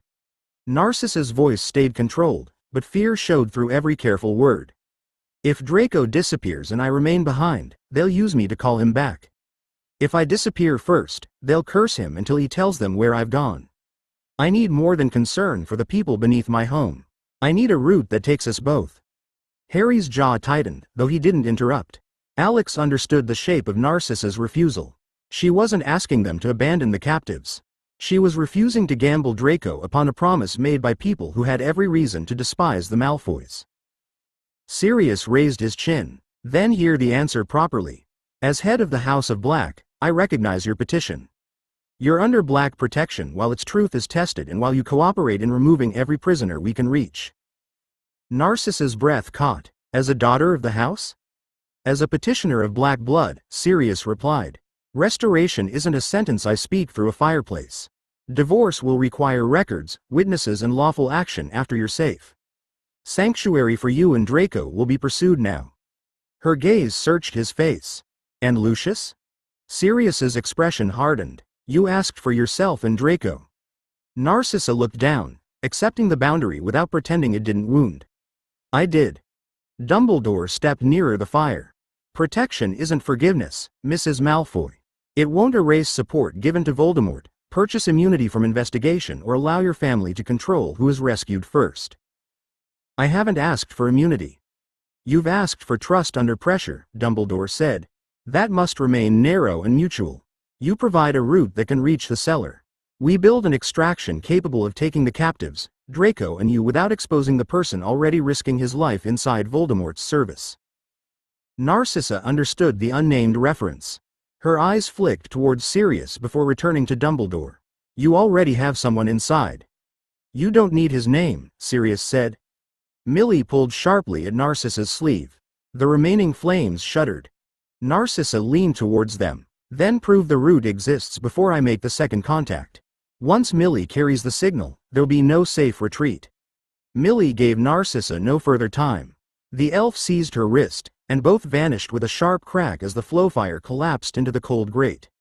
Sirius remained facing the empty fireplace for several seconds, his wand still lowered at his side. She'll be back in the guarded suite before they count the corridor properly, Harry said. If the elf judged the time correctly, Sirius replied. He turned from the hearth and looked towards Dumbledore. We've promised sanctuary before proving we can reach her. We promised to pursue it, Dumbledore said. Now we decide whether that promise can be honored without sacrificing everyone else beneath the manor. Madame Pomfrey entered from the infirmary, took one look at Alex standing beside his chair and pointed firmly towards it. He sat before she could order the meeting ended. The movement pulled across his back, reminding him that the receiving boundary had to be built around what he could reliably do rather than what he preferred to attempt. Alex drew Narcissa's reported routes onto a sheet of parchment. The operation has 3 separate crossings. The cellar prisoners need support immediately. Ollivander may need carrying, and some of the muggles may not understand where they're being taken. Narcissa and Draco have to reach the route without making the guards close it first. And Snape must still appear loyal afterward, Harry said. He can't vanish with them or be seen clearing the way. Dumbledore nodded. He creates pressure elsewhere, redirects movement and preserves his position. No instruction sent to Narcissa may identify him, mention his role or depend upon her recognizing his help. Sirius pulled another chair towards the desk and sat opposite Alex. The route ends somewhere protected, controlled and prepared for frightened people. Not Black House. Bringing unknown captives straight into Harry's home would be reckless. The receiving place can be bounded without becoming permanent shelter, Alex said. He marked a square beyond the drawn cellar route. Adults hold the outer defense. Healers and ministry witnesses wait inside. Everyone crossing is counted before anyone is questioned. Harry studied the square. And us? Dumbledore's gaze moved between the two injured boys. You won't enter the manor. Harry opened his mouth, but Alex spoke first. Someone has to protect the people after they cross. A route isn't a rescue if curses follow them through or panic sends them back. Dumbledore inclined his head. Precisely. Alex will help secure the receiving boundary and protect the civilians within it. Harry may assist there if Madame Pomfrey clears him. Neither of you will pursue Voldemort, search the manor or turn this operation into a Horcrux hunt. Sirius looked down at Narcissa's roots. Then the prisoners cross first. The Malfoys come after them. Alex drew 3 lines into the marked square and joined them at the same protected center. The plan now carried one measure of success. No one was safe until everyone promised a route had reached it. 22. Bellatrix tests the route. Draco heard the first shout from the entrance hall while carrying a tray towards his mother's suite. The guard opposite her door rose before the second cry reached the family floor, and the wizard stationed beside the nursery passage came running with his wand already drawn. Stay where you are, the first guard ordered. Draco let the tray tilt. Tea spilled across the carpet, and the cup struck the wall hard enough to break. What's happening? A bell began ringing below them. It wasn't the manor's ordinary alarm. 3 sharp notes repeated from the eastern wing, followed by the crash of something heavy and Snape's voice carrying through the corridor. The wards have been breached. Secure the lower entrances. Both guards moved. One seized Draco by the shoulder and shoved him towards his mother's door before hurrying after the other. Draco waited until their footsteps reached the stairs, then tapped twice against the carved panel beside the handle. Millie opened the door from within. Narcissa stood behind her, pale but composed, wearing the traveling robes she'd hidden beneath her ordinary gown. Professor Snape? Draco asked. He reported an intruder near the eastern receiving room, Narcissa replied. The guards believe someone entered through the old flow connection. A blast shook dust from the ceiling. Men shouted below, and another alarm began near the front courtyard. Snape had made the threat large enough that Bellatrix would demand every available wand around it. Millie caught Narcissa's hand. Mistress must go now.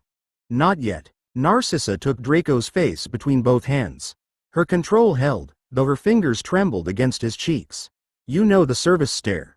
Reach the prisoners and open the final door when Millie returns. Don't argue with them, and don't try to explain everything. Tell them help is waiting beyond the passage. Draco swallowed. You're staying here while I go down? For 3 minutes. Then Millie moves me to the unused room beside the hidden route.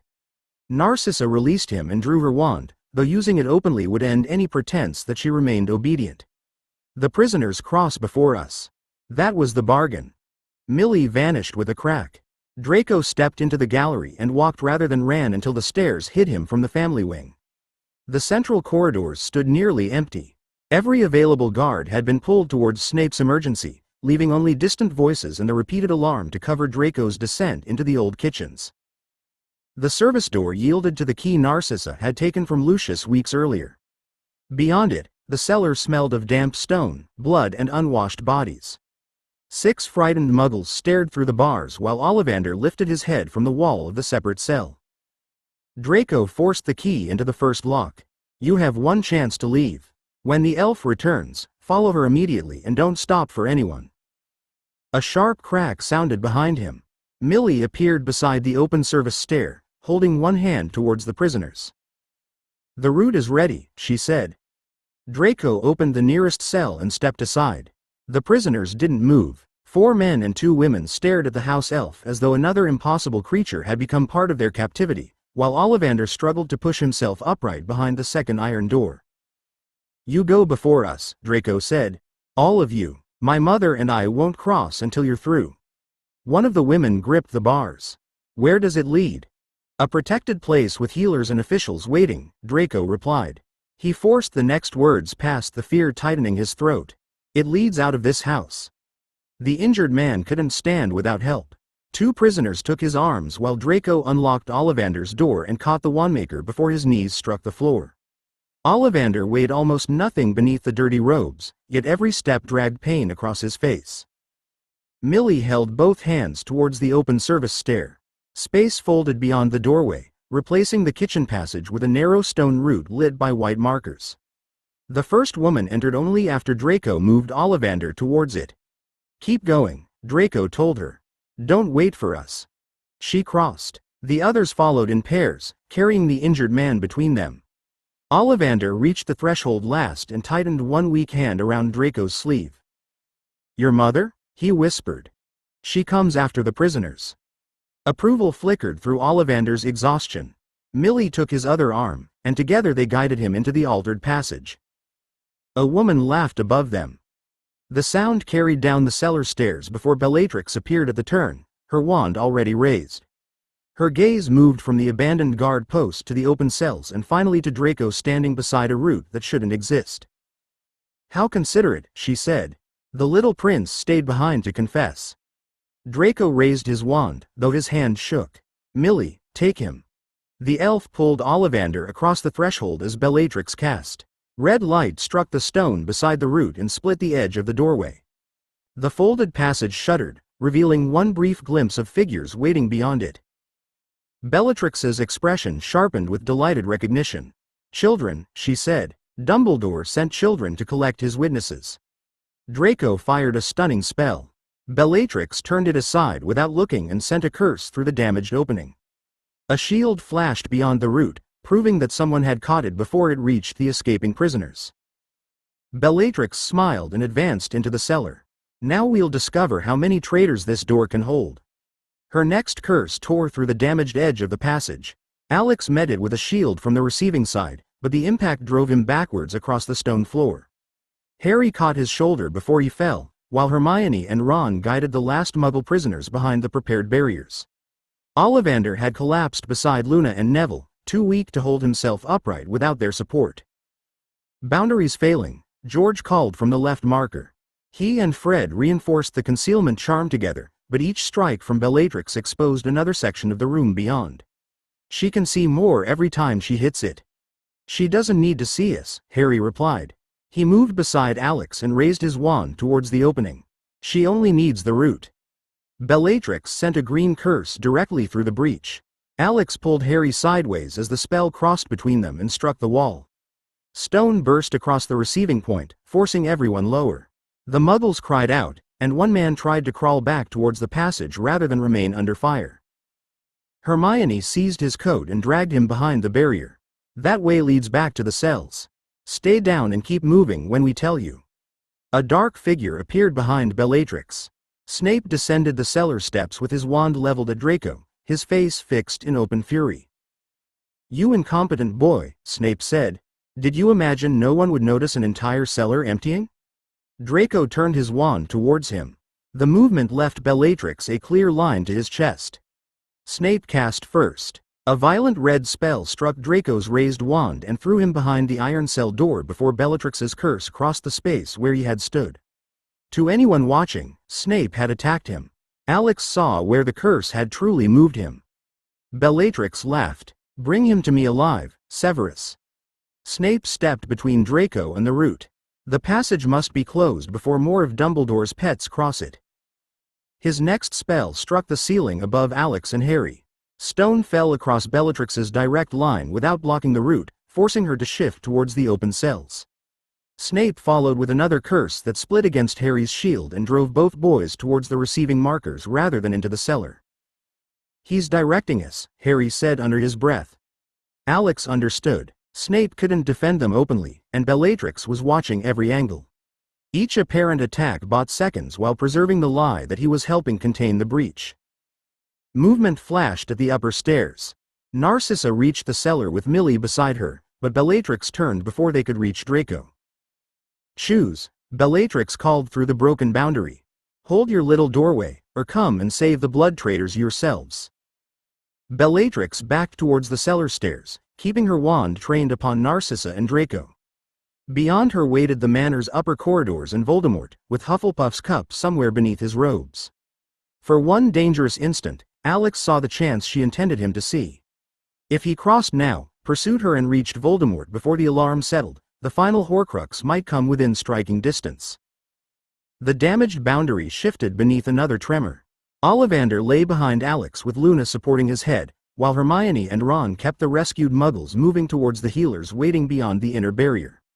Narcissa remained beside the stairs, separated from Draco by Bellatrix and a stretch of curse-scarred stone. Harry raised his wand. "Alex, the root." The reminder cut through the temptation. Alex had been assigned to hold the receiving boundary because frightened civilians needed somewhere safe to arrive.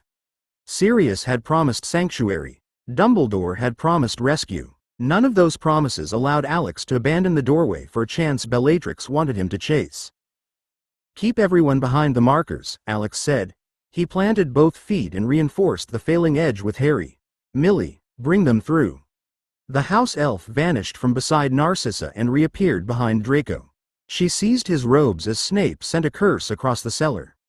Draco dropped beneath it, and the spell shattered the iron door between him and Bellatrix, blocking her clearest line of fire. "Get out of my way!" Bellatrix screamed. Snape turned upon Narcissa with convincing fury. "You've condemned your son for strangers." Narcissa stepped over fallen stone and reached Millie's outstretched hand. "No, I taught him that they counted." Millie pulled both Malfoys towards the root. Bellatrix cast once more, but Harry's shield met the curse inside the opening while Alex held the boundary around them. Draco crossed first, stumbled and was caught by Neville. Narcissa followed a heartbeat later, her hand still locked around her son's sleeve.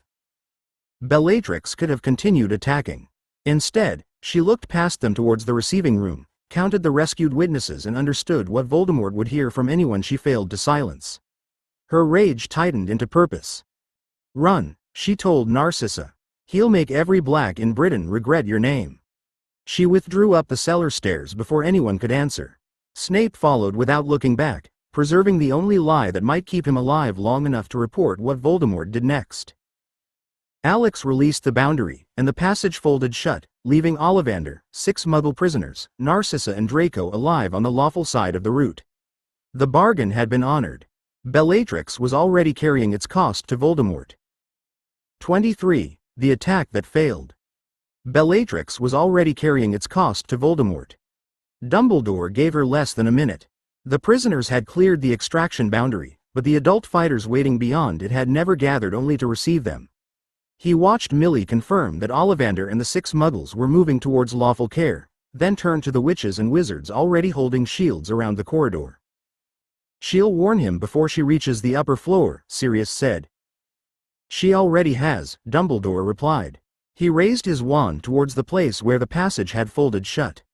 "We use the breach before he changes the house around it. Open the assault route." Magic struck the closed boundary from 3 directions. The stone bent inward, revealing the manor cellar through a narrow opening filled with smoke and broken shelving. 2 masked Death Eaters were already waiting behind an overturned rack. Their curses entered before the route had fully widened. Kingsley caught the first against his shield. Dumbledore turned the second into a burst of sparks that showered harmlessly across the floor.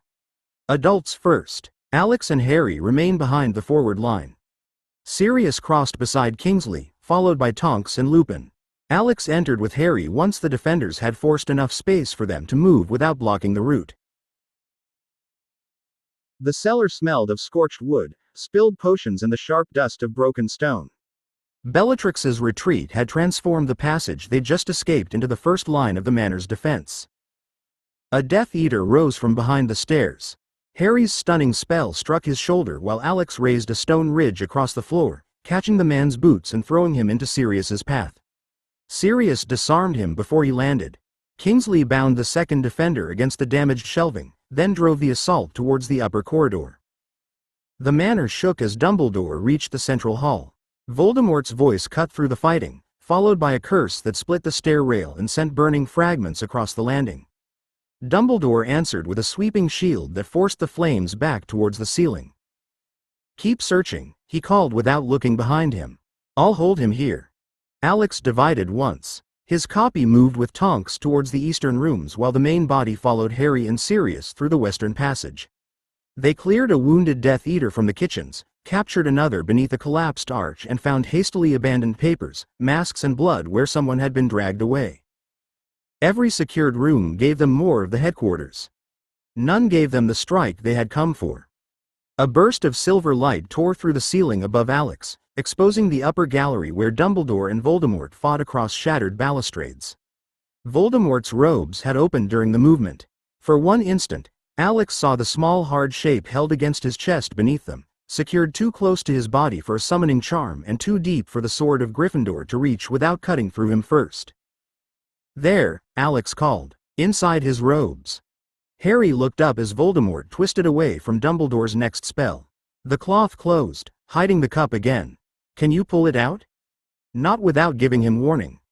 Alex's copy reached the stairs from the eastern passage and threw a cutting curse towards the fastening beneath Voldemort's shoulder. Voldemort turned before it landed. His shield broke the spell and sent the copy backwards through the remains of a door. Dumbledore drove a band of golden fire between them, forcing Voldemort away from the fallen body. "Do not pursue the object through him," he called. "You'll give him the opening he wants." Alex reintegrated the injured copy and caught its memory of the cup shifting with Voldemort's movement. It wasn't hanging loose or resting in a pocket. Voldemort had fixed it directly against his body. Harry lowered his wand from the gallery. "Then we find the other one."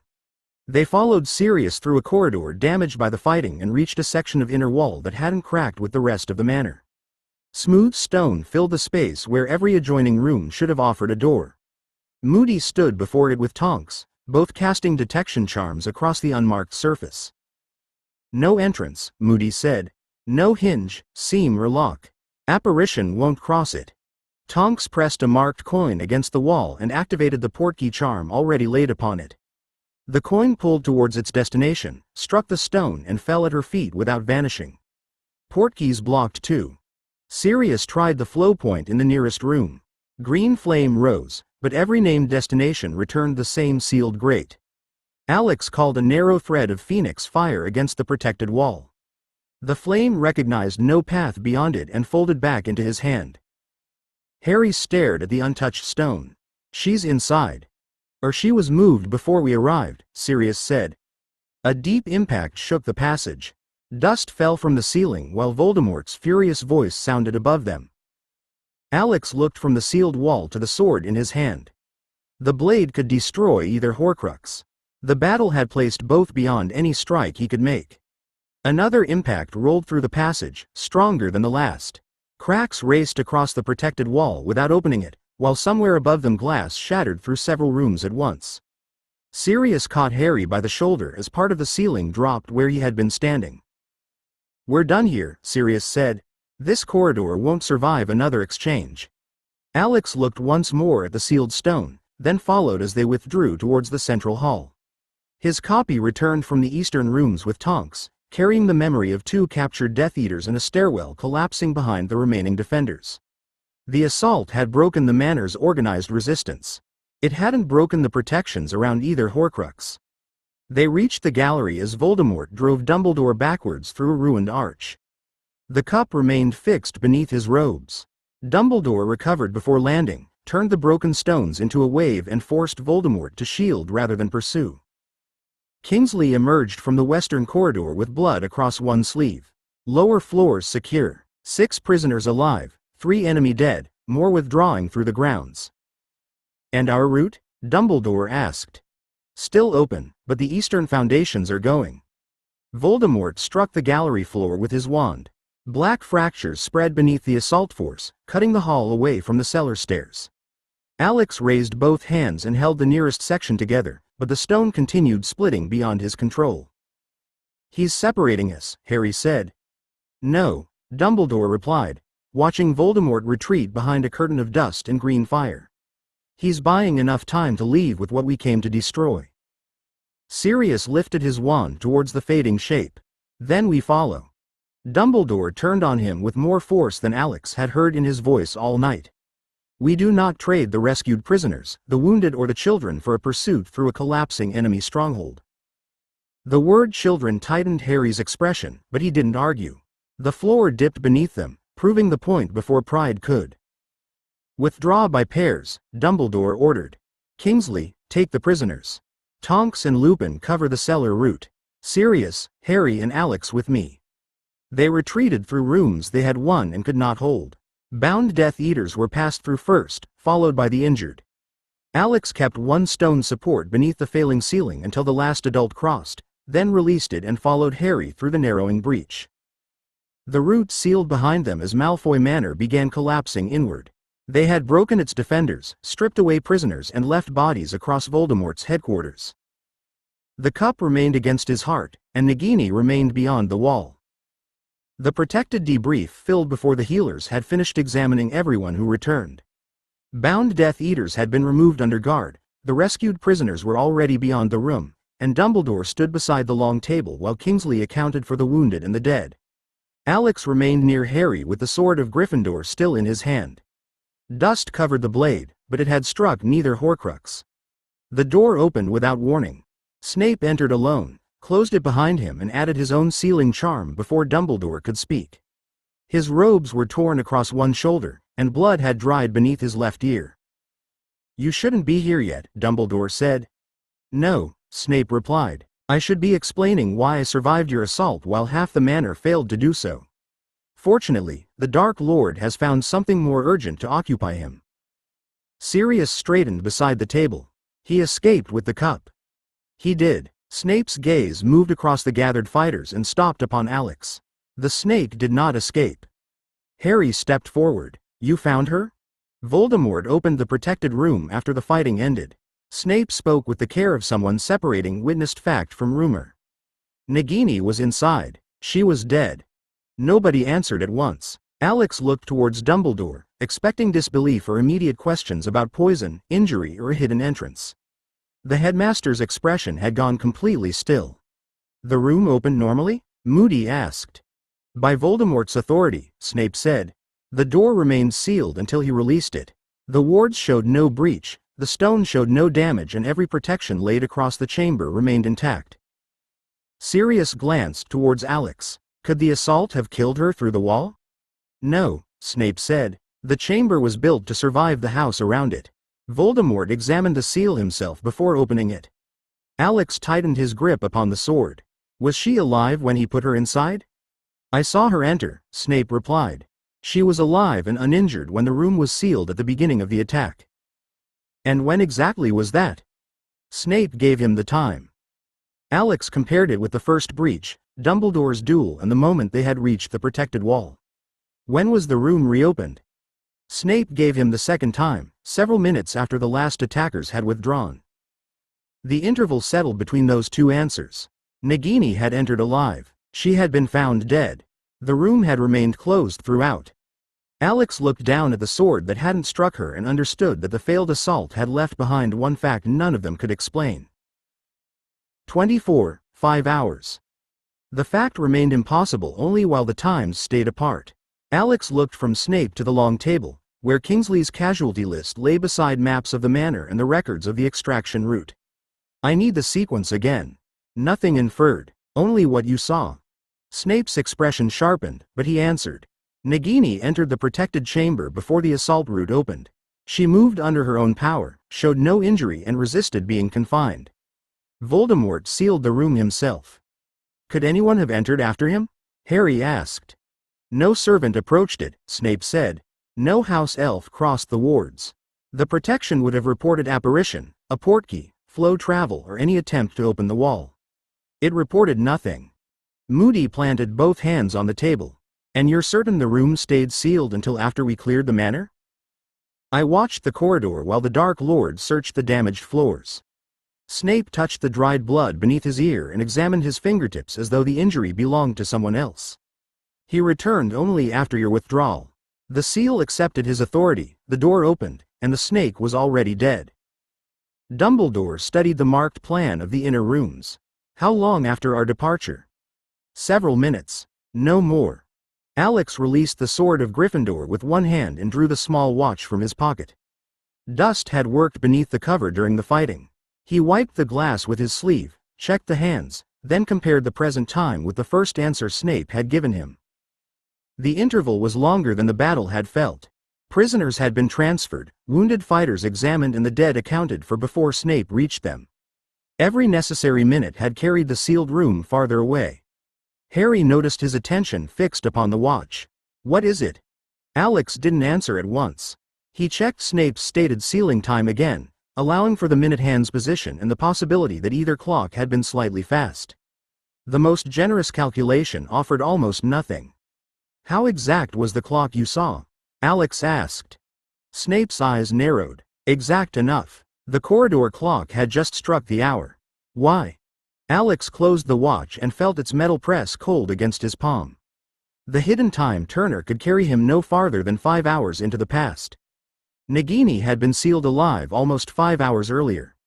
Whatever the dead snake meant, the chance to reach the unexplained interval was about to close. Alex opened the watch again. The answer wasn't waiting in the room for them to debate until morning. Nagini's death had already happened inside a chamber nobody had entered, during an interval no one had observed. The report didn't describe an unsolved murder. It described the consequence of an action he hadn't taken yet. He turned to Snape. Where exactly was the sealed wall in relation to the western kitchens? Snape's gaze sharpened at the change in question. Beyond the inner passage you searched with black. The corridor turns north after the damaged arch. The protected section begins opposite a bronze suit of armor. The one missing its left arm? It possessed both arms before the assault, Snape replied. Your people removed one. Harry glanced towards Alex's watch. Why does the armor matter? Because most of that corridor was collapsing when we withdrew. Alex looked back to Snape. What remained standing when the room was sealed? The bronze figure, the inner wall and the first two ceiling arches. A black runner covered the floor. The Dark Lord's mark had been cut into the stone above the protected section. Alex fixed each detail in memory. Which side of the mark? Snape drew the manor plan towards him and placed one finger against the unmarked wall. 3 paces east. The chamber extends behind this section and nowhere else. If you pass the second arch, you've gone too far. Moody watched him across the table. You've stopped asking how the snake died. I know how she could have been reached, Alex said. The statement was true and revealed nothing that would make the hidden device less secret. I needed the location. Dumbledore's eyes settled upon him. What do you intend to do with it now? Alex closed the watch. Telling Dumbledore would place the time turner beyond his private storage and into a war plan shared by people who could reasonably demand control of it. Telling Harry or Luna would give them only enough time to object while the final minutes disappeared. I need privacy to check something, he said. Don't follow me unless I fail to return. Harry rose halfway from his chair. Alex, that isn't an answer. It's the only one I can give before the chance is gone. Alex lifted the sword of Gryffindor from beside the table. Keep everyone here. I'll explain what I safely can afterward. Dumbledore didn't approve, but he stepped aside. Alex left the debrief room with the watch still closed in his hand and less than 5 hours separating him from the wall Snape had marked. He entered the first empty chamber along the corridor, locked the door and placed a warning charm across it. Harry's footsteps approached outside, stopped when Dumbledore spoke, then withdrew without anyone touching the handle. Alex didn't mistake their restraint for approval. He'd asked them to trust a decision he refused to explain, and the only defense he could offer was that explaining it would consume the chance to act. The sword of Gryffindor vanished into his private storage. Alex called the hidden time turner into his free hand but didn't place the chain around his neck. The device could carry him backwards through time. It couldn't move him from this room to Malfoy Manor. He returned the time turner to storage and fixed the bronze statue in his mind. Snape had described it with both arms intact. Alex remembered it without the left, damaged during the assault beside the Black Runner and the protected wall. That difference would tell him whether he'd reached the right place before he risked the turn. Golden fire closed around him. Alex emerged in the ruined manor corridor with dust beneath his shoes and the air still carrying the sharp remains of spent curses. The ceiling had fallen beyond the second arch. The Black Runner lay buried beneath stone, and the bronze statue leaned against the wall with its left arm missing. Crown officers had secured the lower rooms, but no one stood within sight of the sealed section. He stepped beside the statue and checked his watch. The journey had taken only seconds. His remaining margin hadn't vanished, but it was narrow enough that another delay could place Nagini's chamber beyond reach. Alex called out the time turner, slipped the chain over his head and closed both hands around the frame. 5 hours, he whispered. The hourglass turned. Broken stone rose from the floor and fitted itself into the ceiling. Dust leapt upwards, the Black Runner cleared and the statue's missing arm returned to its shoulder. Sounds rushed backwards through the manor until the movement stopped with a distant impact. Alex removed the chain and returned the time turner to storage at once. The corridor stood intact around him, and beyond the wall 3 paces east of the dark mark, Nagini was still alive. The bronze statue had both arms.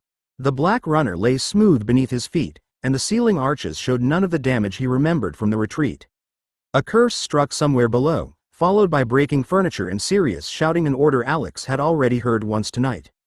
His earlier self was moving through the manor with Harry, unaware that another Alex stood only rooms away. Alex checked the Sword of Gryffindor within storage, confirming its position beside the time turner. Neither object could share his lethifold state. The private space would carry both until he crossed the wall and became solid enough to retrieve the blade. He drew Demiguise's concealment over himself and moved close to the stone. Invisibility wouldn't stop someone walking into him, hide disturbed dust or silence a careless step. He avoided the loose table near the arch and waited as the fighting reached the adjoining passage. Tonks appeared first, retreating beneath a raised shield. Alex's earlier Madigat copy followed her, firing towards 2 masked defenders while fragments of plaster struck its shoulders.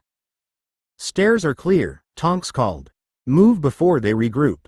The copy passed within an arm's length of Alex without slowing. It showed no sign of sensing him, and Alex remembered no such discovery among the memories it would later return. He remained still until Tonks and the copy disappeared beyond the next arch. Voices approached from the western rooms. Harry shouted a warning, Sirius answered, and Alex heard his own earlier voice closer than either of them. He crossed the runner before they could enter the corridor and stopped beneath the dark mark. 3 measured paces placed him before seamless stone. No hinge, door or handle disturbed its surface. The wards pressed against his senses, prepared to reject travel, entry and every form of solid intrusion they recognized.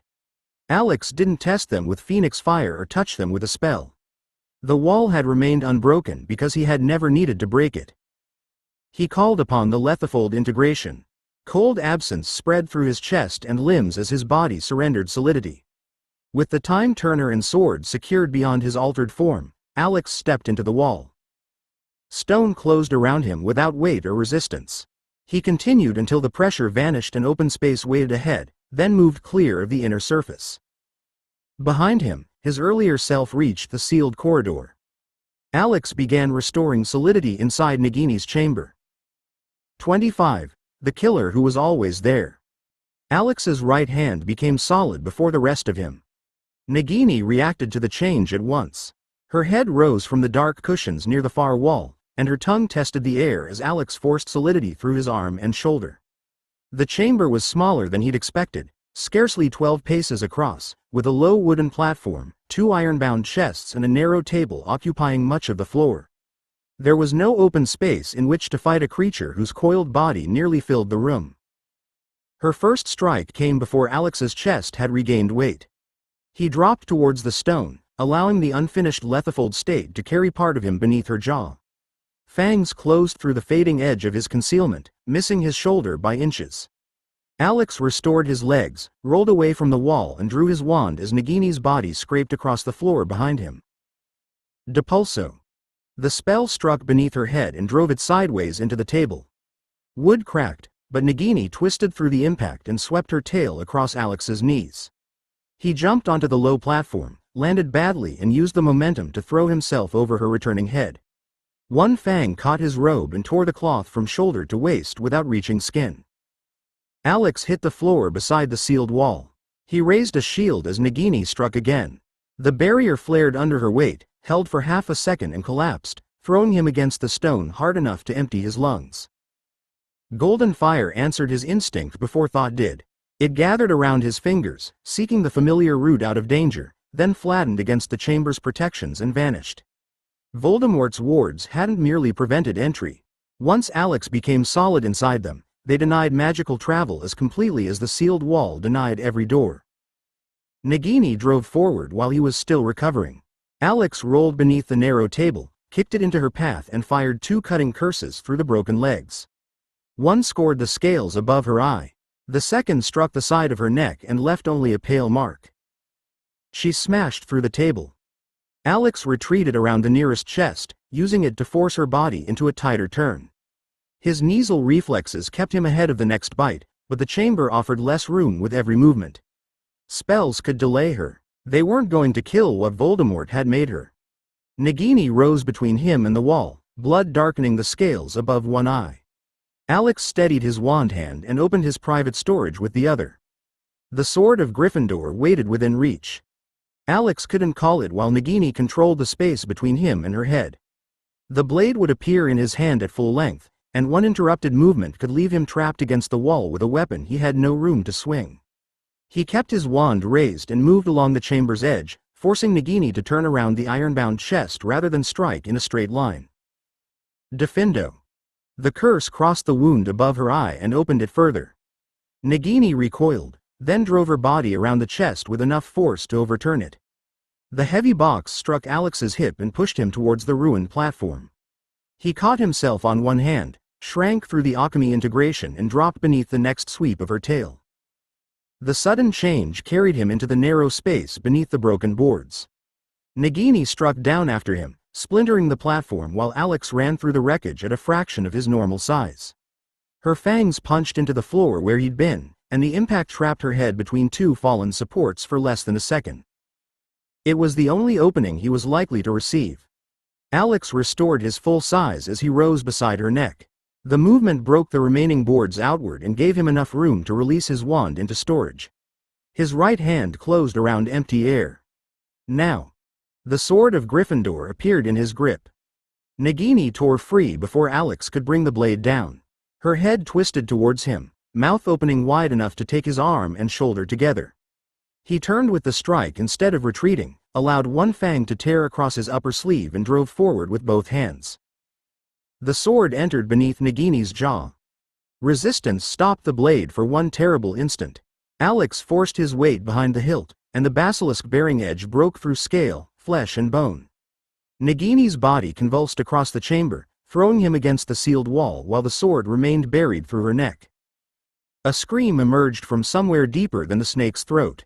Black vapor poured from the wound, shaping a face that opened soundlessly before the blade's venom tore it apart. The chamber's wards flashed red around every stone as the soul fragment collapsed into smoke and vanished. Nagini struck the floor hard enough to shake dust from the ceiling. Her coils tightened once, loosened and became still. Alex kept both hands upon the sword until he was certain she wouldn't move again. He pulled the blade free, wiped it against the broken platform and returned it to private storage. The manor shook around him as another curse struck the corridor. His earlier voice sounded beyond the sealed wall, ordering Harry towards the western stairs. Alex cleaned Nagini's blood from his hand and sleeve, but the torn robe remained beyond a quick repair. Bruising had already begun beneath the cloth where the ironbound chest had struck him. Neither mattered until he escaped the room without altering anything Snape had later reported. He stored his wand and called upon the Lethifold integration. Cold absence spread through him more slowly after the fight, catching around his aching ribs before the last of his solidity released. Alex crossed the wall and emerged beneath Demiguy's concealment while Sirius hurried Harry past the bronze statue. "Alex is ahead of us," Harry said. He said the lower route was clear. His earlier self answered from beyond the damaged arch. "Keep moving. I'm behind you." Alex remained pressed against the wall until all 3 disappeared. He crossed the runner, avoided the fighting below and reached an empty room beyond the secured route. Golden fire carried him from the manor before the retreat ended. He emerged inside the locked chamber at Grimmauld Place nearly 5 hours before he'd originally entered it. The warning charm hadn't yet been placed across the door. Alex applied concealment to the chair nearest the wall, called a book from storage and sat where the Alex who arrived later wouldn't walk into him. The first hour passed with distant doors opening and closing. Later came voices, footsteps and the return of the Alliance from Malfoy Manor. Alex read the same page 3 times while the debrief gathered beyond the corridor. At last, footsteps stopped outside. The door opened, and his earlier self entered carrying the sword of Gryffindor and the closed watch. Harry approached behind him until Dumbledore's voice halted him. Alex watched himself lock the door, place the warning charm and store the sword. The hidden time turner appeared in his earlier hand, vanished again, and golden fire carried that Alex to the manor. Only one Alex remained. He closed the book, released the concealment and reached for the lock while Harry waited directly outside. The warning charm dissolved beneath Alex's fingers. He opened the door and found Harry standing less than a pace away, with Dumbledore, Snape and Moody farther along the corridor. Harry's anger lasted until he saw the torn robe, dust ground into Alex's knees and the bruising darkening one side of his face. "You said you were checking something," Harry said. "I did."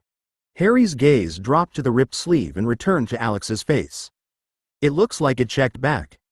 Alex stepped into the corridor and locked the room behind him. His body had stiffened during the 5-hour wait, and the first movement pulled sharply through his hip. Harry reached for his arm, stopped before touching the bruised side and shifted to support him beneath the uninjured shoulder instead. Dumbledore watched the closed door, then Alex's clothing and the watch still held in his hand. His expression changed by very little, but Alex saw understanding settle behind his eyes. Dumbledore didn't ask where Alex had gone, how long he'd been absent or what object had made the impossible interval reachable. Snape broke the silence. "Did you find what you intended to check?" "Nagini is dead," Alex said. The room remained sealed. Nothing entered through its door, wards or recognized transport protections. Moody's magical eye turned towards the locked chamber, then back to Alex. "And the sword?" "Safe." Harry tightened his hold beneath Alex's shoulder. "You went alone?" "Yes." "That wasn't permission." "No," Alex said. "It was the only way to preserve what had already happened." Dumbledore's attention remained upon him. A quiet warmth entered the old wizard's eyes, but he offered no praise that might expose what he understood. "Be careful, Alex." Alex understood everything the words left unasked. "I will." Quiet text appeared across his vision. "Task complete. Reward. 15 integration points. Integration points. 120. The notice faded and another replaced it. Current task. Destroy the last Horcrux. Reward. 15 integration points. Alex looked towards Snape. "The cup is still beneath Voldemort's robes?" "It never left them," Snape replied. Nagini's death had closed the loop. The final Horcrux remained pressed against the body of the enemy who now knew someone was coming for it. 26. The cup against his heart. Snape's answer followed Alex into the drawing room. Harry kept one arm beneath his uninjured shoulder while Dumbledore opened the door and Moody entered behind them, his magical eye checking every corner before the ordinary one settled upon the chairs. Alex lowered himself carefully beside the cold fireplace. The bruise across his hip had stiffened during the wait, but the pain helped keep his attention away from the task notice still lingering in his thoughts. Snape remained standing. "The cup hasn't left his person since Bellatrix returned it to him. He wears it beneath his robes, secured against his chest by a concealed harness." "Even while sleeping?" Harry asked. "He no longer sleeps in any fashion I recognize," Snape replied. "When he withdraws, the cup remains with him. When he changes rooms, it moves with him. When he receives reports, punishes followers or prepares to travel, it remains beneath his clothing." Dumbledore took the chair opposite Alex. "Could it be removed while he bathes or changes robes?" "He performs neither activity without privacy, wards and Nagini's former attendants outside the chamber. His clothing is prepared magically. I've never seen the cup placed upon a table, handed to a servant or left within a room he wasn't occupying." Moody planted his staff beside the door. "What about combat?" Alex looked towards him. That was the one condition Voldemort couldn't control completely. Snape understood the question. During the assault, his robes were torn twice. The cup remained against him while he fought Professor Dumbledore, crossed the West Gallery and ordered the retreat below. He checked it after Nagini's room was opened, but he didn't remove it. Harry's expression tightened. So he carried it through the whole battle. Yes, Snape said. He knows his other protections have failed. He won't trust a vault, servant or hidden chamber again. Alex called the manor route to mind. Every earlier possibility depended upon distance between Voldemort and the Horcrux. A servant carrying it, a room left briefly unattended, a transfer they could interrupt. Snape's observations removed each opening without leaving uncertainty behind. We can't steal it before the fight, Alex said. Dumbledore's gaze moved from him to Snape. Nor can we wait for carelessness that may never come. The room fell quiet around the conclusion. Nagini's death had made the cup Voldemort's last defense, and Voldemort had answered by pressing it closer to his own heart. Moody dragged a chair towards the circle. Then we stopped planning for an empty room and discussed the man wearing it. He sat with his staff braced between his knees while Dumbledore cleared the low table. Alex drew his wand, enlarged a sheet of parchment and sketched the outline of Voldemort's robes with the cup marked beneath the breastbone. Snape corrected the position by 2 inches and added the crossed straps that held it flat against Voldemort's chest. Harry studied the drawing. Could someone summon it? Not through the robes, harness and protections, Snape said. He has tested that himself. Lucius attempted to return the cup by summoning charm after Bellatrix recovered it. The spell failed until Voldemort released the wards. Alex marked the protection around the cup. What about cutting the harness from behind? Moody tapped the parchment with one scarred finger. That assumes you can stand behind Voldemort long enough to perform delicate tailoring. Sirius could distract him, Harry said. Sirius could die distracting him, Moody replied. So could anyone else placed there to create an opening that depends on you-know-who holding still. Dumbledore considered the drawing. A transformation applied to the clothing might expose the cup without requiring its removal. Snape shook his head. The robes resist alteration. He changes them through his own magic and destroys any garment that responds unexpectedly. Alex added another note and examined the narrowing options. A banishing charm might drive the cup into Voldemort's ribs without destroying it. Conjured restraints would be broken before anyone reached the harness. Lethifold intangibility could carry Alex through the robes, but regaining solidity against Voldemort's body would place him within arm's reach before he could draw the sword. Harry pointed to the cup's marked edge. Could we strike it with a curse from outside? Not reliably, Dumbledore said. The cup would be hidden by moving cloth, Voldemort's body and whatever shields he raises. A spell strong enough to pierce all 3 may never touch the Horcrux. Moody took Alex's quill and crossed out the remaining theft proposals one by one. Summoning, harness removal, clothing transformation, concealed approach. Each required Voldemort to surrender control, overlook an attacker or separate himself from the object he had chosen as his final defense. He won't give us a clean attempt, Moody said. We'll have to make one while he's fighting back. Alex looked at the cup drawn over Voldemort's heart. They weren't planning how to steal it any longer. They were planning how to place the sword of Gryffindor against it during direct combat. He studied the drawing until the answer stopped looking like an attack any living person could complete. Voldemort would guard the cup with his body, his wand and every instinct sharpened by the destruction of the other Horcruxes. Anyone who reached striking distance would have no safe route away. The approach is the problem, Alex said. He set his wand beside the parchment and straightened despite the pain pulling through his hip. We're still trying to build a plan that protects the person carrying the sword. Moody's magical eye fixed upon him. That's generally considered desirable. Not if survival forces the strike to stop short. Alex placed 2 fingers beside the marked cup. A Madigat copy can make the approach the real body couldn't. It can accept a position with no retreat because my main body won't be standing there.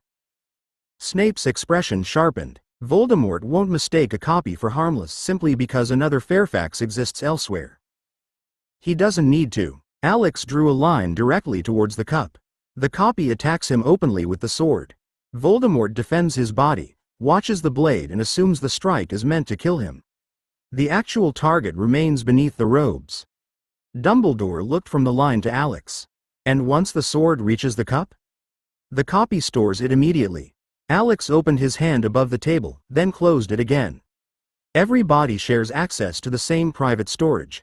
The sword doesn't have to survive the retreat. It only has to remain in the copy's hand until the cup breaks. Moody leaned closer to the parchment. How fast can you store it? Faster than turning away, provided the copy still has control of the hilt.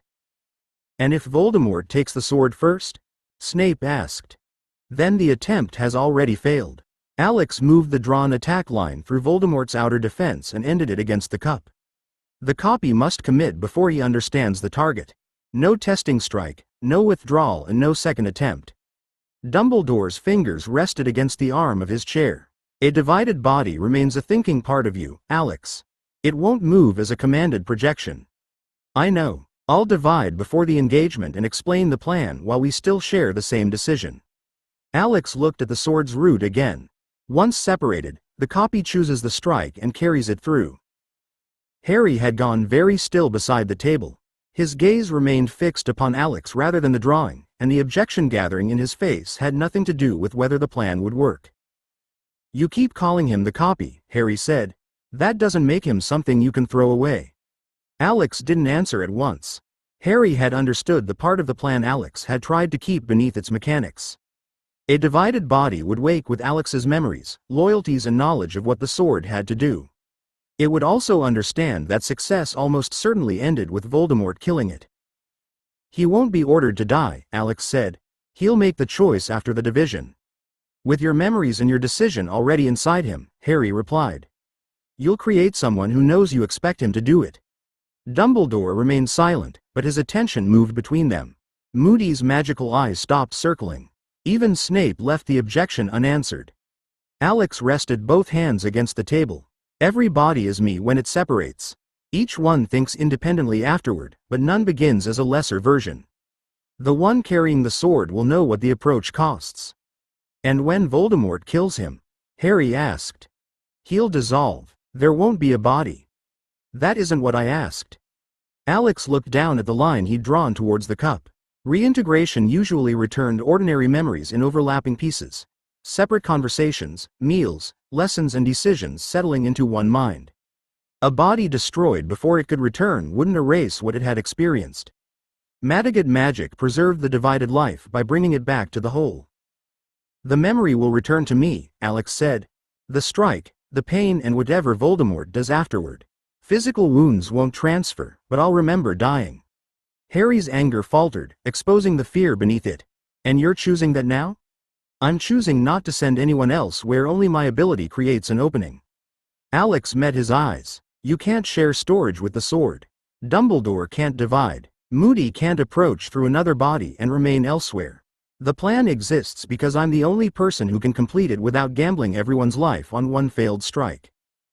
Harry looked towards the others as though expecting one of them to forbid it. Moody's jaw had tightened. Snape watched Alex with cold assessment rather than approval. Dumbledore finally lowered his gaze to the drawn cup.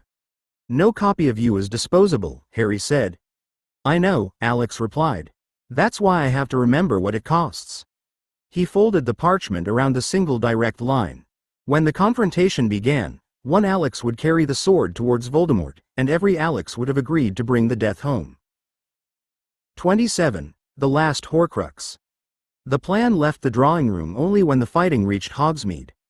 Alex divided behind the defender's line while curses broke windows farther along the high street, then called the sword of Gryffindor from storage and offered it across the space between his two bodies.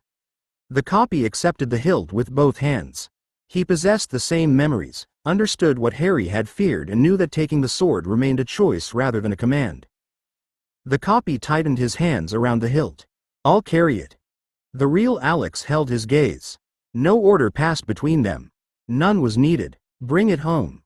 The copy turned before either of them could make the decision easier by discussing it again. He moved through the damaged rear of a shop and emerged behind a broken display window, where the battle opened before him in flashes of red, gold, and white. Dumbledore held Voldemort near the center of the street while Harry fought beside Moody to prevent two Death Eaters from closing upon his flank. The cup remained hidden beneath black robes, pressed against the body every defender was already trying to reach. Harry saw Alex step through the shattered window carrying the sword. His face tightened, but he didn't call out or expose the plan. Instead, he drove a curse towards Voldemort's wand arm and forced him to turn his shield. The copy entered the street at a run. Loose stone shifted beneath his shoes. His injured hip protested with every stride, and the sword of Gryffindor pulled against the bruise in his shoulder, but the divided body carried the same damaged condition as the original. He had no stronger frame to spend. He only had distance, timing, and Voldemort's certainty that the cup couldn't be reached while it remained against his chest. Voldemort noticed the blade and looked directly at him. Contempt sharpened his words. Another imitation. Did you imagine steel would succeed where your magic failed? Alex gave him the answer the attack required. He raised the sword as though the point were meant for Voldemort's heart and continued straight towards him. Dumbledore shifted right, opening the line without drawing attention to it. Harry struck from the left and made Voldemort turn half a step to meet the spell. The movement pulled his robes tight across his chest for an instant, though the cup remained hidden beneath them. Alex closed the final yards with both hands locked around the hilt. Voldemort brought his wand across his body, ready to stop a sword aimed at flesh, and Alex committed the blade to the lie. Voldemort's wand moved faster than the sword. A shield struck the blade near its point and drove it sideways, wrenching Alex's injured shoulder as the curse meant to follow came towards his face. He dropped beneath the green light, felt its heat pass above his hair and rolled across the broken road without releasing the hilt. The sword struck stone, threw sparks and remained in his hands when he forced himself back onto one knee. Voldemort's robes settled across his chest as he turned his wand for the next cast. You believed possession made you brave. It has only made your death easier to arrange. Alex pushed upright before the pain in his hip could lock the joint. Voldemort's confidence mattered more than the insult. He hadn't moved to protect the cup separately. He still treated every sword stroke as an attack upon his body, certain that the wards, harness and flesh between the blade and the Horcrux made it unreachable. Harry's spell struck Voldemort's shield from the left. White light spread across its surface, forcing Voldemort to brace while Dumbledore sent a second attack low towards his legs. Voldemort broke the first spell, stepped over the second and answered both without looking away from Alex. Harry raised his wand. Now. Alex charged again. Voldemort cast before he reached striking distance, but Moody's curse hit the incoming spell and broke it into red fragments between them. Alex drove through the falling sparks, brought the sword up beneath Voldemort's wand arm and forced him to turn his torso away from the apparent thrust. The movement opened the line Snape had drawn. Alex changed the stroke at the final instant. Instead of driving the point towards Voldemort's heart, he shortened his grip and cut across the front of the robes beneath the breastbone. The cloth resisted like hardened leather. The sword slowed, but basilisk venom had already altered the blade for work ordinary steel couldn't perform. Alex leaned his weight into the cut and felt the enchanted fabric separate beneath the edge. Black cloth opened. A crossed strap appeared beneath it, followed by the gleam of gold pressed flat against Voldemort's chest. Voldemort's expression changed when he understood. He twisted away and brought his wand down towards Alex's neck. Alex kept both hands upon the sword, drove through the leather harness and caught one small badger-shaped handle beneath the blade. Gold shrieked against silver as the sword of Gryffindor bit into Hufflepuff's cup. The sound tore through every spell crossing the street, too sharp to belong to metal alone. Black cracks raced from the blade across the cup's curved side, and something inside it fought against the wound with a pressure Alex felt through both hands. Voldemort screamed. The cry carried no command or language. His back arched as though the sword had entered his own chest, and the wand descending towards Alex's neck jerked wide. Green light struck the road beside them, blasting stone against Alex's leg, but he held the blade inside the cup and forced it deeper. The badger-shaped handle broke away first. It spun beneath Voldemort's robes and struck the ground with a small golden ring. The cup folded around the sword, its polished surface darkening as thick black liquid forced itself through the cracks. It ran across Voldemort's chest without soaking the cloth, gathering into twisting shapes that reached for Alex's wrists. Harry shouted across the street, "Keep it in!" Alex leaned forward with his injured shoulder burning and drove the edge through the cup's base. The black substance recoiled from the silver blade. A thin cry rose from within the crushed gold, growing higher until the remaining handle split and the entire cup burst apart beneath Voldemort's robes. The pressure vanished. For one instant, the battlefield became perfectly simple. The cup lay in broken pieces between them. No hidden soul remained inside the gold. Nagini was dead, Harry's fragment was gone, and every other Horcrux had already been destroyed. Voldemort was mortal. Triumph struck Alex so fiercely that he almost laughed. The plan had worked. The copy Harry had refused to call disposable had reached the one place no other attacker could survive long enough to touch. Then he saw Voldemort's face. Pain had stripped away every trace of contempt. What remained was recognition and rage, focused entirely upon the sword still held between them. Voldemort's wand had missed Alex's neck, but it hadn't stopped moving. The pale hand turned, bringing the tip back across the narrow space between their bodies. Alex opened his private storage. The sword of Gryffindor vanished from his hands before Voldemort could seize it, taking the basilisk-bearing blade beyond the battlefield and preserving it for the real Alex. His empty fingers closed upon nothing. Voldemort's wand completed its turn, and Alex understood that the counter was already arriving. He reached for Phoenix Fire before the curse left the wand, fixing upon the real Alex's position beyond the immediate engagement and demanding the passage open. Gold gathered around his shoulders. It failed to carry him. Voldemort's free hand had closed upon the torn front of Alex's robes, holding him inside the space where fire should have taken him. The golden light climbed Voldemort's fingers, recoiled from the hostile magic surrounding them and scattered across the road without opening a path. Voldemort tightened his grip. "You don't leave me." Alex struck at the gripping hand, but Voldemort twisted the cloth around his fist and pulled him closer. Harry's curse crossed the street, forcing Voldemort to raise a shield between them, while Dumbledore drove a band of white fire towards his wand arm. Voldemort turned within both attacks and kept Alex against his body, using the copy's position to narrow the angles from which the others could strike. Harry's voice broke through the fighting. "Let him go." Voldemort looked past Alex towards him. "You still believe there is something here to save." The wand pressed against Alex's side. He called for fire again, but the gathered warmth broke beneath the pressure of Voldemort's grip and the wards moving through his robes. There was no room to step away, no sword left to defend himself and no second body close enough to intervene. The copy had completed the only action that required his survival. He looked at the broken gold scattered beneath Voldemort's feet and smiled despite the fear tightening his breath. "You're mortal." Voldemort's face emptied. His wand moved once. The cutting curse passed through Alex at the waist. Pain arrived without measure, severing thought from breath as the upper half of his body fell away from the legs Voldemort released. Harry's shout reached him through the impact, followed by Dumbledore's spell striking hard enough to throw Voldemort backwards. Alex hit the road and began to dissolve. Light opened beneath his skin instead of blood. It spread through his hands, chest and face, breaking the divided body into bright particles before the damaged pieces could remain upon the stones. The pain stayed with him. So did the crushed cup, the stored sword and Voldemort's expression when he understood what had been taken from him. The particles lifted from the road and streamed beyond the fighting towards the real Alex waiting outside the immediate engagement. 28. Oh, run. The first particles reached Alex before he could move towards them. They struck his chest as points of warm light and vanished beneath his robes, followed by dozens more streaming between broken walls, shattered windows and the legs of fighters who couldn't see what was returning.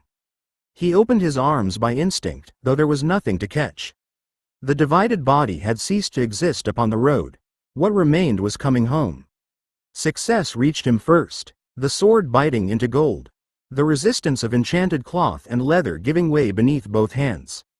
Voldemort's expression changing when the hidden cup split against his chest. Triumph drove through Alex with such force that his knees weakened, and for one breath he stood behind the defender's line knowing they had done it. Then the rest arrived. Voldemort's hand closed around his robes. Phoenix Fire gathered and failed. The wand pressed against his side while Harry shouted from somewhere beyond the shield. Alex felt the copy smile and heard his own voice tell Voldemort that he was mortal. The memory carried no distance and offered no protection.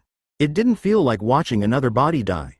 It felt like standing there again with no sword in his hands and nowhere left to go.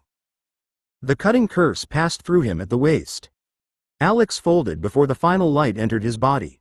His hands struck the damaged wall beside him, but he couldn't feel the stone through the pain tearing across a wound his real flesh didn't possess. His stomach clenched. Breath stopped halfway into his lungs, and the street turned sideways as his mind insisted that his legs had fallen somewhere behind him. Someone caught his shoulder. Alex? He heard the voice without recognizing it. Voldemort released the torn robes. The upper half of Alex's body struck the road. Harry shouted his name, and Dumbledore's spell threw Voldemort backwards while pain continued beyond the instant that should have ended it. Alex dragged air into working lungs. His hands found his waist and pressed against unbroken robes, searching for blood that wasn't there. The copy's terror remained inside him, joined to the knowledge that its task had succeeded and its death had been real enough to remember. Alex, look at me. The hand upon his shoulder tightened, keeping him upright while curses passed beyond the wall. He forced his eyes open. His body remained whole. The severing pain began to retreat, leaving nausea, shaking muscles and one memory he would never mistake for imagination. Alex reached inward for the facts the copy had brought back. Before he could trust the victory, he had to prove what had returned with the dead. He forced himself upright against the wall and opened his private storage while the defender beside him kept a hand upon his shoulder. The familiar space answered immediately. Books, tools, the hidden time turner and everything else remained where he had placed them. The sword of Gryffindor rested among them, its silver blade marked by black residue around the edge that had cut through the cup. The sword's here, Alex said. His voice sounded thin, but the words steadied him. He stored it before Voldemort killed him. The defender glanced towards the fighting. And the Horcrux? Alex closed his eyes again. He followed the returned memory without surrendering to the death at its end. The copy had cut through the enchanted robes and leather harness. He had felt gold resist the sword, heard the badger-shaped handle break and watched black cracks race across the cup. The soul inside had screamed through his hands before the base split apart. Those details belonged to memory, but memory alone wasn't enough. He searched the copy's final view of the road. Broken gold lay beneath Voldemort's feet. One handle had landed apart from the crushed body of the cup. Black liquid had vanished when the blade passed through the base, leaving no pressure behind it and no fragment attempting to hold its shape. The sword now inside storage carried the same dark trace he remembered seeing upon the blade. Alex drew it out only far enough for the hilt and several inches of silver to appear in his hand. The residue remained real. It smoked faintly where basilisk venom had entered the gold, carrying the same corrupt magical feel as the diary, ring and locket after their destruction. He returned the sword to storage before anyone beyond the wall could see it. It's gone, Alex said. The certainty no longer came from triumph. Memory, physical evidence and the absence he had felt when the cup broke all agreed. The cup was the last one. Voldemort has nothing left outside himself. Quiet text appeared across his vision. Task complete. Reward. 15 integration points. Integration points. 135. The words faded, and a new instruction replaced them. Current task. Survive Voldemort's mortal retaliation and end the war. Alex opened his eyes. Beyond the broken wall, Voldemort's scream had ended. The silence that followed was worse, because the newly mortal wizard now knew exactly whose face had taken immortality from him. Alex remained behind the broken wall with one hand braced against the stone, listening for the next curse while triumph and horror fought for possession of the same breath. They had destroyed every Horcrux. Harry was free of the fragment. Nagini was dead. The cup had broken beneath Voldemort's robes, and the man in the street could finally be killed. A laugh escaped Alex before he could stop it. It lasted only a second and sounded wrong beside the remembered scream of his divided body. His hand closed over his waist again. He felt whole flesh, cloth and the hard line of his belt, yet his mind supplied the impact of the road and the helpless instant after the curse passed through him. The copy had known it would probably die. Knowing hadn't made the pain smaller or the fear less human. The defender beside him tightened his grip upon Alex's shoulder. Can you move? Alex swallowed against the nausea. Yes. That wasn't convincing. It doesn't need to be. Alex pushed away from the wall and nearly lost his balance when his injured hip took his weight. The other wizard caught his arm before he fell. Alex forced his feet beneath him and looked through a gap in the broken masonry. Voldemort had risen in the middle of the street. His robes hung open where the sword had cut them, exposing the broken leather harness and a dark stain across his chest. Dumbledore held him behind a curved shield while Harry and Moody pressed from opposite sides. The duel should have looked changed now that death could reach him. It didn't. Voldemort's magic remained violent, precise and strong enough to tear the front from another shop. Then Voldemort stopped answering Harry. His red eyes moved across the defenders' line, past the people nearest him and towards the damaged buildings behind them. He looked at every doorway, window and broken wall with sudden purpose. The copy had dissolved rather than leaving a body. The sword had vanished. Voldemort understood Madigat division well enough to know that neither disappearance meant Alex was gone. Alex felt the conclusion arrive inside the other man's search. The copy had fooled him, wounded the soul he thought untouchable and returned everything to its source. Somewhere close, the real Alex carried the memory of his failure. Voldemort turned his head towards the wall. "Fairfax," he said, and the name crossed the battle more clearly than a shouted command. The defender beside Alex drew his wand. Alex's body was still shaking, but the choice waiting before him had become brutally simple. Voldemort had found the direction of the real body, and everyone between them had just become part of the target. Alex pulled free of the hand supporting him and turned away from the gap in the wall.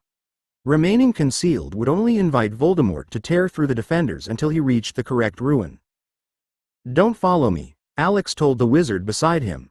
He forced his shaking legs into motion and crossed the damaged shop through dust, broken shelving and glass that shifted beneath his shoes.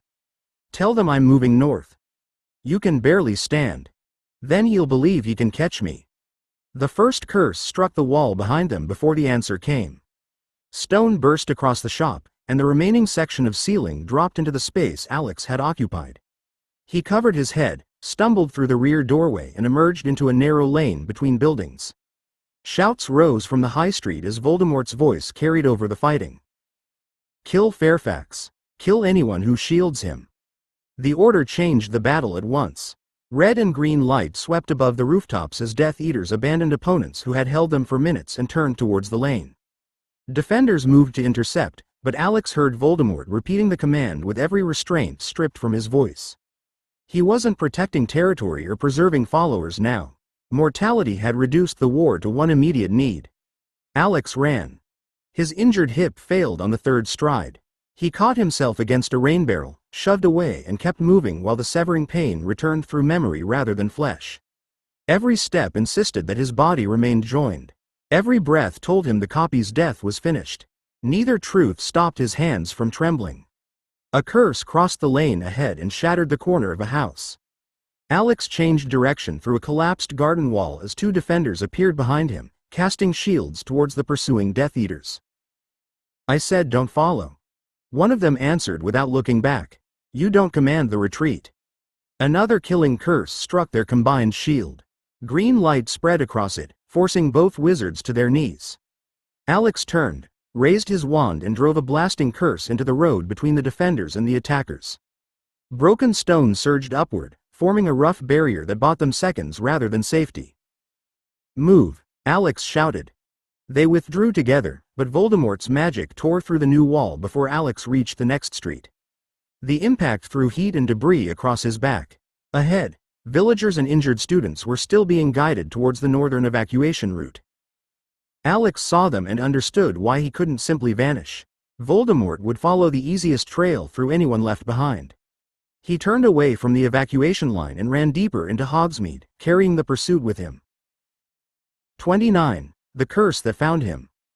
Alex left the evacuation route behind and cut through a narrow passage between the post office and a damaged cottage. The pursuit followed exactly as he'd intended. Curses struck the walls on either side of him, throwing brick dust across his face and tearing holes through doors moments before he passed them. He resisted the instinct to disappear. Concealment might save him, but Voldemort's followers would turn back towards the students and villagers the moment they lost their target. Fairfax went east. A Death Eater shouted behind him. Alex changed direction at the next garden wall and headed north. He wanted them confused about his route but certain he remained close. A red curse passed above his shoulder as he climbed through a shattered window and crossed an empty sitting room. He emerged through the front door into another street, where two Ministry wizards were dragging a wounded villager behind an overturned cart. "Don't stop," Alex told them. He raised a shield across the street as three curses arrived together. "Take him north and tell Moody the pursuit's following me." One wizard stared at Alex's shaking wand hand. "You're injured." "I'm moving." Alex drove a blasting curse into the building behind the pursuing Death Eaters. Masonry collapsed across the road and forced them to slow. "That's enough for now." The ministry pair carried the villager away while Alex turned south again.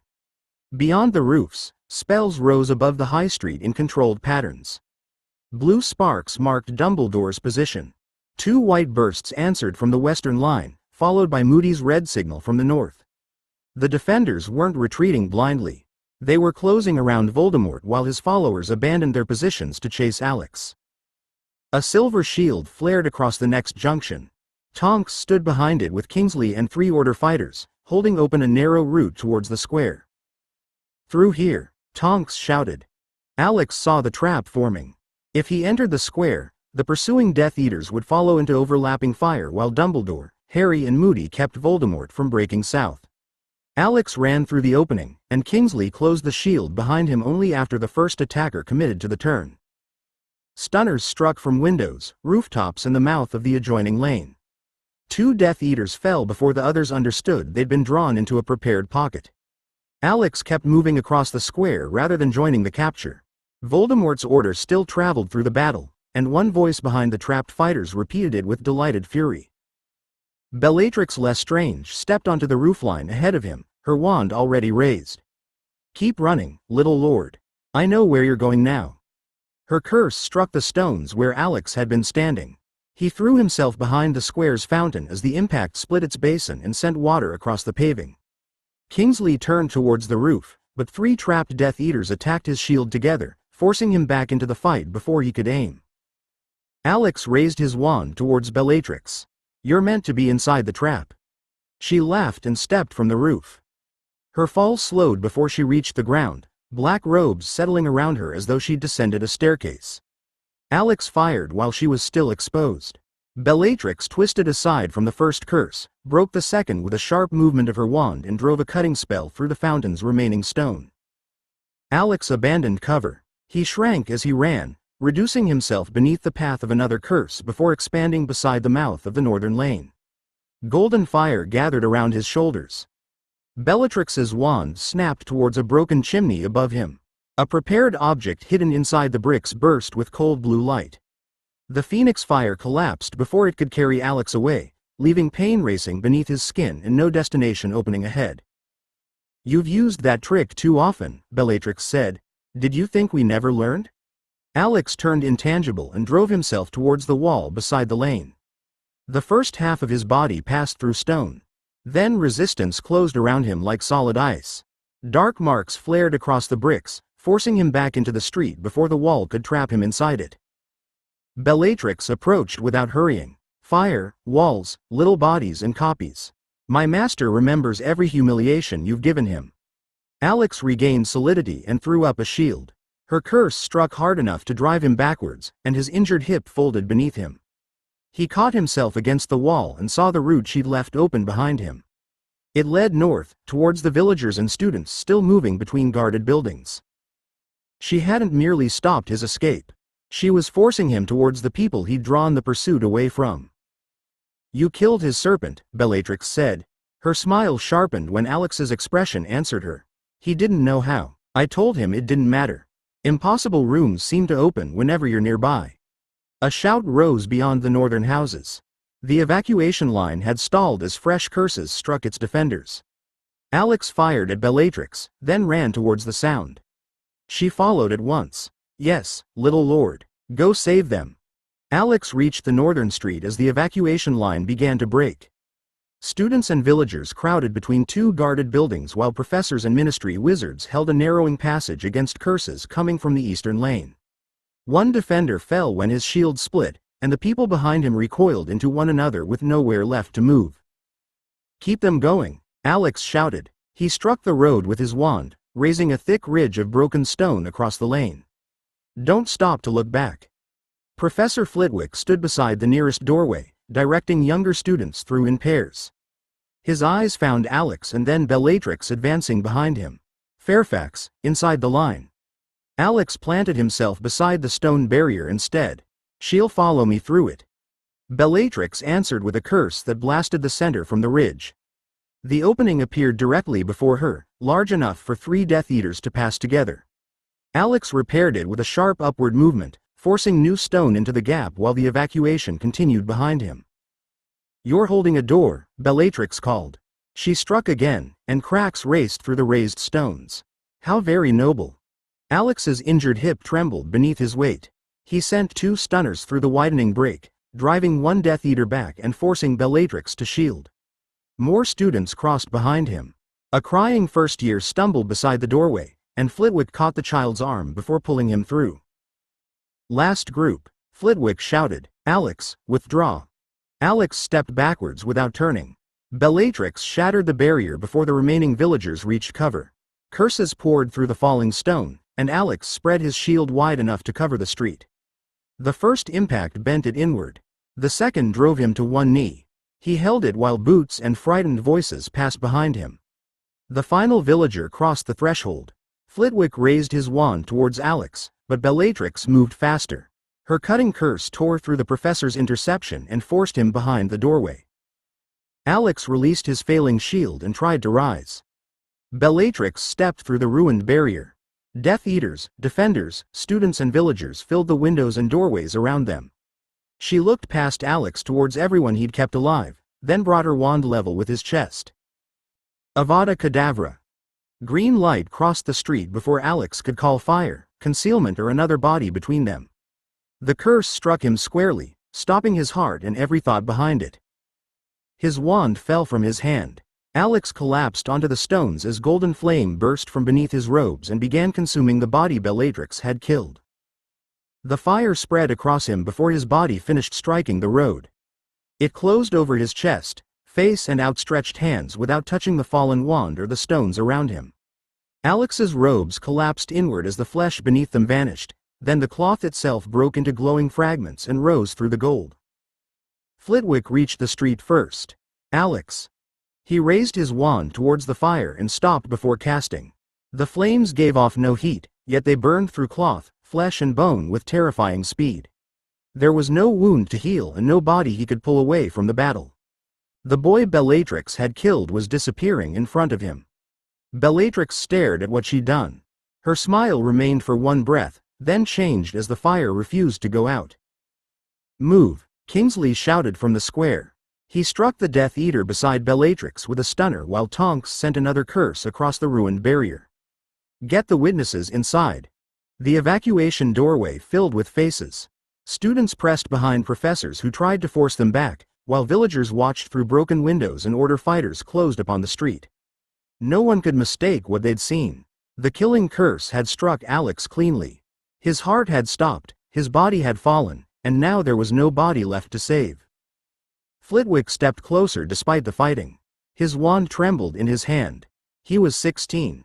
Bellatrix turned on him, fury replacing uncertainty. He was a thief wearing a child's face. Her curse never reached the professor. A silver shield cut across the street, and Moody's answering spell tore Bellatrix's wand from her hand. Kingsley drove her backwards while Tonks bound one arm, but Alex's death held Flitwick's attention more completely than their struggle. The fire contracted over the place where he'd fallen. Gold sank towards the stones, taking the last scraps of ash with it until only a small burning hollow remained between Alex's wand and the scorched outline of his body. Someone behind the doorway began crying. Another student whispered Alex's name as though saying it might call him back. The flames dimmed, and something no larger than a closed fist moved within the shallow bed of ash. Flitwick lowered his wand by inches. A thin, featherless head pushed weakly against the glowing remains, followed by one trembling wing. The tiny creature drew a breath that sounded too fragile to belong in the middle of a battle. Then the phoenix chick opened its eyes. 30, put me down, he killed me. Alex returned to pain, cold stone and the sound of people shouting his name. His body wouldn't answer as a human body should. He felt 2 weak legs beneath him, folded wings against his sides and a neck that could barely support his head. Every breath scraped through a throat too small for speech. Gold still glowed within the ash around him, but the fire had completed its work. Bellatrix's curse had struck. His heart had stopped. He remembered the green light, the street rushing upwards and thought ending before he'd found enough time for fear. Then thought had begun again inside something tiny and featherless. Flitwick stood over him with his wand lowered, staring as though every rule he'd ever taught had failed at once. Behind the professor, Kingsley and Tonks drove Bellatrix towards the ruined barrier while Death Eaters fought to reach the eastern lane. Students remained packed inside the evacuation doorway. Their frightened faces told Alex that none of them had looked away. Bellatrix saw him move. "What is that?" Alex tried to answer, but only a thin cry escaped his beak. Anger surged through the new body, far greater than anything its size could hold. She'd murdered him. She was still standing in the same street, and his wand lay less than a foot from the ash. He forced one trembling wing beneath himself and reached towards it. "Don't touch him," Flitwick said sharply as a ministry healer approached. "We don't know what's happening." Alex did. Phoenix magic gathered beneath his skin without waiting for permission. The street expanded around him for one dizzying instant, then his small body changed. Wings became arms, talons became bare feet, and the fragile cry tore upwards into a human shout. Ash scattered as he rose from it, no taller than Flitwick's waist and wearing nothing but the renewed body the fire had given him. His wand remained enormous beside him. Alex seized it with both hands. The grip was too thick, the balance wrong, and the length absurd against his short arms, but the familiar magic answered at once. Memories, spells and fury remained exactly where they belonged. Flitwick's face went white. "Alex?" Alex dragged the wand upright and searched past him for Bellatrix. "That murdering bitch killed me." Several students gasped. Tonks looked back from the fighting, missed a step and nearly lost her shield. Bellatrix stared at the naked 3-year-old standing in Alex's ashes, and the uncertainty on her face gave way to horror. Alex planted his feet, leveled the oversized wand towards her and tried to advance just as Flitwick caught him beneath the arms.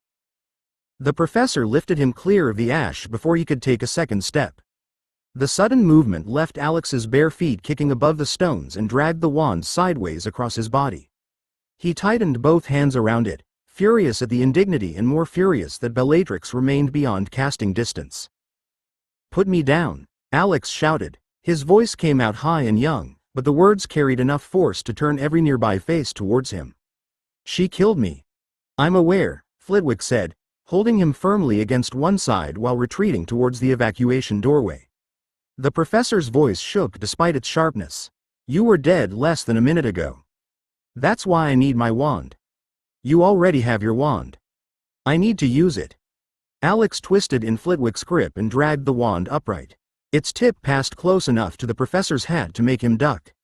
Across the street, Bellatrix broke Tonks's binding curse and threw herself behind a fallen section of wall while 2 Death Eaters covered her retreat. Alex aimed through the gap between Flitwick's shoulder and hat. "Stupefy." The spell fired, but the wand's weight pulled his arms down as the incantation left him. Red light struck the road short of Bellatrix and burst against broken stone.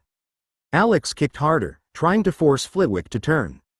"She's escaping." "She's surrounded," Flitwick replied. "You are 3 years old, unclothed and trying to duel over my shoulder." "I'm 16. Flitwick glanced down at the small legs striking uselessly against his robes. "Your current evidence is unconvincing." Kingsley drove the nearest Death Eater backwards with 2 precise curses. Tonks rebuilt her shield across the northern lane while Moody advanced through the opening, but Bellatrix had already reached the cover of the damaged houses. Alex saw black robes vanish behind a doorway and raised his wand again. A larger hand closed around the middle of it before he could cast. Moody stood beside Flitwick, one magical eye fixed upon the battle and the other staring directly at Alex. "Give me that before you take the professor's ear off," Moody said. "No. You can barely hold it." "I held the evacuation line with it. In a body that could reach past its own knees." Alex pulled, but Moody's grip didn't shift. Flitwick carried him through the doorway while professors closed around the entrance and the surviving witnesses were pushed deeper into shelter. Bellatrix had escaped his sight, the battle still raged beyond the walls, and 2 adults were now removing both him and his wand from it. Flitwick carried Alex into a crowded ground floor room where overturned tables had become treatment beds.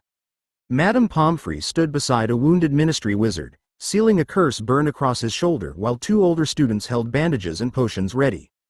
She looked towards the doorway, saw Flitwick carrying a naked child and began to order him towards an empty table.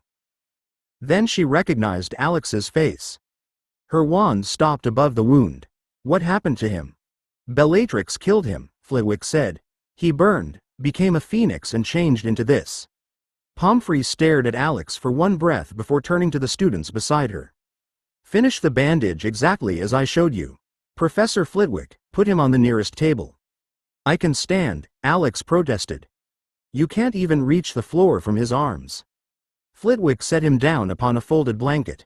Alex kept hold of his wand, though its tip struck the table when his arms lowered. The impact traveled through his shoulders and left both hands trembling. He tightened his grip before anyone could notice.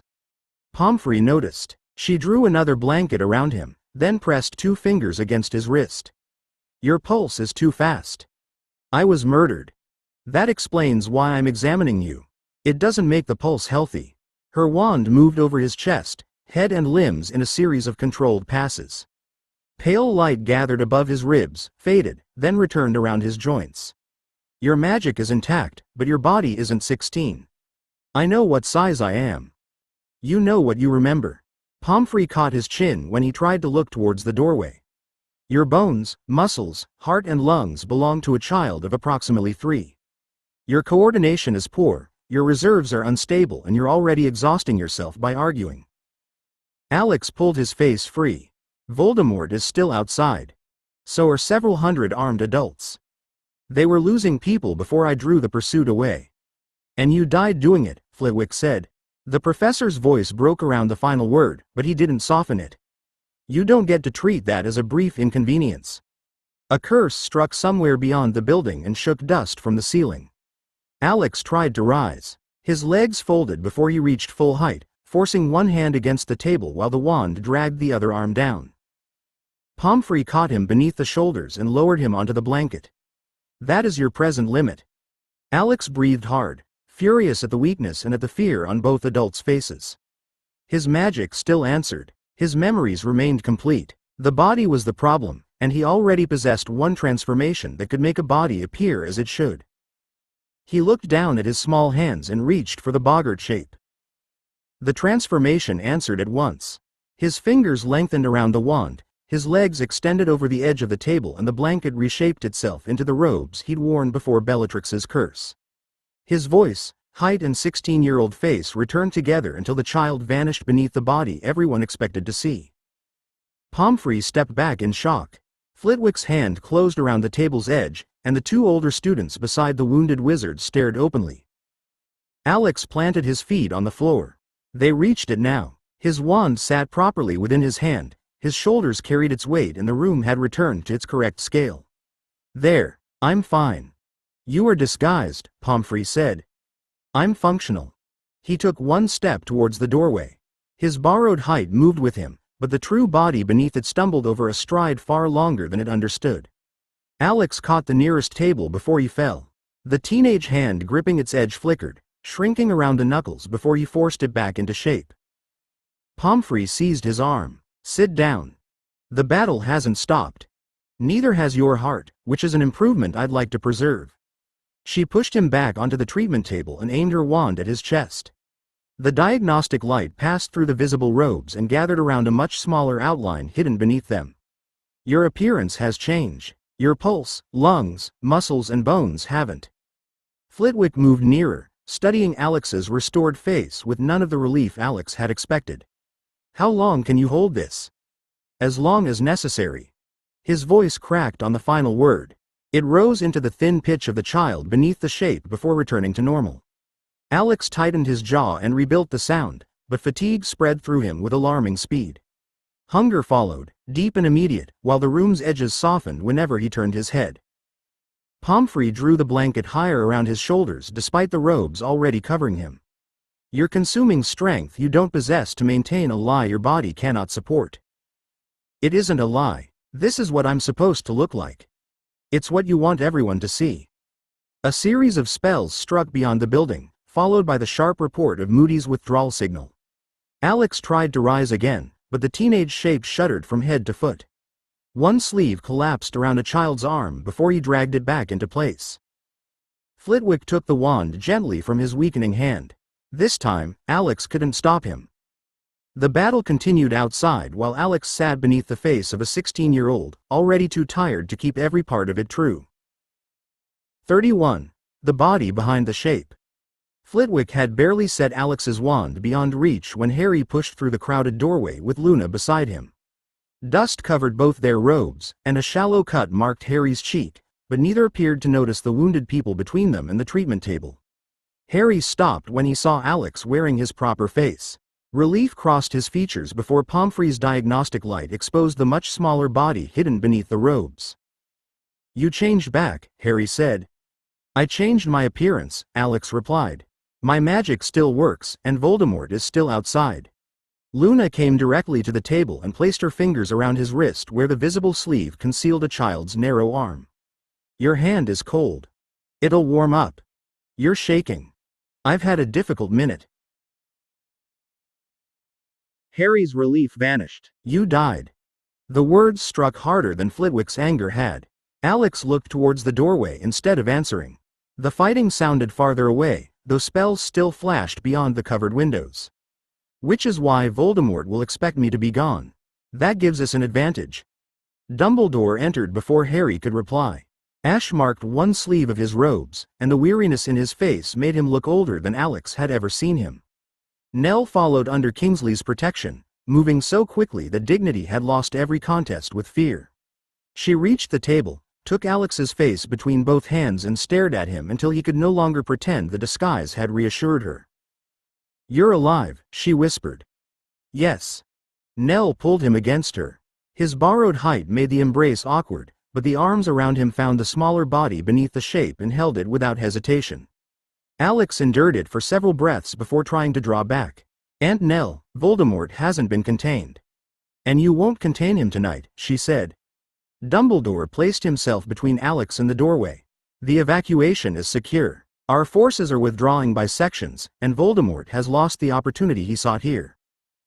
He's mortal now. This is the moment to press him. This is the moment to prevent him from choosing the field again," Dumbledore replied. "You will provide everything you remember once Madame Pomfrey permits it. You will not return to combat." Alex looked from Dumbledore to Harry, then to Luna and Nell. None of them moved aside. "You can't decide that because I look younger underneath."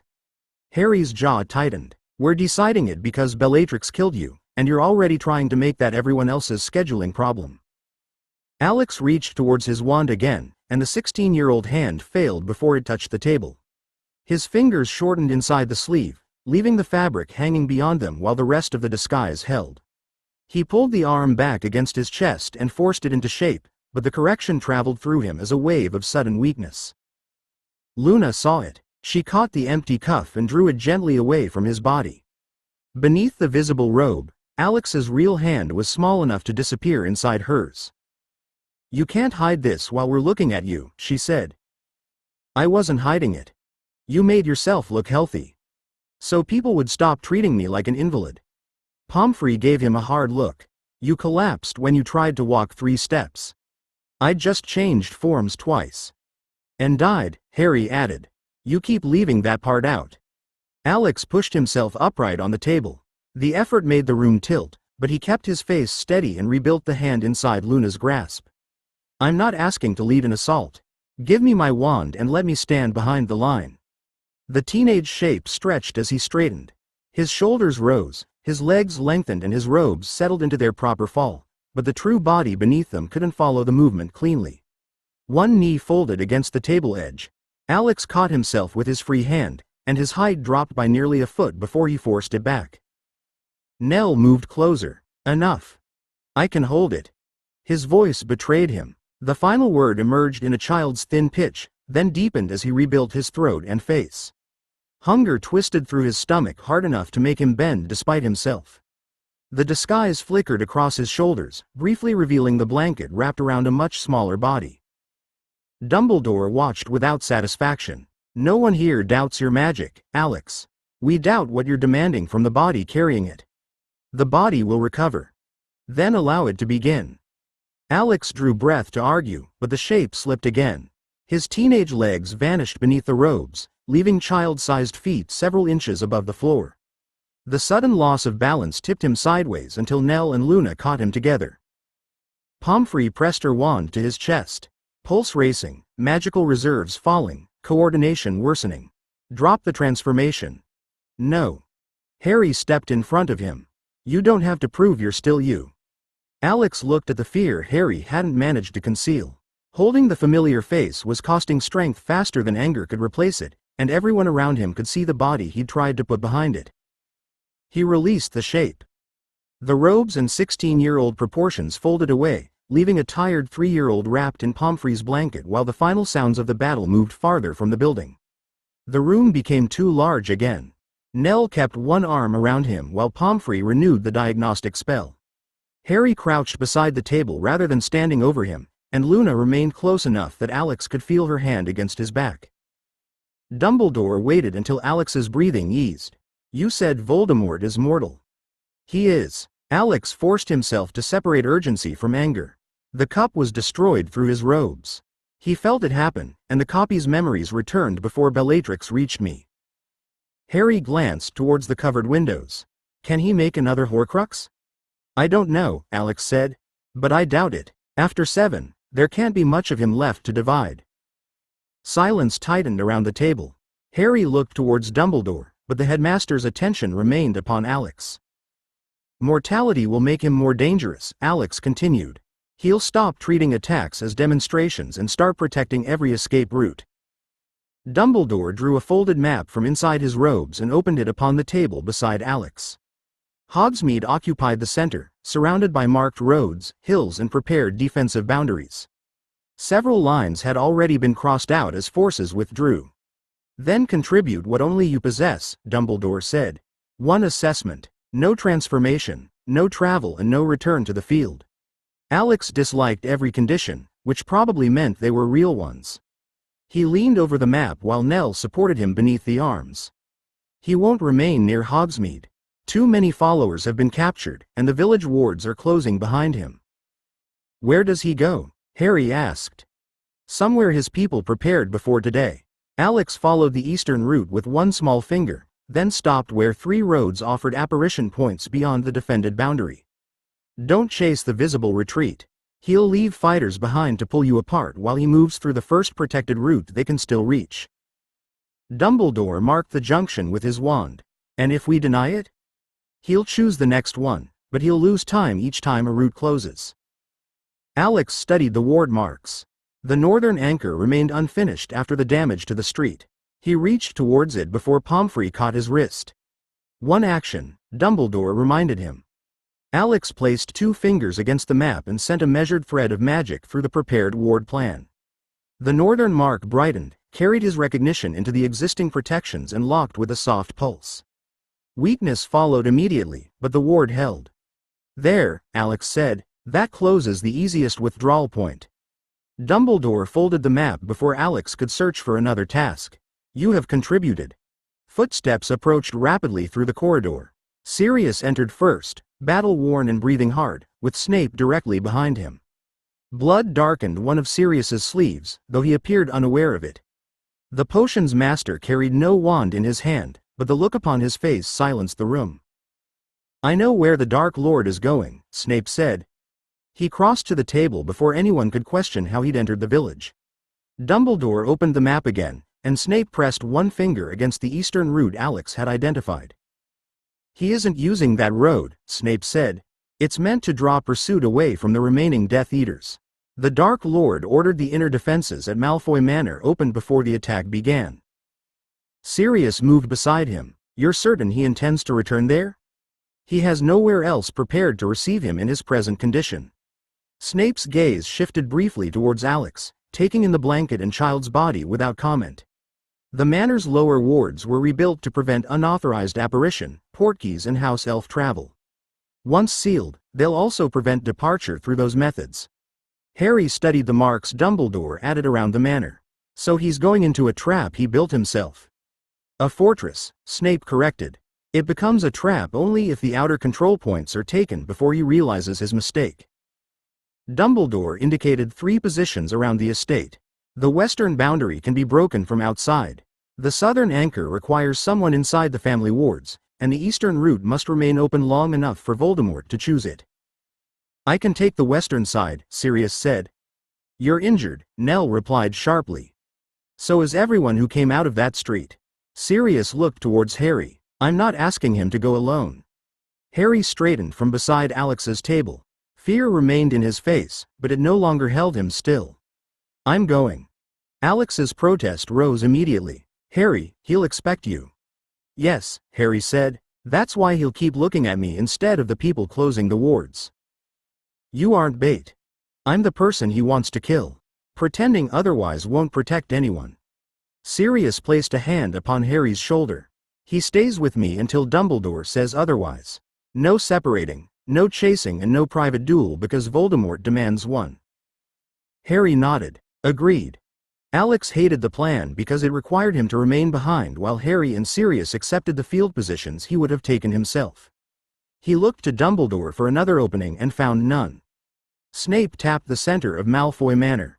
Once the Dark Lord enters, I can close the southern anchor from within. You'll have minutes before he understands the wards have changed. Dumbledore folded the map and handed it to Sirius. Then we move before those minutes are lost. Harry met Alex's eyes before turning towards the door. You made him mortal. Let us help finish it. 32. The Mortal Dark Lord. Harry paused at the doorway long enough for Alex to understand that the words weren't a farewell. They were a promise that Alex's work had brought everyone else to this point, and Harry wouldn't let him turn that work into another solitary burden. Sirius drew him into the corridor before Alex found an argument strong enough to stop them. Snape followed without looking back, while Dumbledore remained beside the treatment table and watched the door close. You're still planning to leave me here, Alex said. I'm planning to move you safely, Dumbledore replied. He raised one hand before Pomfrey could object. Not into the assault line. The command point will be established beyond the manor's western boundary, behind the Crown's prepared containment position. Nell's arm tightened around Alex. He's in no condition to travel. He won't travel by his own magic, Dumbledore said. Madame Pomfrey may accompany him, and he'll remain under both your authority until the field is secured. Pomfrey looked offended by the suggestion that any battlefield recognized her authority, but she began securing the blanket around Alex rather than refusing. Flitwick returned his wand only after placing it inside Nell's hand. You'll receive this when the rest of us agree you need it. That condition has no measurable standard. It has several, Luna said. They're standing around you. The movement through Hogsmeade revealed how much of the plan had existed before anyone knew where the final battle would occur. Order members gathered at marked departure points rather than crowding one route. Ministry healers received the wounded while Aurors reorganized around captured Death Eaters. Beyond the village boundary, Crowther's people had already established communication with the Crown-aligned teams holding the roads outside Malfoy land. No one had been asked to fight magic with ignorance. Years of reports, hardened sights and lessons drawn from earlier attacks had given them boundaries to close, civilians to divert and signals they understood. Dumbledore carried Alex through the prepared portkey while Nell maintained both arms around him. The pull ended inside a covered position overlooking dark fields and the distant shape of Malfoy Manor. Lights moved along the western road where Sirius's group approached beneath concealment. Farther south, a single green signal rose and vanished. Snape is inside, Dumbledore said. A second signal appeared from the east. Harry's route remained open, exactly as planned, inviting Voldemort home while every other road closed around him. Then the manor wards flared, and something powerful arrived within them.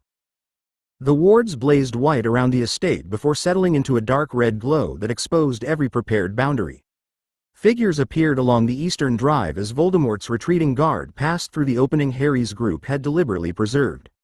The Dark Lord reached the steps last.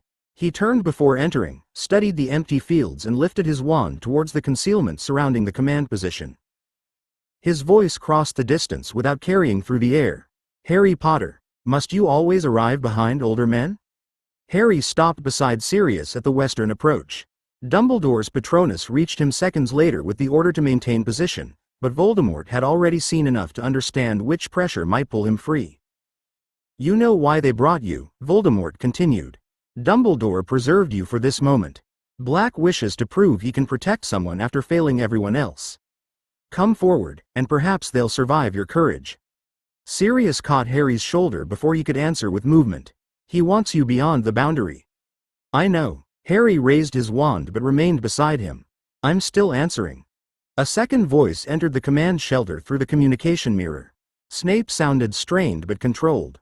The southern anchor is closing. The Dark Lord has recognized the change. Voldemort turned towards the manor as though he'd heard the report itself. The red wards surged, and Snape's image disappeared from the mirror beneath a burst of interference. He knows, Alex said. Dumbledore kept his wand directed towards the estate. Severus knew discovery was possible. That doesn't mean we leave him inside. Voldemort's voice returned, colder than before. Severus, you served beside me while they planned this little enclosure. Did you imagine betrayal would make you one of them? A flash of green struck somewhere behind the manor windows. Alex pushed against Nell's arms before Pomfrey forced him back beneath the blanket. The movement cost more strength than it should have, and Voldemort noticed the interruption in the concealment. Laughter carried across the wards. And Fairfax lives, smaller than before, but still hidden behind others. Alex reached for the spare wand secured inside the blanket. Nell caught his wrist, though she didn't take it from him. He's trying to make you prove him wrong, Luna said. I don't need to prove anything. Then don't stand up. Across the field, Harry lifted his communication mirror. Alex, stay where you are. Snape chose his position, and I'm choosing mine. Voldemort raised both arms. The manor's inner doors opened behind him while his surviving followers spread towards Harry, Sirius and the western line, each movement intended to break the alliance into separate rescues. Dumbledore stepped beyond the command shelter's wards. Hold every position. He divides us only if we obey him. His first spell struck the ground between Voldemort and the advancing fighters. Stone rose in a broad ridge, dividing the eastern drive and forcing the masked figures towards the waiting flanks. Order shields closed from the west while crown-aligned teams sealed the road behind them. The formation didn't rush to meet the attack. It narrowed the ground until every Death Eater had to choose between surrender and a defended line. Voldemort sent a cutting curse through the ridge. Dumbledore turned it upward, and Harry answered with a stunning spell aimed past him at the wizard attempting to reach the open boundary. Sirius struck another attacker across the knees before he could apparate. The man fell, lost his wand and disappeared beneath 3 binding spells. Still hiding behind numbers, Potter? Voldemort called. Harry remained beside Sirius as they advanced one measured position. You brought followers to murder a village. They came because they understood power. They came because you made them afraid to refuse. The answer changed something among the fighters nearest Voldemort. One looked towards the sealed road instead of attacking. Another backed towards the manor steps and found Snape's southern wards waiting beneath his feet. Their hesitation lasted only seconds, but the alliance used every one. Red spells crossed from 3 directions, knocking wands aside and driving the remaining guard away from Voldemort rather than towards Harry. Alex followed the movement from Nell's arms, forcing himself to watch the whole field instead of the nearest danger. The western escape point had closed. The southern anchor held despite the interference that had cut Snape's mirror. Only the manor doors remained behind Voldemort, and even those offered a route deeper into the trap rather than out of it. He's losing the field, Alex said. Pomfrey kept her wand against his shoulder. Then let him lose it without your assistance. A black-robed figure broke from the eastern group and ran towards Voldemort. Sirius intercepted with a shield that threw the attacker sideways. Harry disarmed him before he struck the ground, then continued forward without chasing the fallen man. Voldemort's wand turned towards Sirius. Harry stepped into the line and met the curse with his own shield. Green light struck gold, bent across the drive and shattered a stone lion beside the entrance. You wanted me, Harry said, holding his position. Look at me. For one dangerous moment, Voldemort did. Dumbledore used it to close the final outer route, and the manor wards locked behind the last of his followers. Voldemort retreated through the open doors. Harry followed with Dumbledore beside him, while Sirius guarded his back and the alliance held everyone else outside. The entrance hall erupted before Harry had crossed half its length. Voldemort's curse tore through the staircase, shattered the gallery above and drove Dumbledore backwards beneath falling stone. Harry caught Sirius behind a shield while the marble floor split between them. Through the open doors, Alex saw the formation break into separate pieces exactly as Voldemort intended. "He's forcing them apart," Alex said. He pushed the blanket from his wand arm and looked towards Nell. "Carry me to the threshold. I won't go farther." Nell's refusal formed in her face, but another impact shook the command shelter. Dumbledore's shield flashed inside the manor, alone on one side of the ruined hall while Harry and Sirius were trapped behind the fallen gallery. Luna took Alex's other side before Nell could answer. "To the threshold," Luna said. "Then you stop when we tell you." They crossed the ward line under Pomfrey's furious protection. Nell held Alex against her chest while Luna shielded their approach, and Alex kept the spare wand braced in both hands. Inside, Voldemort turned from Dumbledore and sent a curse through the gap towards Harry. Alex struck the broken floor instead of the spell. Stone rose beneath Harry and Sirius, carrying them above the collapsed gallery before the curse reached their position. Harry rolled from the lifting slab, landed beside Dumbledore and fired before Voldemort could adjust. Sirius followed with a shield that closed the exposed side. Voldemort's gaze found Alex at the doorway. "Still demanding a place among your betters?" Alex's arms shook around the wand, but the three defenders now stood together. "You've spent half your life hiding pieces of yourself in objects. I wouldn't discuss courage." The answering curse crossed the hall too quickly for Alex to follow. Dumbledore caught it. Harry struck Voldemort's wand aside, and Alex closed the fractured floor around Voldemort's feet. The stone held for less than a second. It was enough for Sirius to bind one arm and force Voldemort away from the open entrance. Then Voldemort released a wave of magic that ripped the bindings apart, blew every remaining window inward and drove all three attackers backwards. Nell turned Alex against her body as glass struck the doorway. His wand slipped in his small hands, and Pomfrey dragged them behind the outer wall. Within the ruined hall, Dumbledore regained his footing first. Harry rose beside him, blood running from one temple, while Sirius closed the third point of the formation. Voldemort stood trapped between them and the broken staircase, mortal, furious and still strong enough to kill them all. Harry lifted his wand again. This time, no one stood between him and the enemy who had chosen him. 33. A death with no return. Voldemort attacked before Harry's blood reached his collar. 3 curses left his wand in one motion, each aimed at a different weakness in the formation. Dumbledore caught the first and drove it into the ruined staircase. Sirius blocked the second, but the force threw him against a broken pillar. The third curved around both men towards Harry, changing direction as he moved. Harry dropped beneath it and rolled across the fractured floor. Green light passed close enough to heat his face before striking the open doors behind him.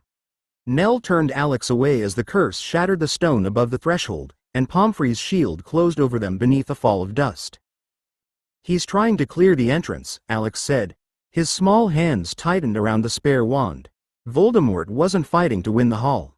He was testing which defender would move first, which opening would appear when Harry needed protection and which route might survive the collapse. Dumbledore advanced through the settling dust. "Harry, remain with Sirius. Don't pursue him alone." Voldemort laughed and sent a broad wave of force through the floor. Marble lifted between the 3 defenders, splitting Harry from Dumbledore while a second curse tore the remaining doors from their hinges. Beyond the exposed entrance lay the dark grounds and the outer line holding his followers. For half a second, the path looked open.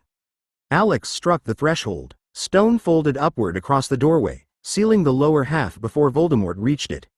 The effort dragged weakness through his arms, but he held the wand steady while Nell supported his weight. "You've nowhere left to go," Harry said. Voldemort turned upon him with a face emptied of everything except hatred. "I require only the death that was promised." He vanished behind a rush of black smoke and reappeared inside Harry's guard. Harry's shield formed too late. Voldemort struck it aside, seized the front of his robes and drove him backwards towards the broken gallery, wand lifting towards the scar. Sirius attacked from Voldemort's blind side. The curse forced him to release Harry, but Voldemort twisted away before the spell landed and sent Sirius crashing across the hall. Dumbledore broke through the raised marble, his next spell closing around Voldemort like bands of white fire. Voldemort tore one arm free and aimed at Harry again. Alex forced the broken floor upward beneath Harry's feet. The sudden rise carried him beyond the curse and placed him beside Dumbledore. Harry landed badly, recovered and raised his wand as Sirius pushed himself upright behind Voldemort. The 3 points closed once more, but the manor shook around them, and Voldemort's gaze moved towards the walls as he searched for another way out. His attention settled upon Harry before his wand moved. Pain drove through Harry's scar, sharper than the old connection and empty of any answering presence. Something pressed against his thoughts, seeking the place where a fragment of Voldemort had once hidden.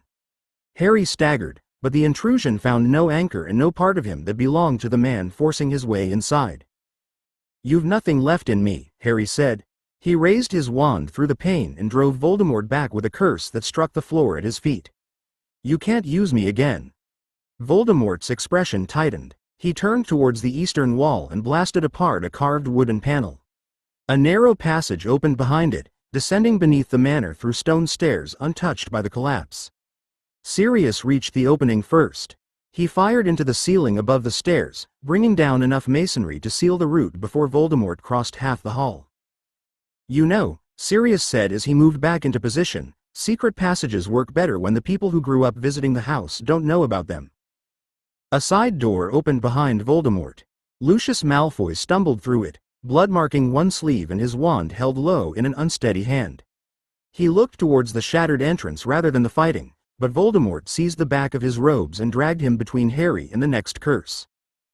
"Serve me," Voldemort ordered. He pressed his wand against Lucius's neck. "Kill the boy." Lucius lifted his wand. His arm shook so badly that the tip moved across Harry, Dumbledore and the broken floor without settling upon any of them.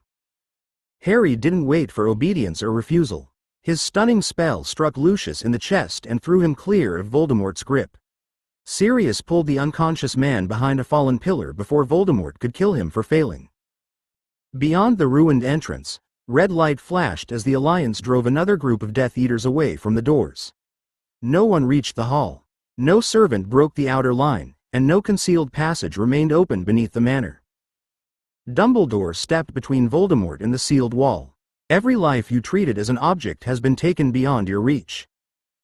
Voldemort looked from Harry to Dumbledore, then towards Alex at the guarded threshold. His escape routes were gone, his followers couldn't reach him and Harry's mind had refused the last place he might have hidden. He raised his wand with both hands, drawing every remaining defense around himself as the 3 attackers closed in. The defense expanded until the air around Voldemort distorted every spell that approached. Dumbledore's binding curse broke against it. Sirius's next strike twisted aside and buried itself in the wall. Harry fired twice, but both spells vanished into the turning barrier before reaching the man inside. Alex felt the structure through the fractured floor. Voldemort wasn't holding one shield. He had bound several together, each turning against pressure from a different direction. Breaking one would strengthen the others unless they were struck together. "Professor," Alex called. He pointed his wand towards the cracked marble surrounding Voldemort. "Force the shield upward. I'll take away what it's standing on." Dumbledore understood without asking for more. His wand swept low, then rose.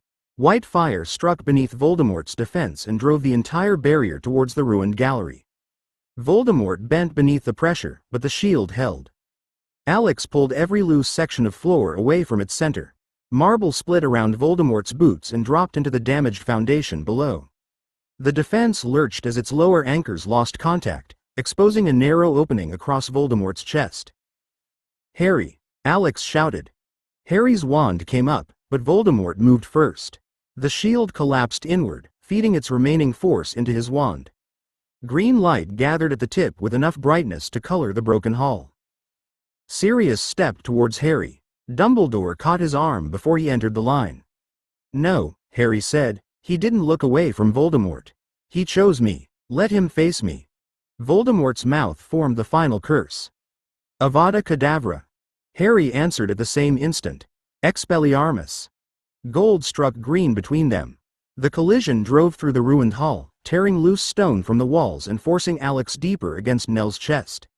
Voldemort leaned into the connection with both hands, pouring everything he had left towards Harry. Harry held with one hand. His feet slid across the marble, but he didn't lower his wand. Dumbledore's spell struck the remains of Voldemort's defense from above while Alex closed the broken floor around his ankles.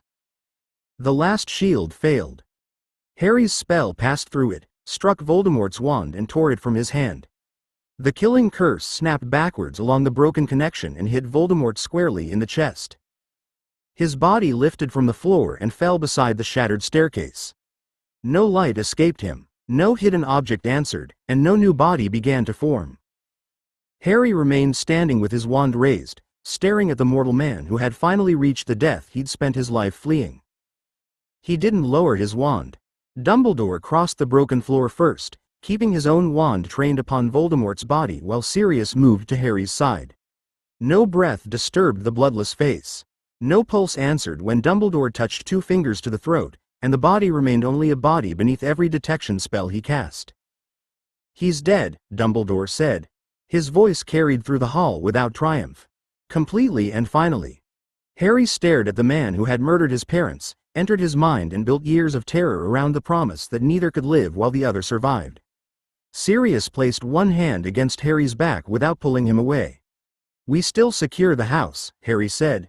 His voice shook, but the decision held. Nobody leaves a prisoner, weapon or injured person behind because he's gone. Dumbledore sent a silver Patronus through the ruined entrance. Outside, the Alliance tightened its lines rather than breaking into celebration. Wands were collected from bound Death Eaters, healers entered behind shield teams, and Crown personnel maintained the outer boundary while Order members searched the surviving rooms in pairs.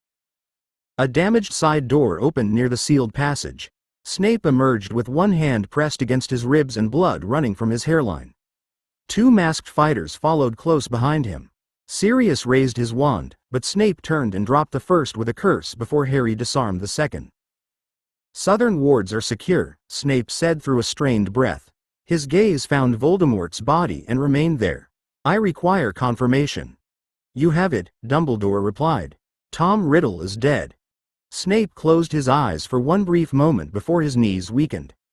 Harry caught his arm, and Sirius supported the other side without comment while Pomfrey hurried past the threshold. Alex tried to straighten in Nell's arms as the danger receded. The movement exposed what the boggart shell had concealed poorly.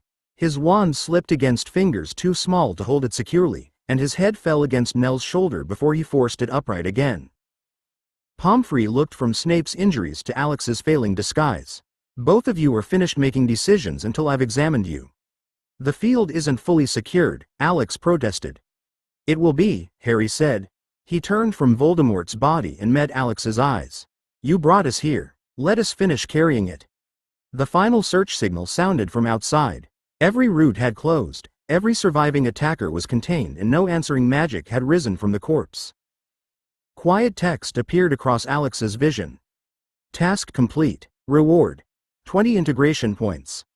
Integration points: 155. Current task: accept the care required to return as yourself. Reward: 10 integration points. 34, 3 years old under the robes." Madame Pomfrey claimed Alex before the last prisoner left the entrance hall. She removed the spare wand from his failing grip, ignored his protest that he could walk and ordered Nell to carry him into a surviving drawing room where shield teams had already cleared the furniture. A conjured examination couch stood beneath the cracked windows, while medical cases opened themselves across a side table. "I'm still holding the transformation," Alex said as Nell set him down. His legs appeared their proper length beneath torn robes, and the face reflected in a damaged mirror remained 15. "That proves I'm stable enough to assist with the search records." "It proves you can maintain an appearance while someone else carries you," Pomfrey replied. She drew her wand from his head to his feet. Blue light passed through the boggart shell and settled around the smaller body beneath it. "Release the disguise." Alex looked towards the open door. Order members, Crown personnel and healers continued moving through the corridor beyond it. "Not here." Pomfrey closed the door with one sharp movement of her wand. "Lady Eleanor has already seen you at 3 years old. Professor Dumbledore knows what happened, and I'm the person responsible for keeping your renewed body alive. There's no audience left to impress." "I'm not trying to impress anyone." "No. You're trying to conceal clinically dangerous exhaustion beneath a body that can stand straighter than the real one." Nell sat beside the couch and took Alex's hand. His disguised fingers looked almost as large as hers, but she held them without pretending the shape made them real. "Let her examine you properly." Alex released the transformation in stages. The robes folded inward first, followed by the longer limbs and older face. Within seconds, a 3-year-old sat where the teenager had been, wrapped in fabric. Pomfrey caught before it swallowed him. Hunger struck as soon as the shell vanished, followed by a wave of fatigue strong enough to blur the room. Pomfrey examined his eyes, reflexes, breathing and magical circulation. She made him touch each finger to his thumb, follow her wand tip and stand unsupported upon the couch. His balance failed on the second attempt. Nell caught him before his knees struck the padding.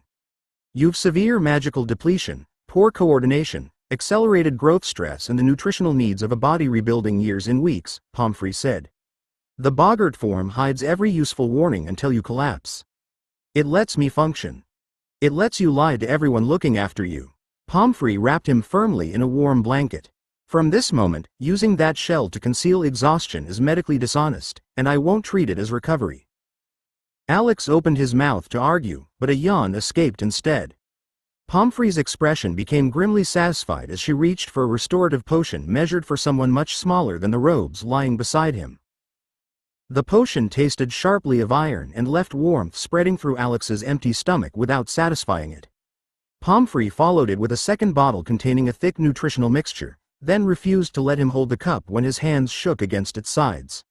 Nell supported it while he drank, ignoring the offended look he gave her over the rim. I can manage a cup, Alex said after swallowing. You've spilled half a teaspoon down the blanket, Nell replied. She wiped it from his chin before he could stop her.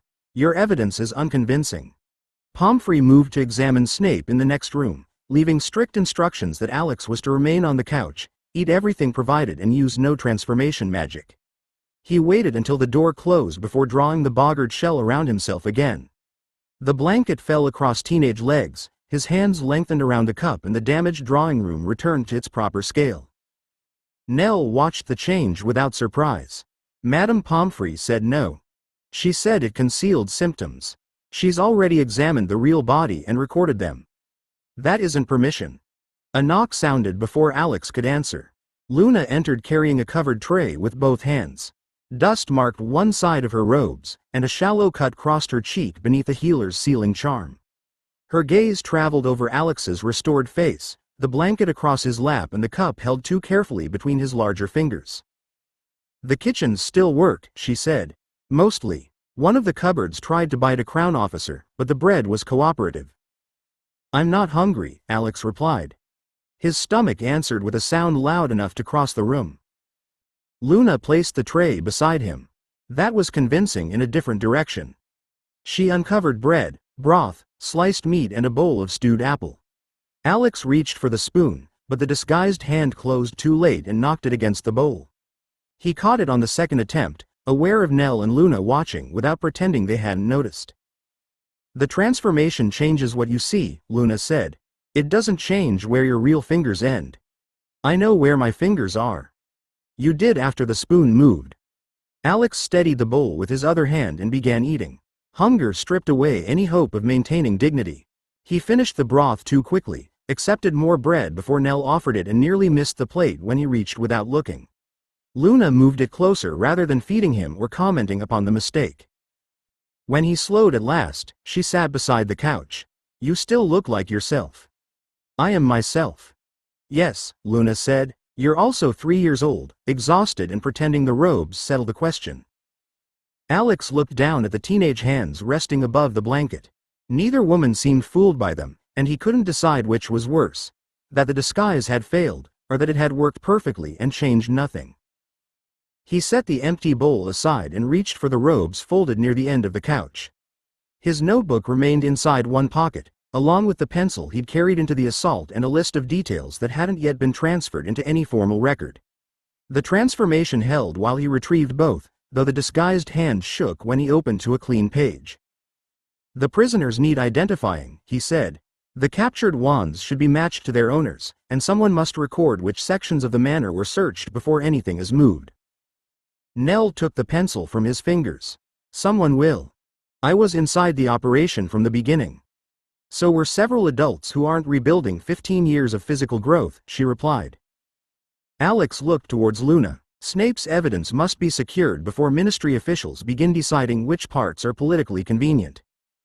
Luna rested her hand over the open notebook. Professor Dumbledore knows that. He doesn't know everything I noticed. Then tell him when you're awake enough to remember what you've already said. I'm awake now.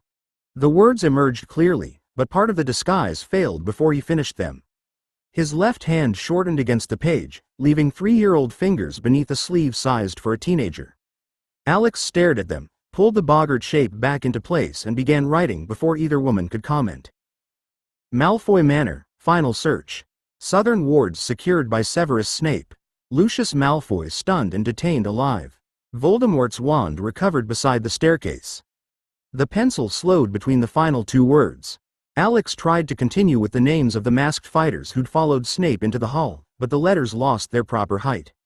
His head dipped once, rose and dipped again while the notebook remained balanced across his knees. Luna drew it away before the pencil could mark the blanket. You're finished. I'm thinking. You're asleep. Alex opened his eyes wider and discovered he'd already closed them. The drawing room had blurred around the edges, and the transformation was slipping unevenly through his face and shoulders. Nell caught him as the longer body folded inward, leaving the smaller one sagging against her side beneath robes that no longer fitted. I only need 10 minutes, Alex murmured. Then I can finish the record. Nell lifted him from the couch without asking permission. He attempted to protest, but his head settled against her shoulder before the words formed. Luna closed the notebook and tucked the pencil beneath its strap. The war ended without waiting for him to write it down. Alex heard her from somewhere beyond the warmth of Nell's arms. He meant to answer that endings still required evidence, custody and work. Sleep took the argument before he could make it. Alex woke to the sound of parchment being unfolded. The light beyond the cracked windows had faded towards evening, and someone had moved him into a high-backed chair beside the couch with cushions supporting his smaller body. Nell sat nearby while Pomfrey arranged a handwritten schedule across the table. Luna remained beside the cold fireplace with Alex's closed notebook in her lap. You slept for 3 hours, Pomfrey said when he stirred. You'll eat again now, take the next restorative dose before bed and sleep until your body wakes naturally. Tomorrow you may remain awake for 2 hours at a time, provided you eat between each period and use no demanding magic. Alex pushed himself upright beneath the blanket. How long will that continue? Until your growth stabilizes enough for longer periods. I'll examine you twice daily. No phoenix travel, duplication, intangibility or transformation without medical approval. The boggart shell may be used for privacy during necessary movement, not to conceal fatigue from the people caring for you. That's restrictive. That's recovery, Pomfrey replied. You may refuse it and continue collapsing.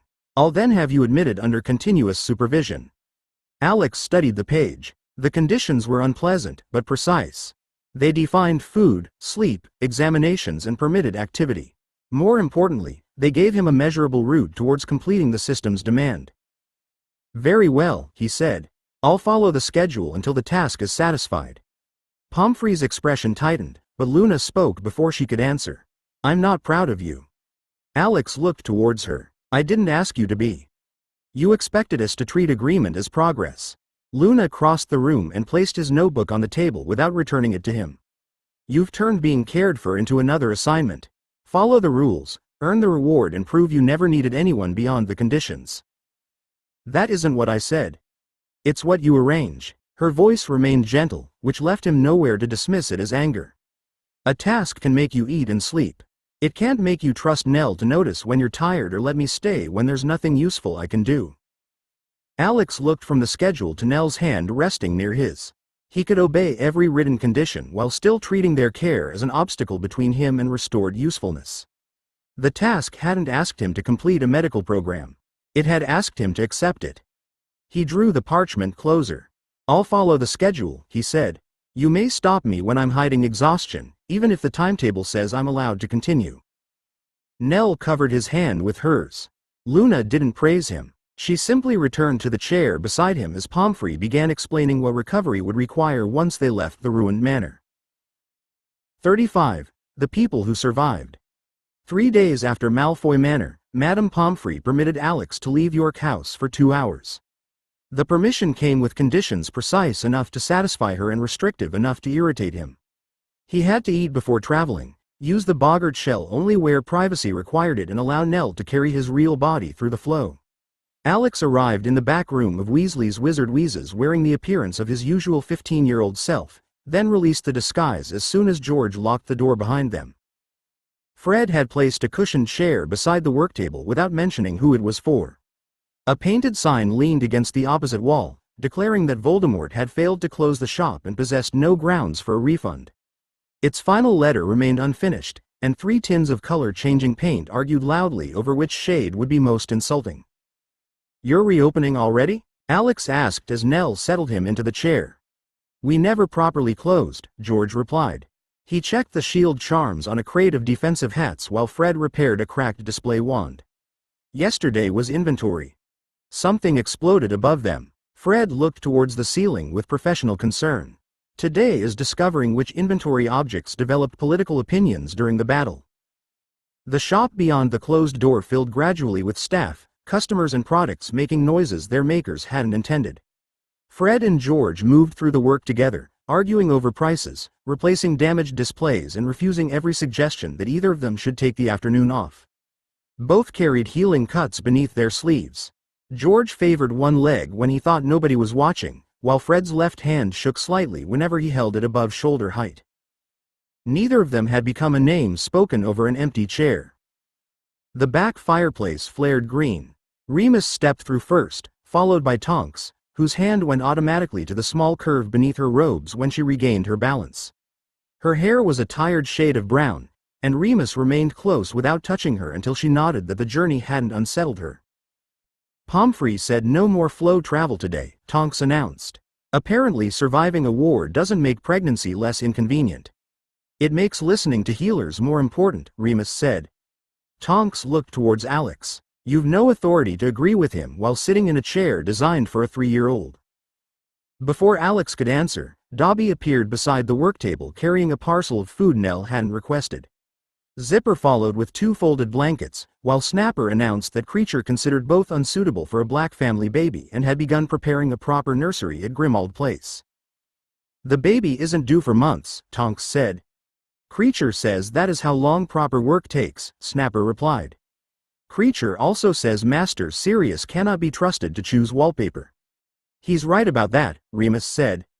Tonks rested one hand against the table. "We haven't agreed the baby will live at Grimmauld Place." "Creature has agreed," Dobby said gravely. The 3 elves began disputing blankets, nursery wards, and whether an infant's first toy ought to squeak, sing, or detect hostile magic.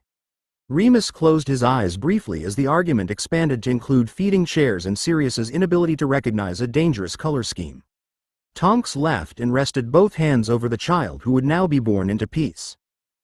Alex listened while Fred called down for George's help and the shop doors opened to another customer. The victory at Malfoy Manor hadn't merely left survivors behind. It had returned them to lives that were already continuing. The argument over nursery wards followed Tonks and Remus into the front room, where Fred immediately offered to sell them a cradle that screamed whenever anyone approached with harmful intent. George admitted it also screamed at cats, drafts, and most red-haired visitors, which ended the sales attempt before Remus reached the counter. The shop door opened again, admitting Harry with Hermione, Neville, and Colin Creevey behind him. Harry paused beneath the reopening sign as though he'd expected damage the jokes couldn't cover. His gaze moved over Fred standing upon the ladder, George behind the till, Tonks's hand resting over her pregnancy, and Remus beside her. Some of the strain left his face without becoming relief. "You're all here," Harry said. Fred looked down from the ladder. "An excellent observation. We'll find you a position in management." Harry ignored him and crossed the shop. He gripped George's shoulder first, then Fred's when the older twin climbed down. Neither embrace lasted long enough to become awkward, but Harry held each of them with the care of someone confirming what his eyes had already reported. Tonks watched him approach and tilted her head. "You look as though you've come to count us." "I've been doing that everywhere," Harry admitted. "At Hogwarts, at the manor, even when people leave a room." Remus's expression softened. "That may take time to stop." Colin had already lifted his camera towards the reopening sign. He lowered it when Harry looked at him, suddenly uncertain whether the moment should be preserved. A healing charm had closed the cut above Colin's eyebrow, though dried potions still marked his collar. Harry stepped towards him. "You were in Hogsmeade during the attack." "So were you," Colin replied. "You went back to help with the younger students." Colin shifted the camera strap across his shoulder. "They needed someone who knew the route." Harry nodded, but Alex saw the answer land harder than Colin intended. Neville had led evacuation lines through streets under attack. Fred and George had fought inside the manor. Tonks had entered battle while carrying a child, and Remus had followed because leaving her alone would never have kept either of them safe. Dobby had crossed enemy wards repeatedly for people who couldn't escape without him. Harry looked around the crowded shop. "We could have lost all of this." The room quietened enough for the products to become noticeable. Something squeaked from an upper shelf, and a shield hat insulted a customer who tried it on backwards. "We nearly did," Hermione said. Harry's gaze settled upon the people rather than the repaired walls. "But we didn't." Alex remained in his cushioned chair while Harry began asking Colin about the students he'd brought out of Hogsmeade. Victory hadn't erased the danger they'd faced. It had prevented courage from becoming the reason they were buried. Dumbledore arrived while Colin was describing the last group he'd led through the passage. He entered from the back room with George, carrying a narrow document case secured by 3 different seals. Snape followed several steps behind him, dressed in clean black robes with one arm held stiffly beneath his cloak. Conversation faded across the shop as students and staff recognized him. Harry straightened. "What's he doing here?" "Professor Snape has been answering questions concerning his service during the war," Dumbledore said. He placed the case upon the counter but didn't open it. "Some of those answers affect people in this room." Snape's gaze passed over Harry, Hermione and Neville before settling upon Alex's child-sized chair. "I objected to the location." Fred climbed down from the ladder.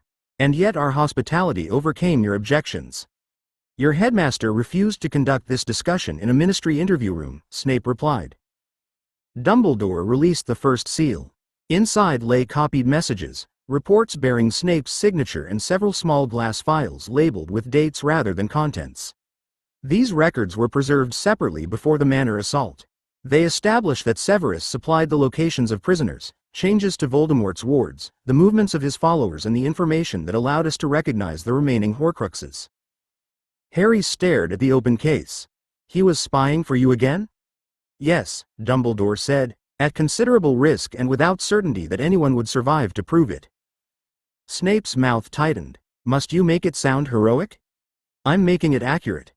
Hermione moved closer to the counter without touching the papers. "The southern wards at the manor were opened because of him.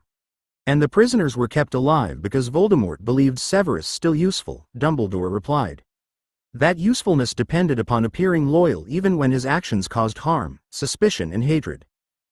Neville's expression remained guarded. "That doesn't undo everything he did at school." "No," Snape said before Dumbledore could answer. "It does not." The admission left the shop quieter than a defense would have. Harry looked from Snape to the dated reports, finding no simple place to put the man who had protected him, insulted him and carried information through Voldemort's household until the final assault. Dumbledore closed the case. "Evidence doesn't demand affection, forgiveness or forgetfulness. It demands that judgment include the truth." Snape turned towards the door, but Harry stopped him with a question spoken too quickly to be withdrawn. "Did Voldemort ever know?" Snape looked back. "No." He left before Harry could decide what else to ask. The case remained upon the counter, sealed evidence waiting for formal testimony, while everyone in the shop adjusted to another life the war had nearly taken. George moved Snape's document case into the locked office before reopening the counter, and the shop gradually recovered its noise. Harry remained near the door for several minutes, watching the place where Snape had disappeared. Hermione drew Neville towards the defensive displays and began checking whether the products still carried the instructions they'd helped test. Fred returned to his ladder, while Tonks accepted a chair after Remus placed it beside the counter and then objected when every house elf tried to adjust the cushion at once. Alex watched the separate conversations gather around him and began arranging what should happen next. The evidence needed crown copies before ministry custody change. Colin's account of the evacuation ought to be recorded while the route remained clear in his memory. Fred and George's damaged protective stock should be examined before they sold anything exposed during the assault. He pushed himself upright. The room tilted before his feet touched the floor. Nell caught him beneath the arms and returned him to the chair. Your 2 hours are finished. I haven't done anything demanding. You've tried to stand without telling anyone, she replied. That was demanding enough. Alex looked towards George. The defensive stock needs checking for war damage. We checked it yesterday, George said as he handed a customer the correct change. Hermione's checking the labels because she enjoys discovering errors we've already corrected. Hermione lifted one box from the display. This still says the shield lasts 12 minutes. Fred glanced down from the ladder. That's because it lasts 12 minutes. It lasted 9 during the manor assault.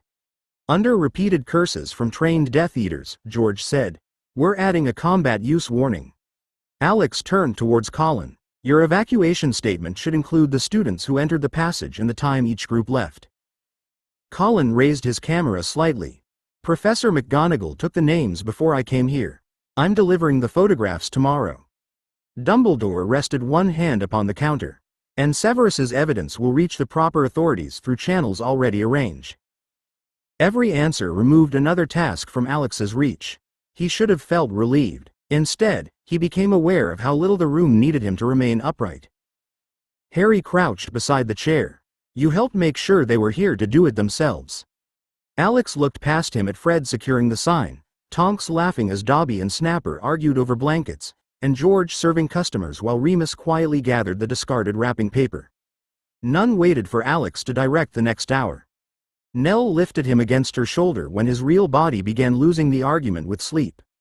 The shop continued around them as she carried him towards the back fireplace. Victory hadn't frozen everyone at the moment of survival. It had given them work, families, disagreements and choices that belonged to them, while Alex allowed the future to continue without asking his permission. 36. What the War Owed. The first custody review began 2 days later in a secured ministry chamber that still smelled of fresh paint and hastily repaired stone. Nell carried Alex inside beneath a blanket, ignoring his objection that formal proceedings required a less humiliating entrance. Madame Pomfrey had permitted him to attend only because the session concerned events he'd witnessed, and only after Kingsley promised that Alex wouldn't be questioned without warning. Harry sat beside Sirius at the long table, while Dumbledore, Amelia Bones and 3 ministry recorders occupied the opposite side. Behind them, labeled evidence cases stood beneath individual custody sheets. Nobody had been allowed to disappear into a general category called Death Eater. Bones opened the first file. Every surviving prisoner has been identified, examined for injuries and assigned separate charges supported by named witnesses or preserved evidence.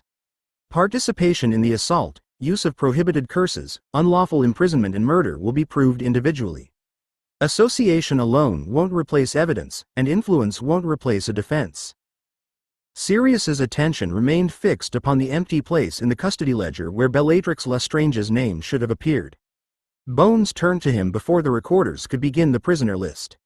Bellatrix Lestrange died during active combat at Malfoy Manor. Your statement says she attempted a lethal curse against Harry Potter. She did, Sirius replied. His voice remained controlled, though one hand had closed around the edge of the table. I was behind her. She'd already killed Alex in Hogsmeade, and she was raising her wand towards Harry. I didn't arrest her. I stopped her. Harry looked towards him. You saved me. I killed her, Sirius said. He didn't soften the words or seek refuge inside Harry's gratitude.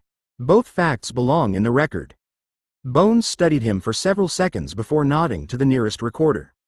They will be. The wand evidence, curse direction and witness accounts support immediate defense of another person. No charge will be brought. The clerk began reading the captured prisoners into the record one by one, matching each name to a sealed wand, identified spells, witness statements and the location of arrest. Some had surrendered after Voldemort fell. Others had been dragged from collapsed rooms or bound while still trying to fight. Their injuries had been treated before questioning, and their families had been informed where the law required it. Victory had not given the ministry permission to imitate the people it meant to judge. Alex listened from Nell's arms as every prisoner became a person accused of particular acts rather than a body belonging to the losing side. Bellatrix would never stand trial, but Sirius's choice had still been examined instead of celebrated without question. The war had ended in combat. What followed would have to prove that the peace understood restraint. Bones waited until the final captured prisoner had been entered before opening the Malfoy files. 2 photographs rested inside the first folder. One showed Narcissa in the guarded suite where Voldemort had confined her. The other showed Draco crossing the manor's western corridor beneath the attention of an armed guard. "These records require a separate judgment," Bones said. "Not a kinder one. A more accurate one." An investigator placed Ollivander's signed statement beside accounts from the rescued Muggles. Each described Narcissa's house elf entering the cellar during guard changes, carrying food, passing warnings and preparing the route used during the extraction.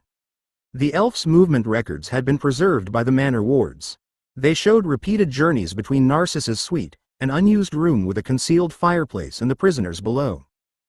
Sirius studied the dates. "She contacted me through that fireplace." Dumbledore nodded. "She offered the prisoners' location, the guard pattern and the conditions under which Draco was permitted to move."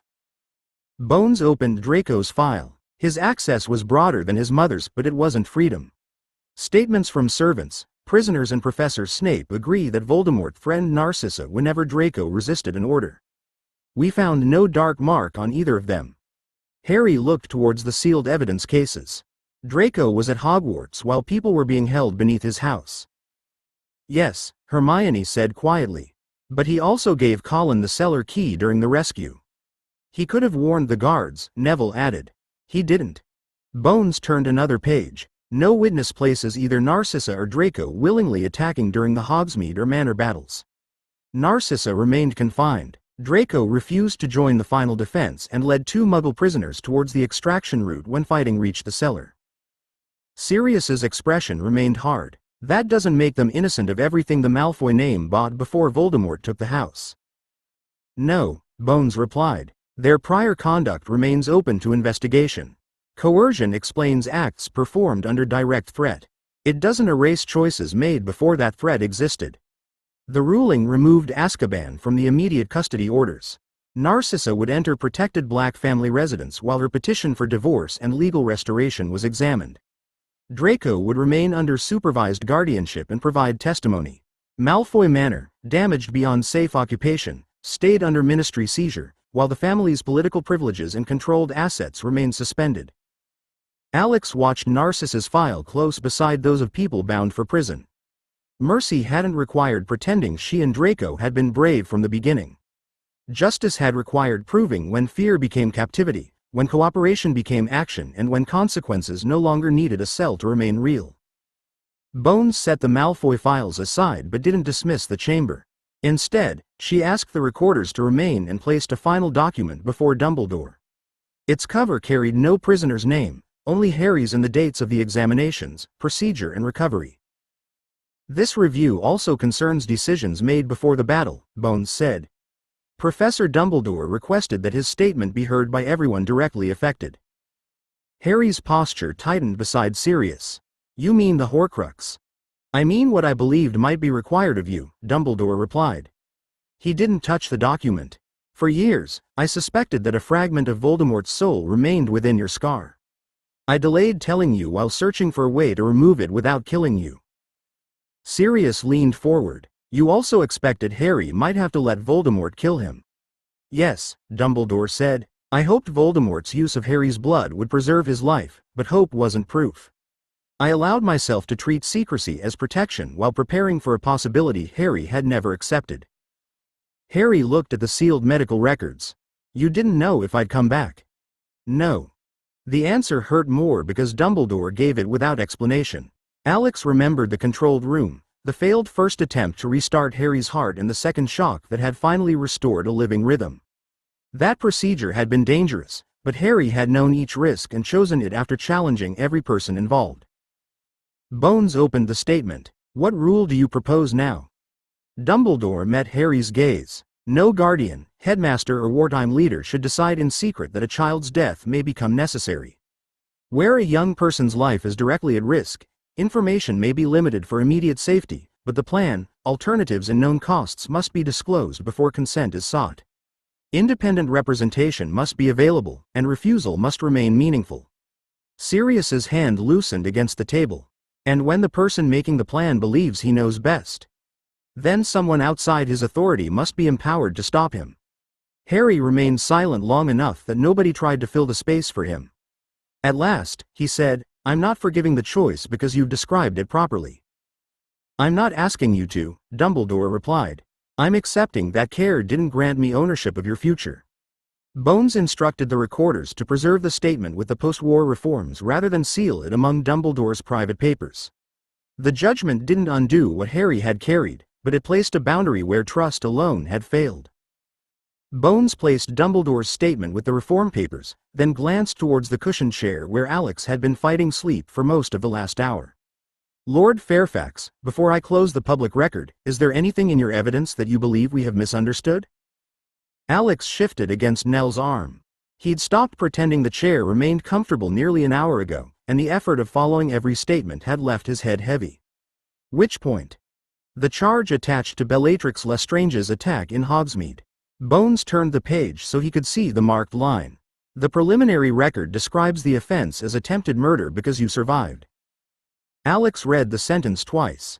His hands looked too small against the edge of the table, but the memory behind them hadn't diminished. Bellatrix's curse had struck him. His body had fallen, burned and ceased to exist. Survival had come afterward. "She didn't attempt it," he said. "She killed me." One of the recorders glanced towards Bones. "Lord Fairfax is alive." "I'm aware of that," Alex replied. Weariness sharpened his voice before he could soften it. "I was also dead. The killing curse worked exactly as she intended. What happened after wasn't her failure." Harry looked down at the tabletop. Sirius remained motionless beside him, though his expression tightened at the words. Bones studied Alex rather than the page. "You're asking the Ministry to recognize your death as a completed act despite your return. I'm asking you not to rewrite what happened because the result became inconvenient." Alex pressed one finger against the marked sentence. "Bellatrix murdered me in Hogsmeade. Phoenix rebirth brought me back. Those are separate facts." The chamber stayed quiet while Bones removed the preliminary wording and wrote a correction in her own hand. She passed the page to the recorders.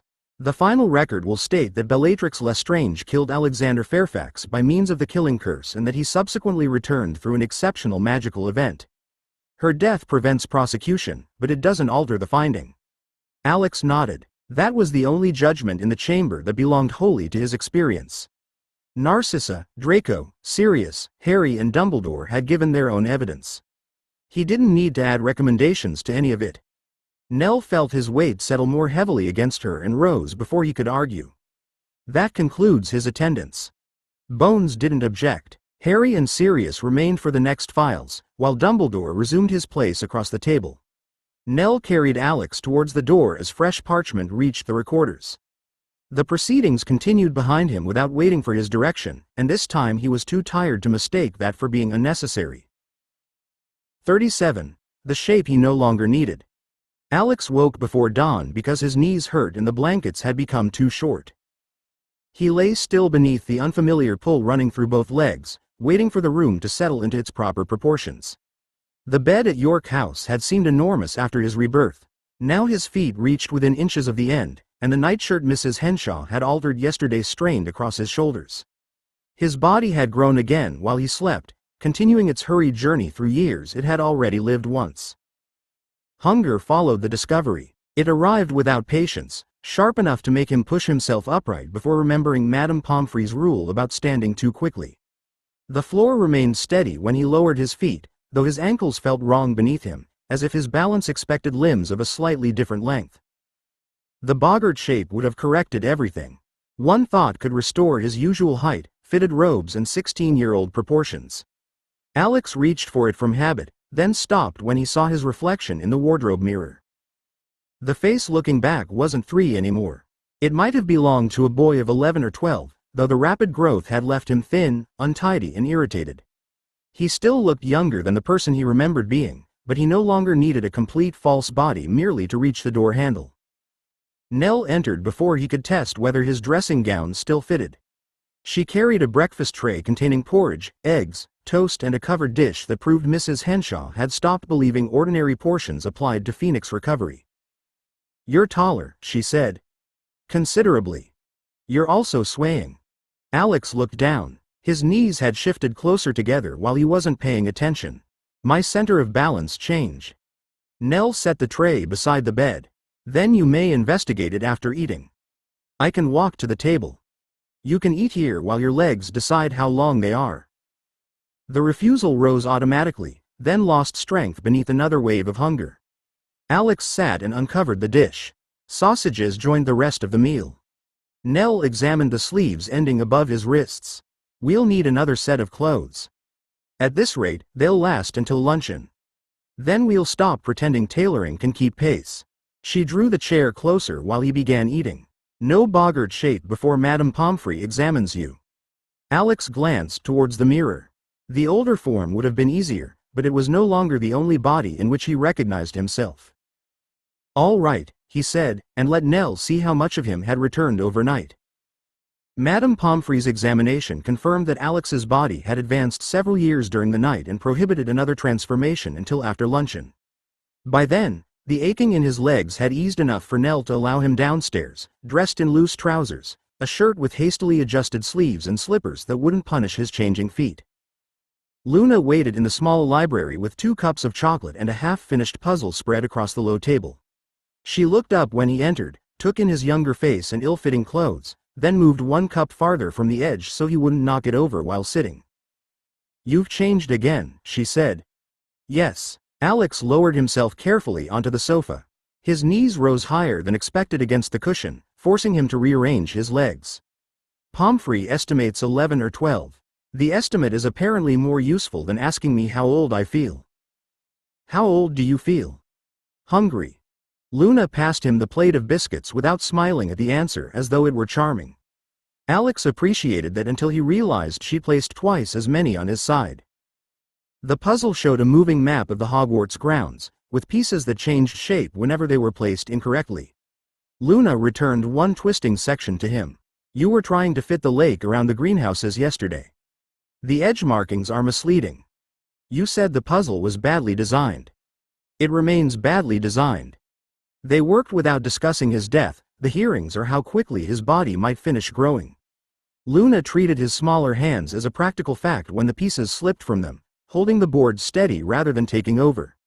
When he reached automatically towards the boggart shape after his sleeve dragged through the chocolate, she caught the cuff and folded it back instead.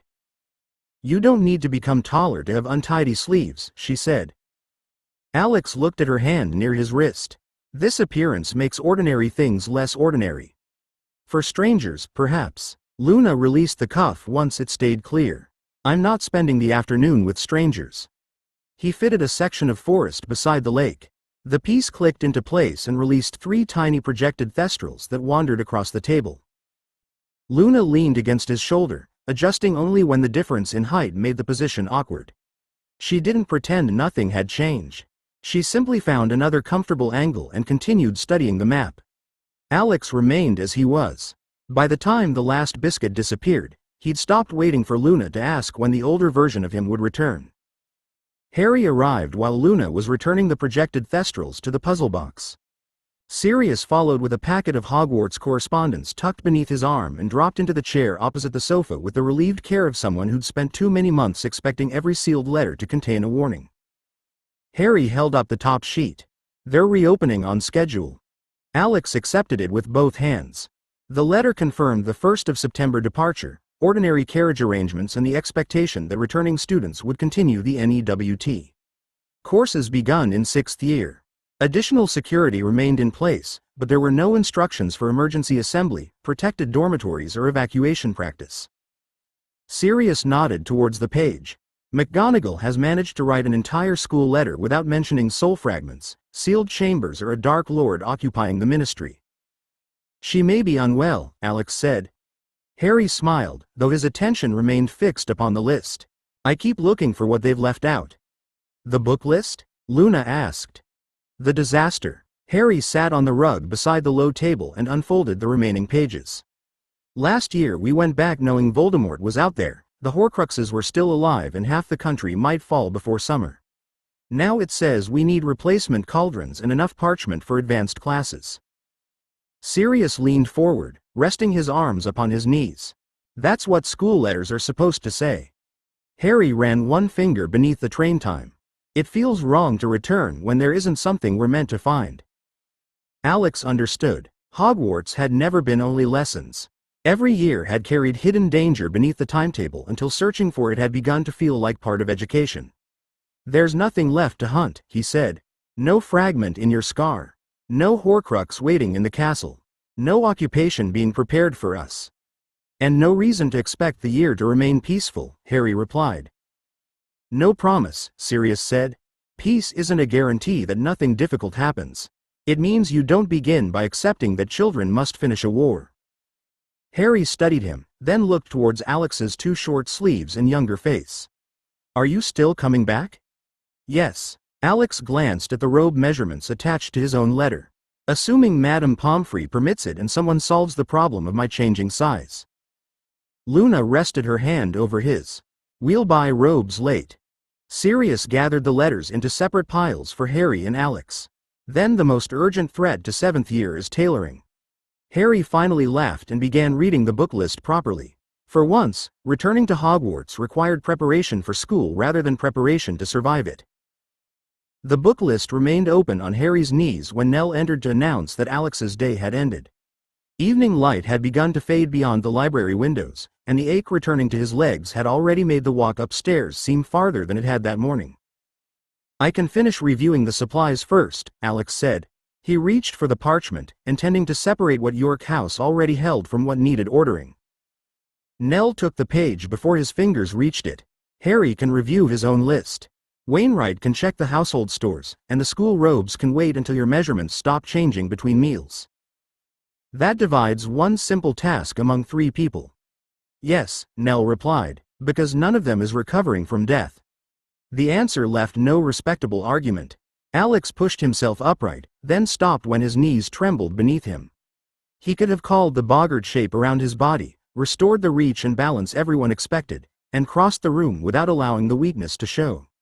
The familiar instinct rose and passed without becoming action.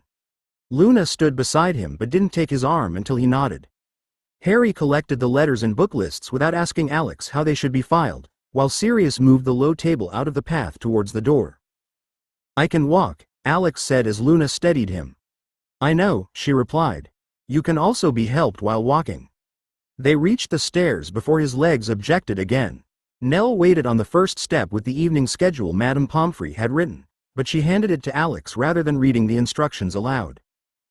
The page assigned food, sleep, short walks, daily examinations and limited school preparation. A blank line remained beside each item for the person responsible. Alex studied it, recognizing the temptation to put his own name beside everything and call that cooperation because others had agreed to watch. He gave the sheet back to Nell. You and Madame Pomfrey may keep the medical schedule.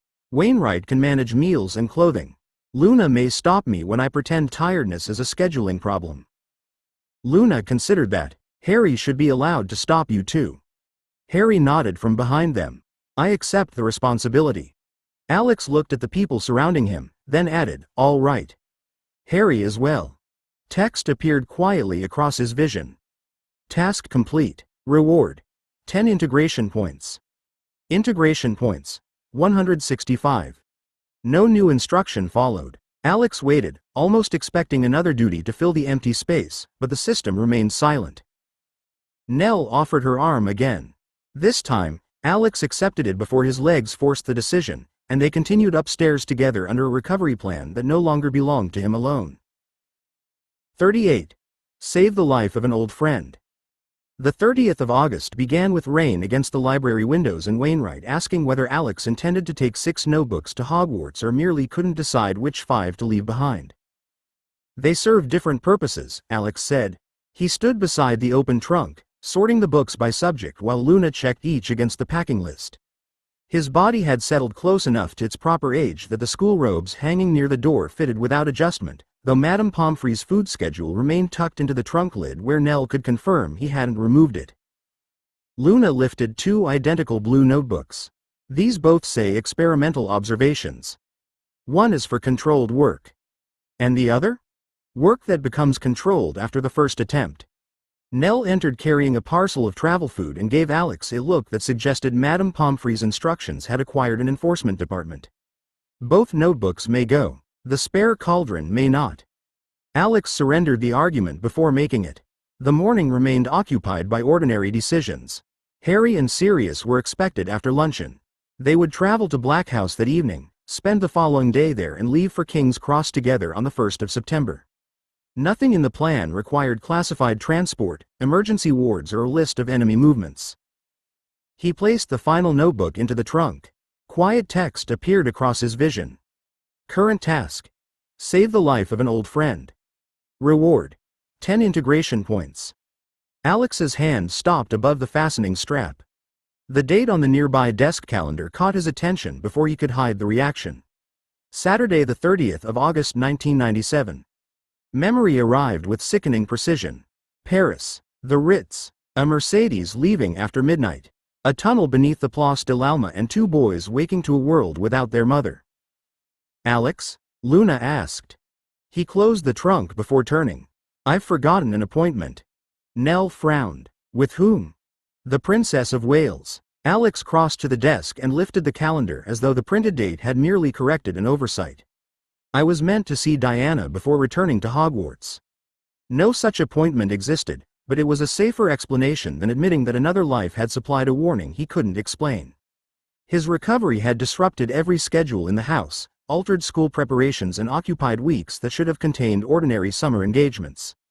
Forgetting one more arrangement was believable. Nell reached for the telephone. Did her office write? It may have been arranged informally before Hogsmeade. Alex kept his voice controlled. The recovery rather distracted me. That required no acting. I'll ask Crowther to confirm where she is, Nell said. If she's available, we can apologize and rearrange. Alex looked again at the date. Ask him immediately. Luna studied his face, recognizing urgency without understanding its source. She didn't challenge the lie in front of Nell. She simply moved the packed trunk aside, clearing Alex's path to the door as Wainwright went to place the call. Wainwright returned before Alex reached the entrance hall. Mr. Crowther is already on another line, my lord. He asks whether the appointment appears in Lady Eleanor's diary or your private correspondence. It was informal, Alex said. The lie needed limits if it was going to survive ordinary questions. Diana mentioned seeing me before I returned to Hogwarts. We never settled the details properly. Nell joined him beside the telephone table. That sounds less like an appointment and more like an intention. Then I forgot to turn the intention into an appointment. Alex kept his irritation directed at himself, where everyone expected it to belong. I'd still like to speak with her today. Wainwright relayed the answer. The pause that followed stretched while Crowther worked through royal contacts who knew Diana's movements without announcing them to anyone asking. Alex stood beside the table rather than pacing.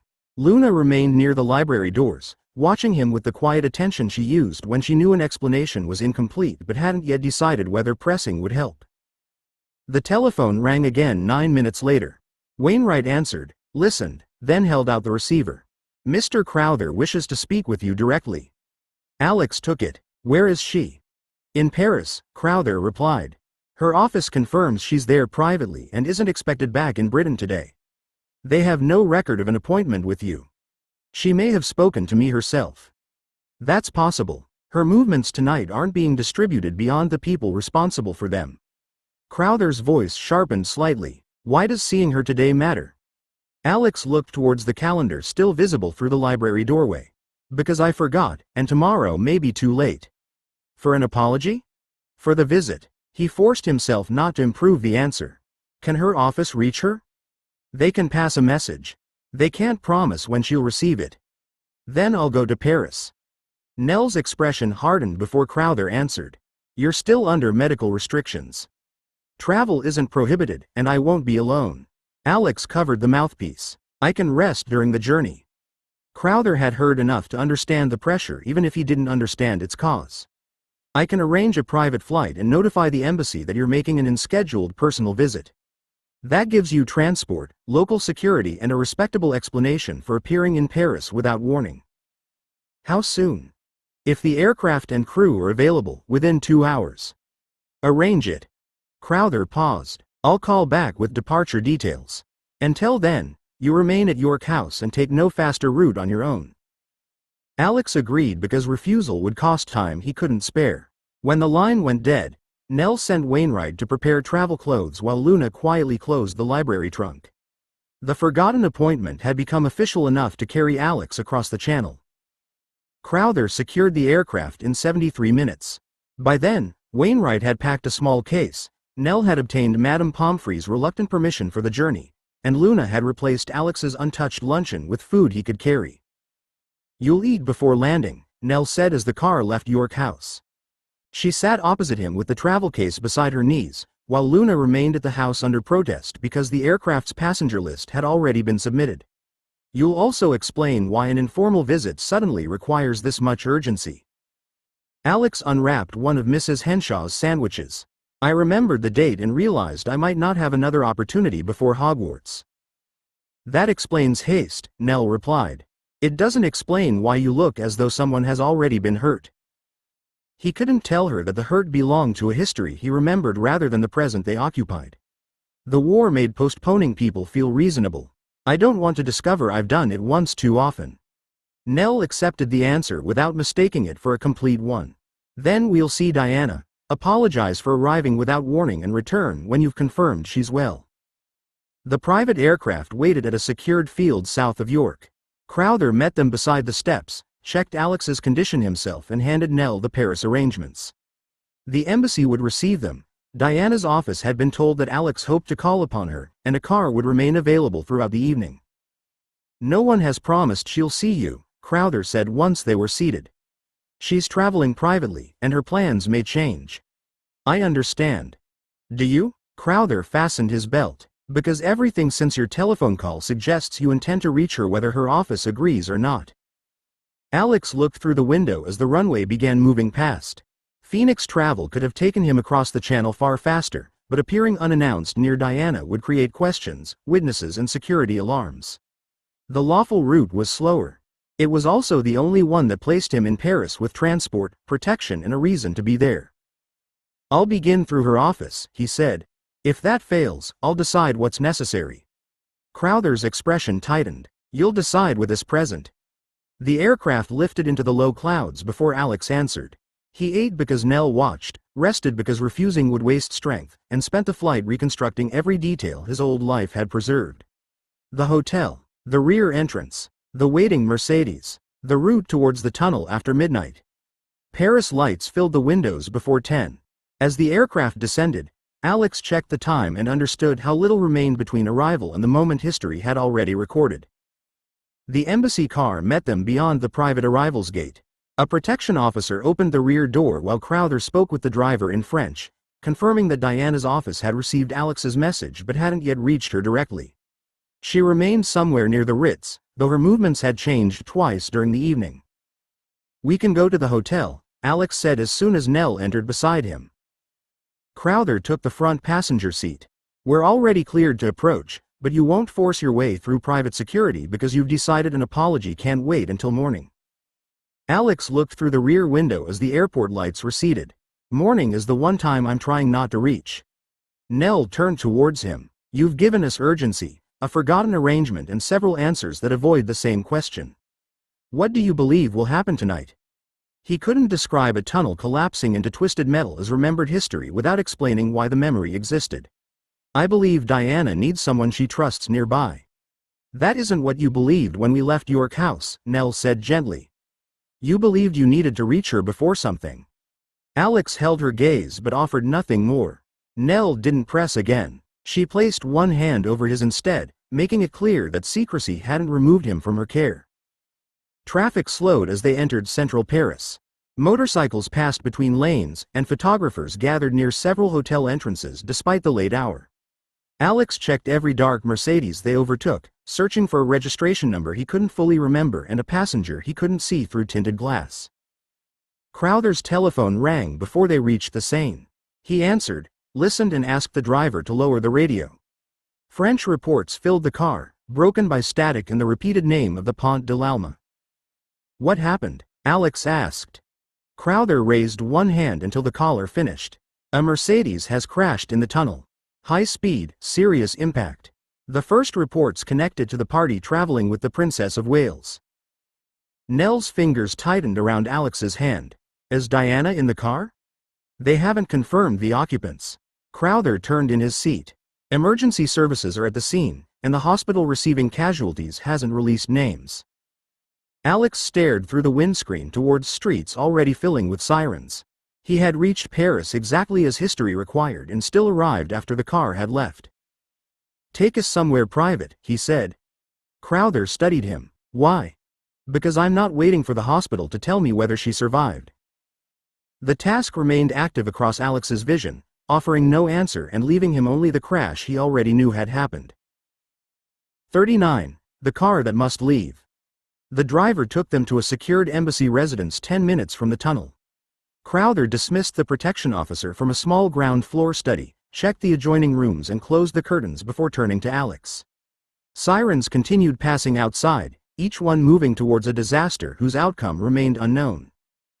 "You asked for privacy," Crowther said. "You have it. Now tell us what you intend to do." Alex crossed to the writing desk and checked its clock. Waiting for hospital confirmation would provide facts after the only useful moment had passed. Diana might already be dead, or alive with injuries that would become fatal before surgeons understood them. The task offered no direction, but the hidden weight inside his storage supplied the only answer capable of reaching a car that had already crashed. "I'm going to find out whether I can still help," he said. Nell stepped between him and the door. "You aren't leaving this room alone." "I won't use the door." Alex hated the fear that entered her face, but explaining the time turner would expose the secret Dumbledore believed surrendered and place responsibility for its use upon her. "I need both of you to remain here and prevent anyone entering until I return." Crowther's gaze sharpened. "Return from where?" "Earlier tonight." Silence settled across the study. Nell understood first, not the method, but the cost of the answer. "You have a way to alter time. To complete something that has already happened," Alex said. "The crash can't be erased. I heard about it before making this decision, which means whatever I do must leave the event intact." Crowther moved closer. "And if your intervention causes it?" "That possibility already exists whether I act or not." Alex called the hidden time turner into his palm. Its chain slipped between his fingers, the small hourglass catching the desk lamp. "What I know is that the car crashed. I don't know whether Diana survived. That uncertainty is the space I can use." Nell caught his wrist before he raised the chain. "Come back to this room." "I will. Not merely to Paris. Here, to us." Alex met her eyes. "I promise." He looped the chain around his neck and turned the hourglass once, then again. The study blurred. Clock hands swept backwards while darkness beyond the curtains lightened and deepened in reverse. When the movement stopped, the room stood empty and the clock showed a little after 10. Alex concealed the time turner, drew upon the demiguise's absence and passed unseen through the locked door. Somewhere across Paris, the Mercedes still waited to begin the journey history required it to make. Alex reached the Ritz through streets already familiar from the later drive. Demiguise's concealment kept pedestrians from noticing him, while the Lethifold's absence allowed him to pass through a locked service entrance without disturbing the alarm.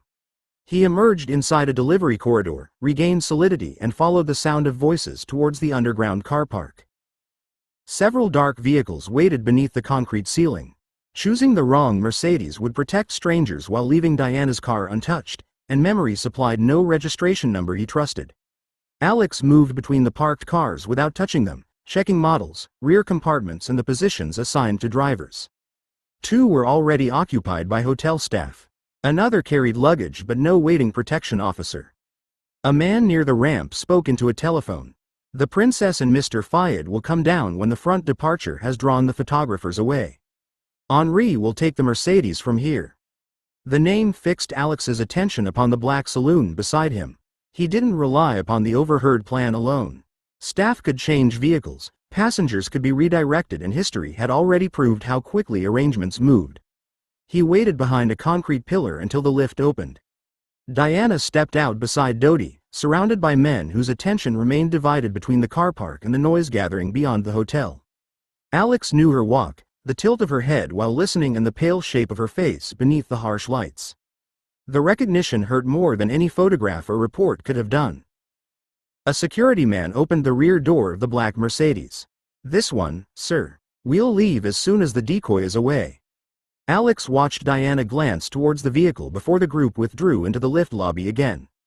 The car had been confirmed by the only fact that mattered. It was the one prepared to carry her. He approached once the driver moved away. Years of engineering judgment reduced the vehicle to load paths and likely failures. The passenger cell relied upon pillars, roof rails, floor pan and door frames to remain intact. The front structure could collapse and absorb force, but a violent side impact or sudden deceleration would throw unrestrained bodies against glass, seats and one another. Fuel ran beneath a floor that twisting metal could tear open. Alex crouched beside the rear wheel and extended his senses through the bodywork. Steel, glass, joints and empty seats formed a complete map beneath his hand. He marked every point where force must be redirected, every space that had to remain open and every occupant position the next layer of magic would need to protect. The car was ordinary, vulnerable and waiting. Alex drew his wand. He began with the passenger compartment. He traced the wand along the floor beneath the rear seats, joining both door frames to the central pillars and roof supports. The first ward wouldn't stop the metal from bending. It would distribute the force across the surviving structure, preserving enough space around the occupants for them to breathe and rescuers to reach them. A second layer settled across the windows and windscreen. Alex bound every fragment to the sheet from which it broke, allowing glass to crack and collapse without becoming a cloud of cutting edges. He extended the protection forward, covering the driver and bodyguard as carefully as Diana and Dodie. History remembered some lives more loudly than others. That didn't make anyone inside the car expendable. Footsteps sounded from the ramp. Alex concealed himself and flattened against the Mercedes as two hotel employees entered the car park. "The photographers are still at the front," one man said. "They'll bring the car around as soon as the decoy leaves." The other checked his watch. "Then Henri needs to be ready." They passed within several feet of Alex and disappeared through the service door. He waited until the latch closed before returning to the rear compartment. Time was narrowing, but haste couldn't become the weakness inside his work. He placed restrained wards around all four seats, shaping them to catch shoulders, hips and heads without depending upon ordinary belts. The magic would tighten only under violent movement, holding each body against an invisible support while allowing breath and avoiding a second injury from the restraint itself. Around the rear seats, he doubled the cushioning and added separate protection for the neck, chest and abdomen. Deceleration required more than holding people still. Alex linked the restraint layer to the car's body, spreading the sudden loss of speed across several controlled stages. The occupants would still be thrown, bruised and injured enough to match the crash he'd already heard reported, but the force wouldn't strike their organs all at once. He moved beneath the chassis using lethifold intangibility, regained solidity beside the fuel lines and laid the final structural protections through the floor. One ward resisted intrusion from torn metal. Another suppressed sparks, flame and fuel ignition. The last held warmth, breathing and circulation within survivable limits if rescue took too long. When Alex emerged beside the rear wheel, sweat had dampened his collar despite the cool garage. He checked each connection in order, found a weak junction near the left rear pillar and repaired it before completing the circuit. Magic settled invisibly through the Mercedes. The vehicle remained outwardly ordinary, but every life expected to enter it now rested inside protections designed to survive the crash Alex wasn't allowed to prevent. Alex withdrew his wand and examined the Mercedes from every angle. No mark remained upon the paint, windows or tires. The wards had joined the existing structure closely enough to remain dormant until impact, preserving the appearance of an ordinary car and leaving every control untouched. He could still prevent the journey. A damaged ignition, emptied fuel line or blocked ramp would keep this Mercedes from reaching the tunnel. It might also force Diana into another vehicle, one Alex hadn't protected, and break the fixed chain that had already brought news of the crash to the embassy residence. The service door opened. Alex concealed himself as the driver entered with another security man. "We leave in 5 minutes," the security man said while checking the front passenger compartment. "The decoy has drawn most of them away, but they're already turning back." The driver settled behind the wheel. "Then everyone needs to come down now." Alex moved away as the engine started. The wards remained quiet, neither resisting the ignition nor changing the vehicle's handling. Protection couldn't become control merely because he feared what the driver would do. The lift opened again. Diana crossed the car park beside Dodie while security closed around them. She paused before entering and looked briefly towards the empty space where Alex stood. He remembered her hands around his at the charity reception, Her easy certainty that the child she'd once comforted still remained inside the young man before her. Dodie spoke, drawing her attention back. Diana entered the rear compartment, and the doors closed around all 4 occupants. The Mercedes rolled towards the ramp. Alex watched until its taillights vanished, carrying the protections into the crash he wasn't allowed to erase. He couldn't turn the time turner forward. The hours he'd taken from the night had to be lived in full. Alex left the Ritz beneath Demiguy's concealment and found an unused embassy storage room several streets from the residence. He remained there while the night advanced naturally, eating the travel food Luna had packed and checking the clock only often enough to ensure he didn't reach his earlier self. Sirens began in the distance after midnight. More followed, moving towards the tunnel. When the time approached the moment of his departure, Alex crossed back through the quiet streets and entered the embassy residence unseen. He waited outside the study until his earlier self had turned the hourglass and vanished into the past. Only then did Alex pass through the locked door. Nell and Crowther stood exactly where he'd left them. Nell reached him before he could straighten. "Did you do it?" "I protected the car," Alex said. The task remained active across his vision. Now we wait to learn whether it was enough. 40, the year that belonged to them. The study clock continued moving while the task remained unchanged. Crowther returned to the telephone in the adjoining room, leaving the door open so they could hear each connection fail, transfer or produce another incomplete report. The tunnel had been closed. Emergency services had reached the vehicle. Several occupants had been taken to hospital, but no one at the embassy would confirm names or conditions while French authorities were still informing families. Nell kept one arm around Alex and guided him towards the nearest chair. Sit down before waiting becomes another thing you insist upon doing upright. Alex obeyed without arguing. He'd eaten during the lost hours, but fatigue had settled into him now that there was nothing left to prepare. Every ward had already faced the impact. Either the passenger compartment had held, or it hadn't. No calculation made in this room could reach the wreckage. Crowther returned carrying 2 glasses of water. The first reliable report says all 4 occupants were removed alive. Alex looked up. Alive when they left the tunnel? Yes, that's all they'll confirm. It wasn't enough for the task. A heart could still stop in an ambulance. Internal injuries could remain hidden until damaged vessels failed or pressure collapsed.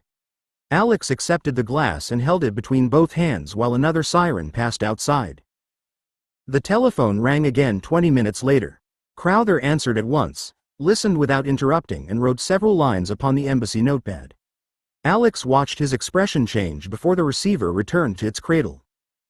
"Diana survived," Crowther said. "She's conscious. Severe bruising, an injured arm and several cuts, but the doctors don't believe her injuries are life-threatening. Her arm has been placed in a sling." Nell's breath left her in a quiet sound beside him. Alex closed his eyes briefly, but one name still remained. "And Dodie?" "Alive," Crowther replied. "Bruised, shaken and being kept under observation. The driver and protection officer also reached hospital alive. Their conditions haven't been released."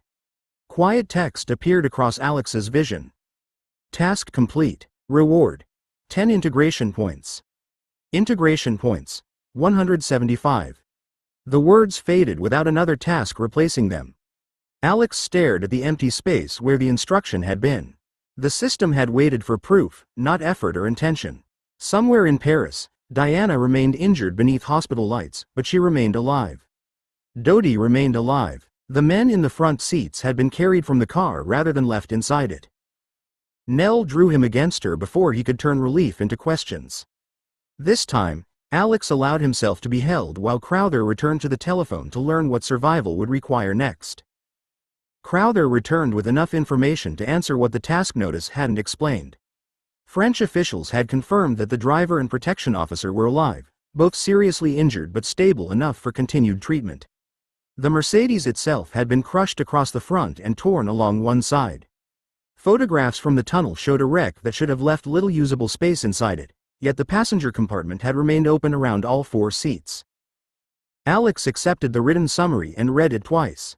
The report described broken glass held largely within the window frames, fuel leaking without ignition and doors distorted without collapsing fully into the occupants. The injuries matched forces his wards had reduced rather than removed. Bruising, fractures, cuts and shock remained because the crash had occurred exactly as reported.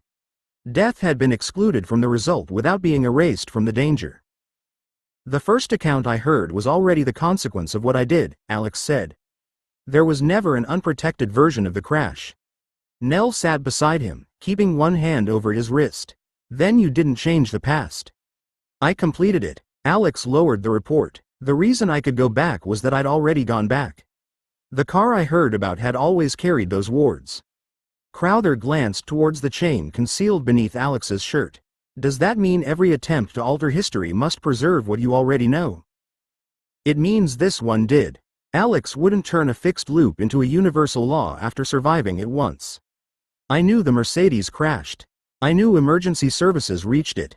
I didn't know whether anyone died. That uncertainty allowed survival, but it didn't allow me to stop the journey or remove the collision. Nell's fingers tightened. And if the hospital had reported her death? Then I couldn't have gone back expecting to save her without contradicting the fact that sent me. Alex folded the paper carefully. I might still have tried, but I don't know what time would have permitted or taken from me. Crowther removed the embassy notepad from beside the telephone. That uncertainty is precisely why this method doesn't become an emergency procedure. It won't. Alex touched the hidden chain through his shirt. The device had carried him into 2 closed histories and now rested once more under his control. No one else learns what happened here. Nell looked directly at him. And you won't decide alone that it must be used again. There won't be another use. You can't promise that history will never frighten you enough to consider one. No, Alex admitted, but I can promise that fear won't make the decision by itself. Crowther tore the used pages from the notepad, folded them and placed them inside his inner pocket. The official record would contain calls, travel and confirmation of survival. It would contain nothing about a time turner, duplicated hours or a boy who had entered the past because uncertainty left him room to act. Outside, sirens still moved through Paris, though fewer were passing towards the tunnel. The disaster remained real, recorded in twisted steel and injured bodies. Alex had never prevented it. He had become the hidden reason everyone inside had lived through it. The first photographs of Diana leaving the hospital appeared before Alex departed Paris. She emerged through a guarded entrance with her injured arm supported in a sling, bruising visible along one cheek and care slowing every step. Dodie walked beside her without assistance, though stiffness remained through his shoulders and one side of his face had darkened beneath the skin. Neither looked untouched. Both looked alive. A waiting car carried Diana towards her sons. The embassy television showed only a brief view of William and Harry crossing the drive before security closed the gates, but Alex didn't need a camera inside the house to understand the reunion. 2 boys who had gone to sleep with a mother still living would wake to find that history hadn't taken her from them. Nell lowered the volume. You should telephone when she's had time to rest. I will. Alex watched the empty gates remain upon the screen. Not today. Crowther closed his notebook. No mention of wards, impossible timing or Alex's absence from the residence had entered its pages. The aircraft will be ready within the hour. French authorities may eventually ask why the passenger compartment survived so much damage, but unusual structural behavior isn't evidence of magic. The flight home passed through a morning already crowded with news. Alex slept for part of it with Nell beside him, waking only when the aircraft began its descent. Exhaustion remained, but it no longer carried the sharp demand to turn immediately towards another danger. Luna met him at York House before Wainwright finished opening the door. She took Alex's hands, examined his face and then wrapped both arms around him without asking whether he'd succeeded. Harry and Sirius waited behind her in the entrance hall, having arrived from Black House after Crowther's first secure telephone call. She lived, Alex said against Luna's hair. All 4 of them did. Luna drew back enough to look at him. Then you may come inside now. Harry stepped forward and gripped Alex's shoulder. We saw her leave the hospital. Sirius's relief carried a harder edge. You also vanished into Paris without telling any of us what was happening. Aunt Nell and Crowther knew where I was. They knew which country contained you, Sirius replied. That isn't the same thing. I didn't have time to gather everyone. You had time to leave a message. Alex accepted the anger because it had been earned by fear. You're right. Sirius stopped, apparently prepared for an argument that hadn't arrived. Some of the hardness left his face. That's inconvenient. I can argue later if it helps. It probably will. Luna kept one hand around Alex's as they crossed the threshold. Behind them stood the car that had brought him home. Ahead waited lunch, friends and the ordinary rooms preserved by every battle they had survived.